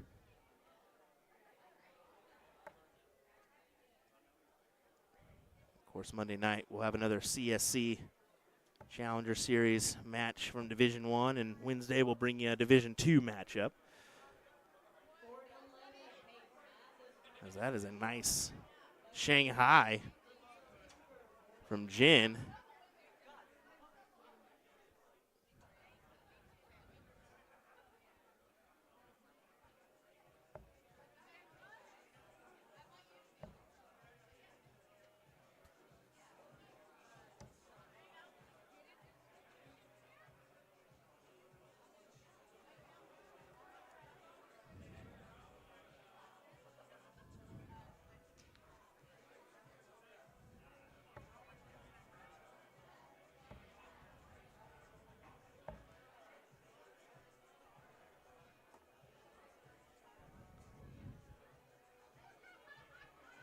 Tiffany sets up the 140 look, and with even Grable back in the 300s, they've got to collect on at least 2 to matter. So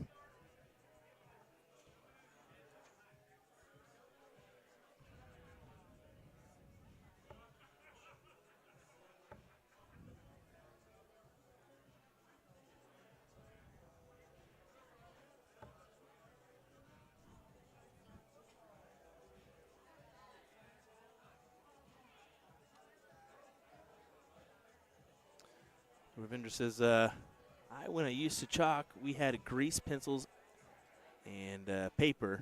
Someone would have to show me how to use this device. And that's the case. So there's still some people that have not seen Dart Connect. But when you just got to think it's just like a calculator, because you can multiply and add on there too. So it makes it a little, when you think of it that way, it makes it a whole lot easier. Makes it way easier. So, and once you kind of get a feeling for it, man, it really speeds things up. It really does. That's an unfortunate turn there, as that is going to be too much. That was 54 scored, and unfortunately you can't take out single one here in this format. So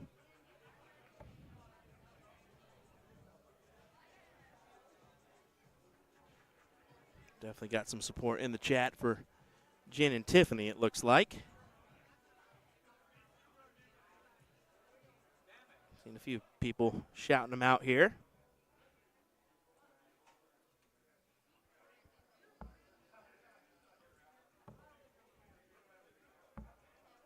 Ooh. Can't find the double 10 for the check.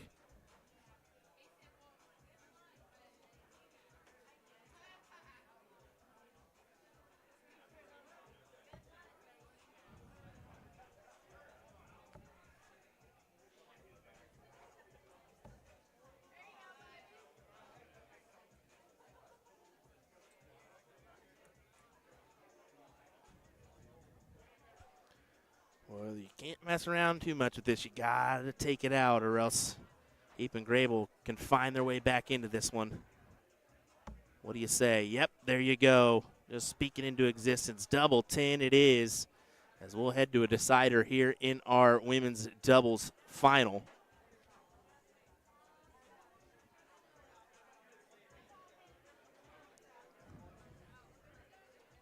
Just making sure they're going to go the correct order for the diddle.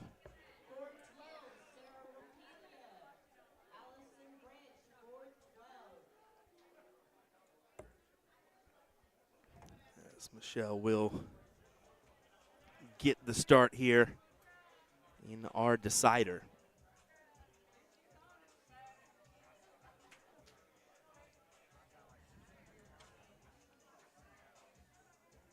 Just kind of taking a peek here. Ralph McCool and Jared Leedy are underway on board number 20. So that's actually right next to this one. We can at least turn our board camera and check that out if that's still going on after this match, as it's 1-1 right now in that semifinal match. So winner will move on to take on Travis Stacy in the next one.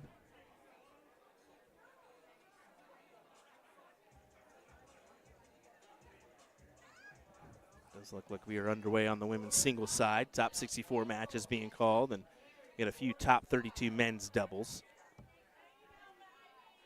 And that is a nice Shanghai as well. We've had 2 of them here in this match, and neither for checks.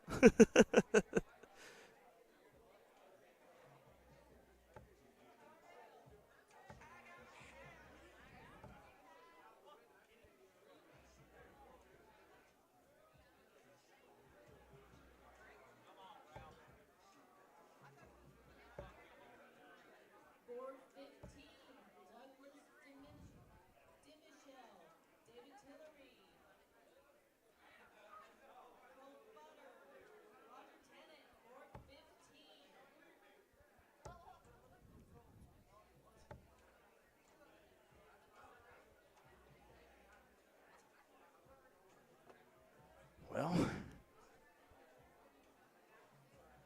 what do we have here? Pretty close in our last leg decider. Who's going to gather some distance is the ultimate question.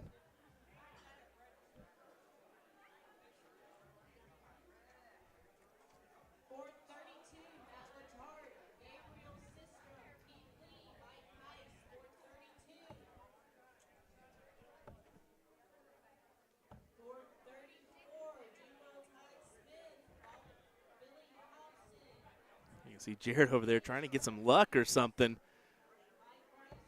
As he's still playing his match with Ralph over there. Ralph just went, now he runs off to play. Now that's funny.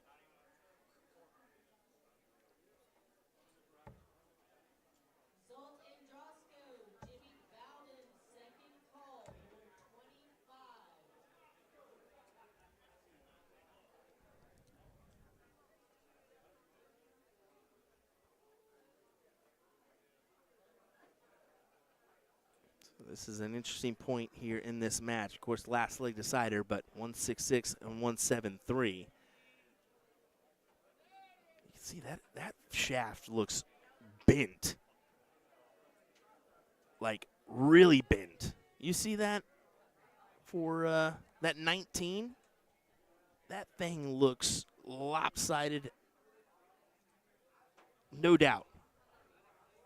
Like, I kind of want to go out and take a peek at her dart right now because that thing looked like it was really bent.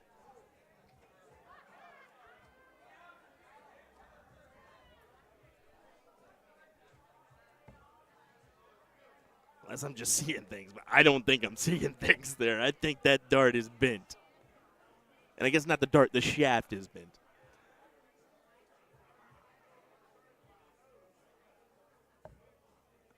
We'll get a second peek here, I guess. So surprised I haven't noticed that sooner.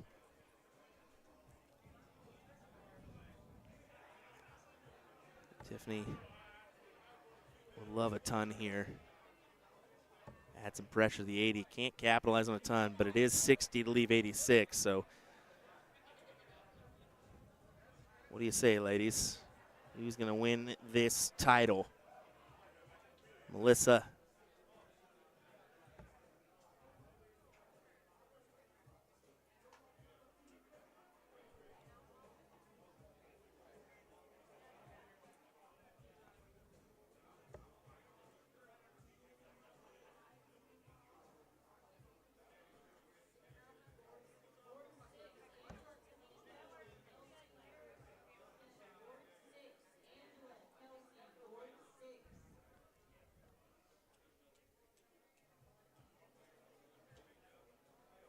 Leaves teammate 48, but will she get the look? Eric's saying, I don't know if it's bent or if it's just going in funny. Fishtailing it, making it look like that's exactly where I'm at right here. I don't know. But it doesn't matter. Jennifer Cleveland gets it done. 2-1 as they take the title here at the Shoot for the Moon Dart Tournament. We'll run out there, grab some photos, and get everything switched around so you can enjoy this other matchup. Give me one moment.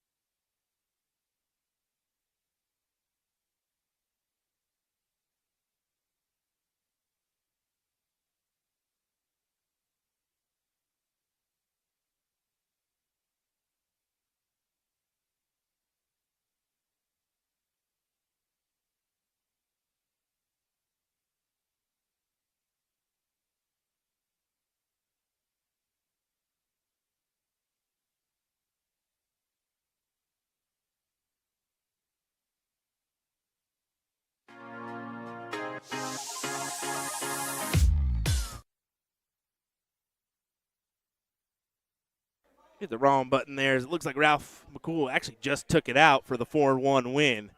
I was trying to at least give you something to view there, but a little too late as, yeah, Ralph gets it done. So it'll be Ralph McCool taking on Travis Stacy in our finals up next here on USA Darts. So don't go anywhere, folks. We'll have that one coming your way here next. We'll be right back.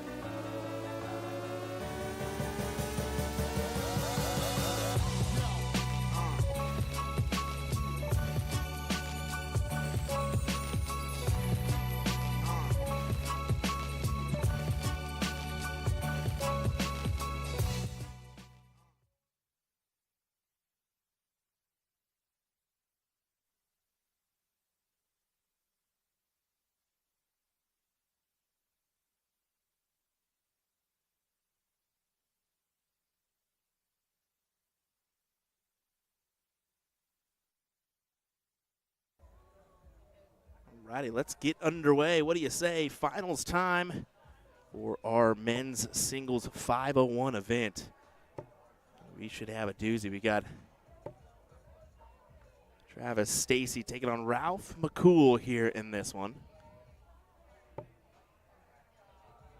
Two newer names to me. Just hopped out there and tried to get a little bit of information. Apparently, Travis is from Warner Robins, Georgia, about 5 hours away. For Ralph McCool, he's actually from the Huntsville area, about 40 minutes away for him.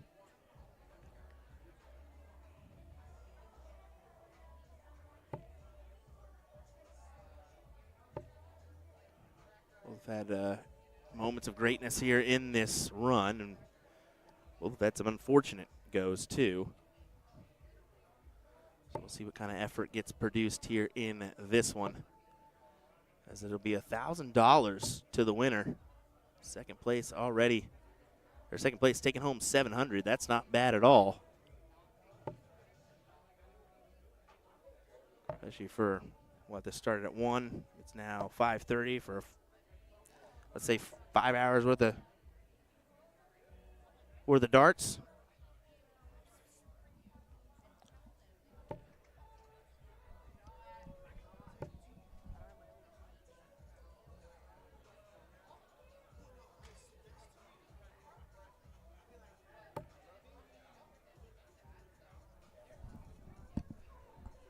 Donnie Lassie pokes his head in. It's like a final, dude. Come on now. Watch out. Watch out, brother. Good shot for Travis. He recovers with 97.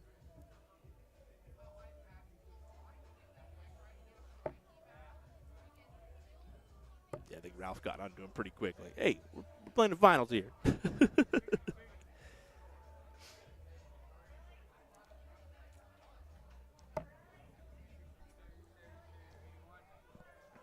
Work. Pull yourself down to a reasonable amount. What, 54? Yeah, I was thinking 44 left, but we'll see if he has some pressure put on him from Travis. Doesn't look like it. He needs to find a ton to at least leave a check, and yeah, not able to do so. So 14 for tops for Ralph for the first leg.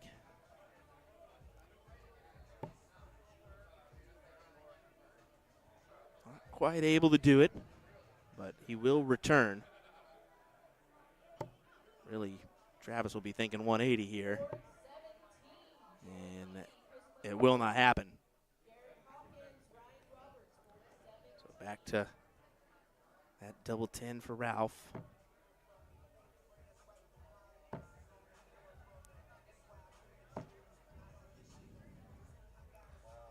Can't place it in, so Travis for the Shanghai. What a steal this would be for him. That's been the case. I mean, Ralph's scoring power today has just been immaculate. The doubles is in the setups is where he's kind of struggled at, even at times missing the fat numbers. So, but he gets it this one. He'll take the 1-0 advantage.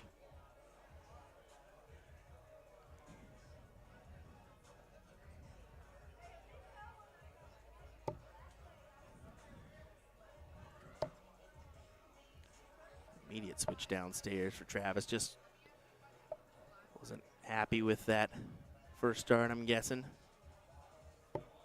How about this set of flights for Ralph, though? Some well-used, it looks like phantom flights from L-Style. Could be wrong. They could be some cosmic, but it looks like phantoms. You can tell they're well used, well lubricated, I should say. A little bit bent and whatnot. Take a closer look. Yeah. Whatever works for you, as long as it's going in, that's really what matters.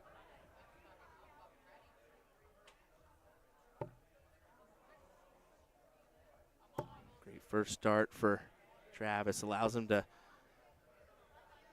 work his way around, finds the 140. Does leave the 165, but Ralph's sitting where he's at. Can't leave the check, so just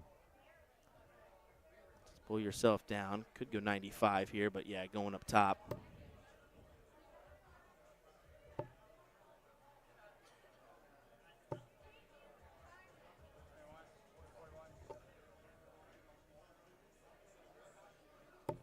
Yeah, good first start. Single 20.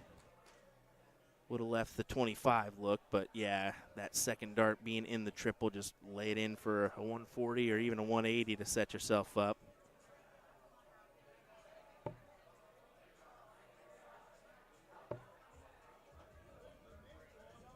Travis kind of mouthing to himself. Dropping it low into the 4. 25 first dart for Ralph.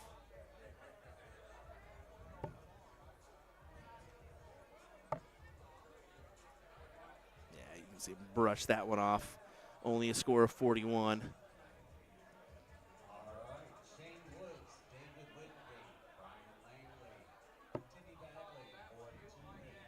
Like this approach for Travis, but he misses the big 20 to leave the bowl. So a lot, kind of kick in the teeth there. As we'll see if Ralph goes the same route here on the bowl, or if he goes for the maybe the double-double attempt after the trip 18. Well, now it gets into, now you got to go 57, don't you? 57 for 36. There's the 57. Ooh, he drops it into the 4.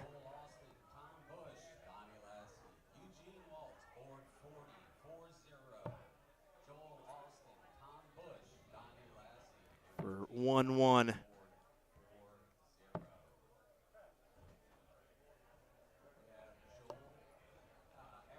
Just can't produce as Ralph steals and breaks throw for 2-0 here in our final. As you can see, we have taken the jump up once again. It is now a first to 5 leg format.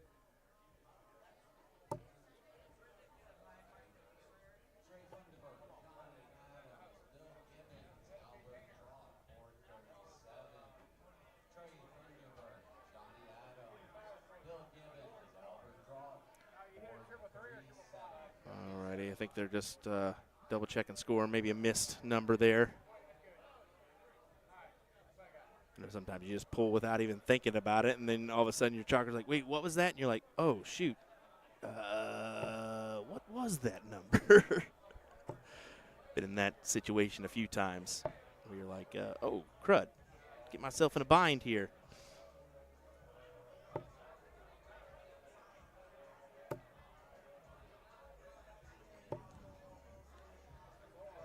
Yeah, Liberal Vendor saying Ralph's stroke looks better now than this morning. Yeah, I mean, his stroke is beautiful. The only thing that he kind of does is that last dart really, I guess, snatch or lunge. But it's a good-looking throw, man. Just smooth, straight through, really elongates that follow-through. I know that's what I kind of have moments of on my throw. I don't elongate that follow-through, and that can cause issues. Or maybe you're just trying to, I guess, force it in. I don't know how I'd say that. Or just, yeah, I guess lunged it in, per se.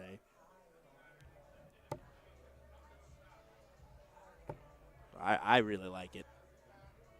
And Travis is not bad either. I mean, this is my first time seeing him, and his is, I mean, a little bit more, not as aggressive, a little bit more easy, I should say.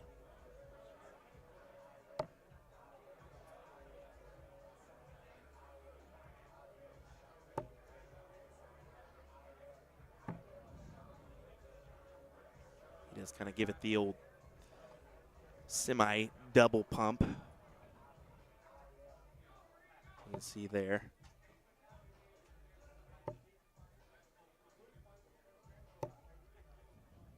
right, double 8 needed for Ralph for 3-0.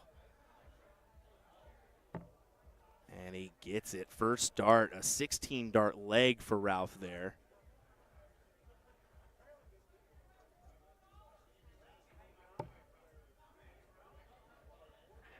See, Travis really doesn't like that dart where it's at.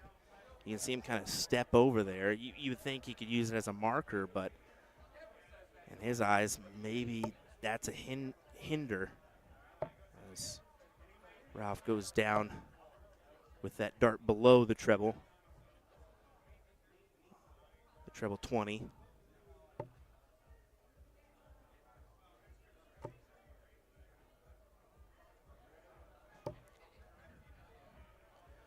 If you're Travis, you got to find something. You got to find it now, I think. If you go 4-0 down, I don't know how experienced Travis is. I don't know how long he's been playing. Like I said, this is my first time really seeing him that I recall. But he wouldn't be down and out per se, but it's definitely a mental a challenge to get over it. It's going to be hard.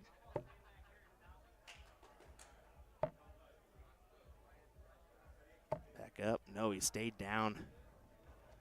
But his eyes shifted the 18s there. Here you go. It's find a ton here, you think?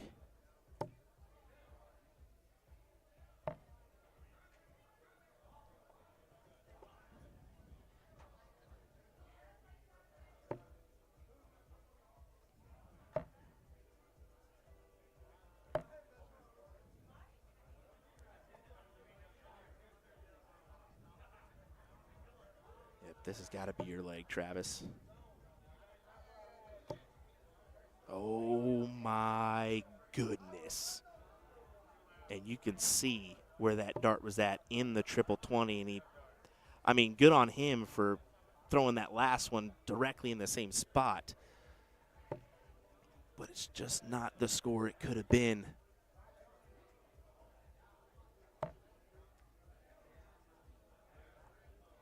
So Shanghai for Travis.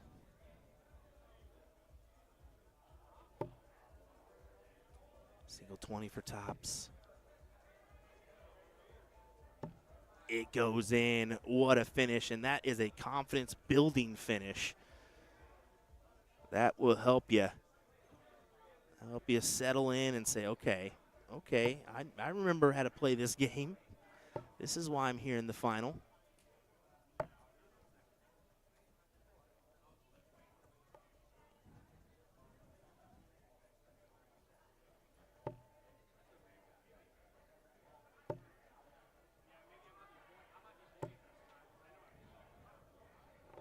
There you go. Like I said, confidence building darts there.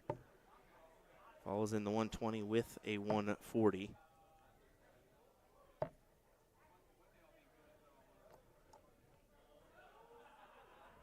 And you're somewhat banking on Ralph kind of settling in too, you know. He starts off like that 3-0. Maybe he kind of thinks, okay, this is mine, and eases off the gas. And that's when you strike.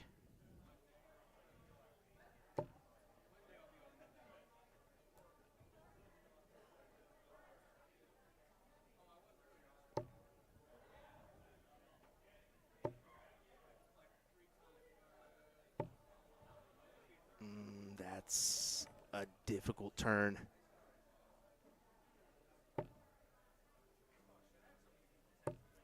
That's, yeah, real difficult. And Ralph takes advantage with a ton to leave the 146. It seems to have gotten a little bit quieter in the hall. I'm trying to not be as loud. I think these guys could hear me if I potentially went off, so we're not going to do that.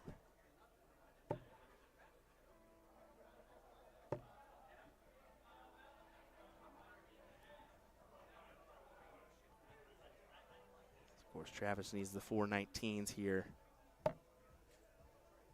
have a look at the bull, and he's not going to get it. A couple neighboring neighboring beds there is going to cost him.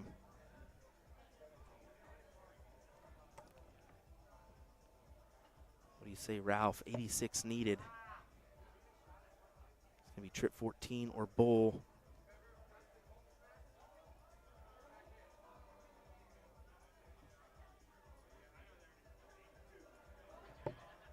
Okay.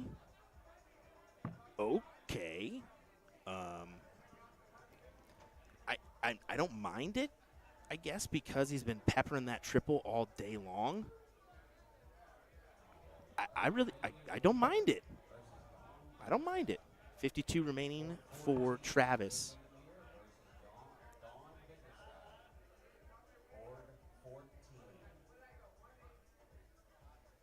And misses the big single.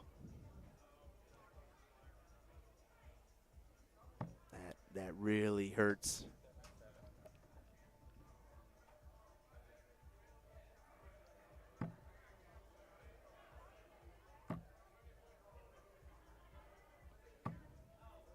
And Ralph pins it with the third for a 4-1 lead.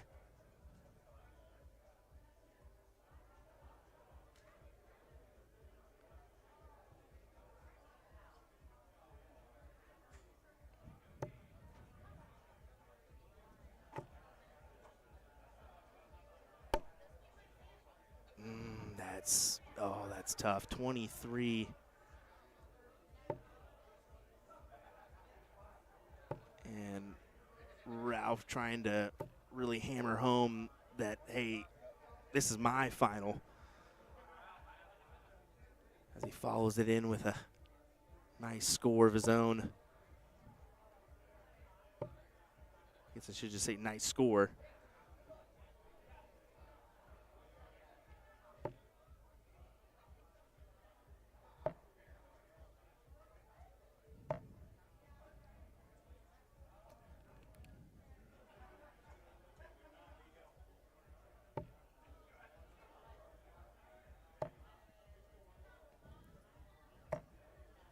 Two clutch trip 19s there.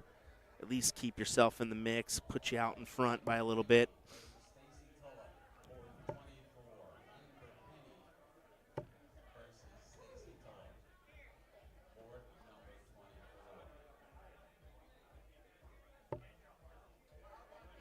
Travis needs to put him at a checkout here. And he doesn't find the trip 19 to do so. And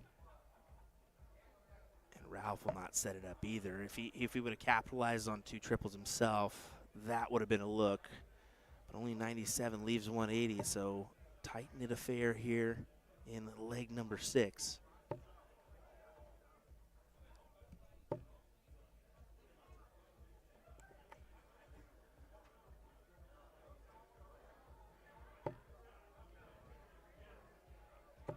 Oh, that's big. Leaves the tops look. Travis on 100. This has to go if you're Travis. Gets the first dart. Tops. Over to double 10. Oh, that's tough. As Ralph McCool hopes for tops for the title.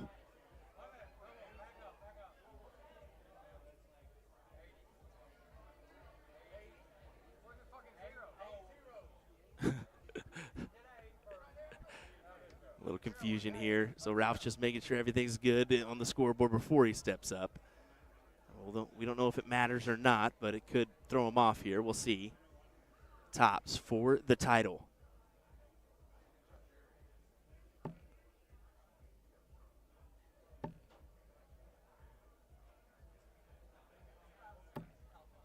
And he doesn't get it back to Travis.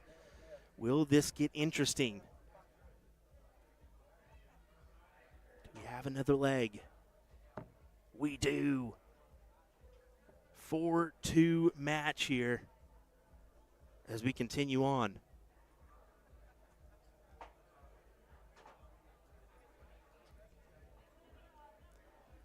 me asking what's next on the schedule. Yes, men's doubles and women's singles 501 will be next.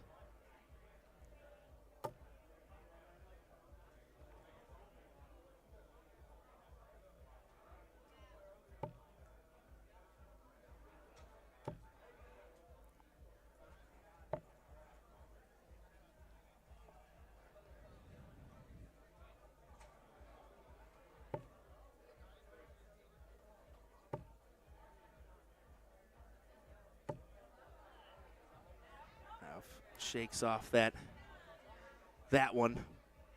But he's got the advantage. He's got the advantage with the start and the points, but that will help the cause for Travis. He keeps himself within striking distance. And another 140 for Ralph. Hey, the scoring power on this guy is unreal.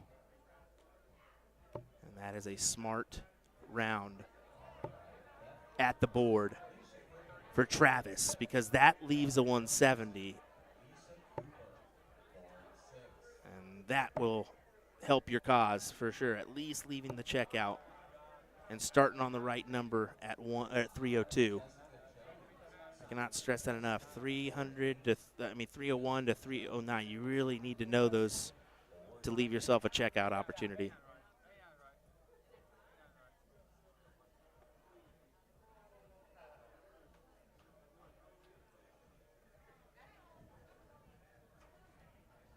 So here we go. Big fish for 4-3. For 4-3. And he hits it! What a shot from Travis Stacy. And the crowd goes wild. Even his opponent cheered him on for that one.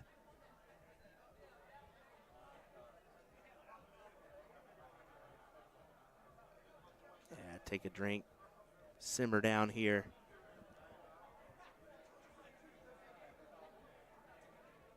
Make sure you're good to go. What a shot to keep him in the match.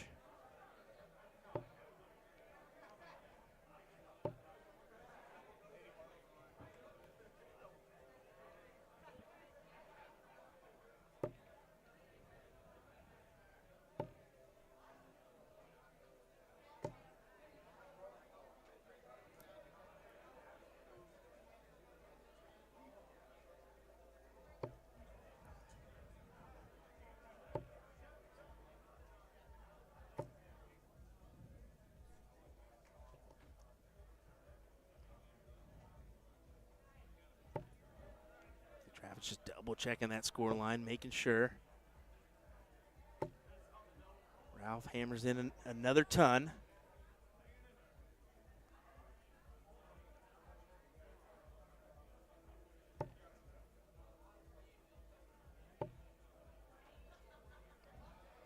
Going down with the last. Yeah, you can't blame him there.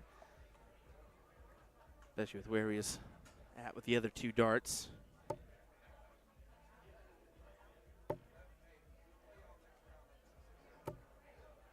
And another 140 for Ralph in this final. How many of those has he had? What, 5? Seems like he's had a few.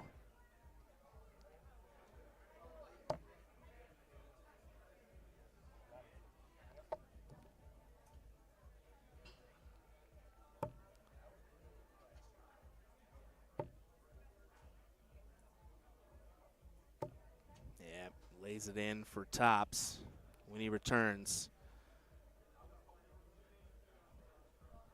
Will this be Travis's last throw in the match?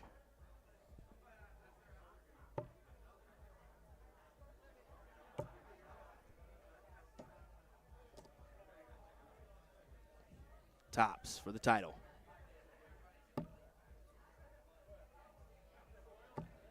Ralph McCool does it. Your champion here for the men's singles 501, Ralph McCool. Your runner-up, Travis Stacy. We'll go out there, grab some pictures. What a 170. What a good back-and-forth battle.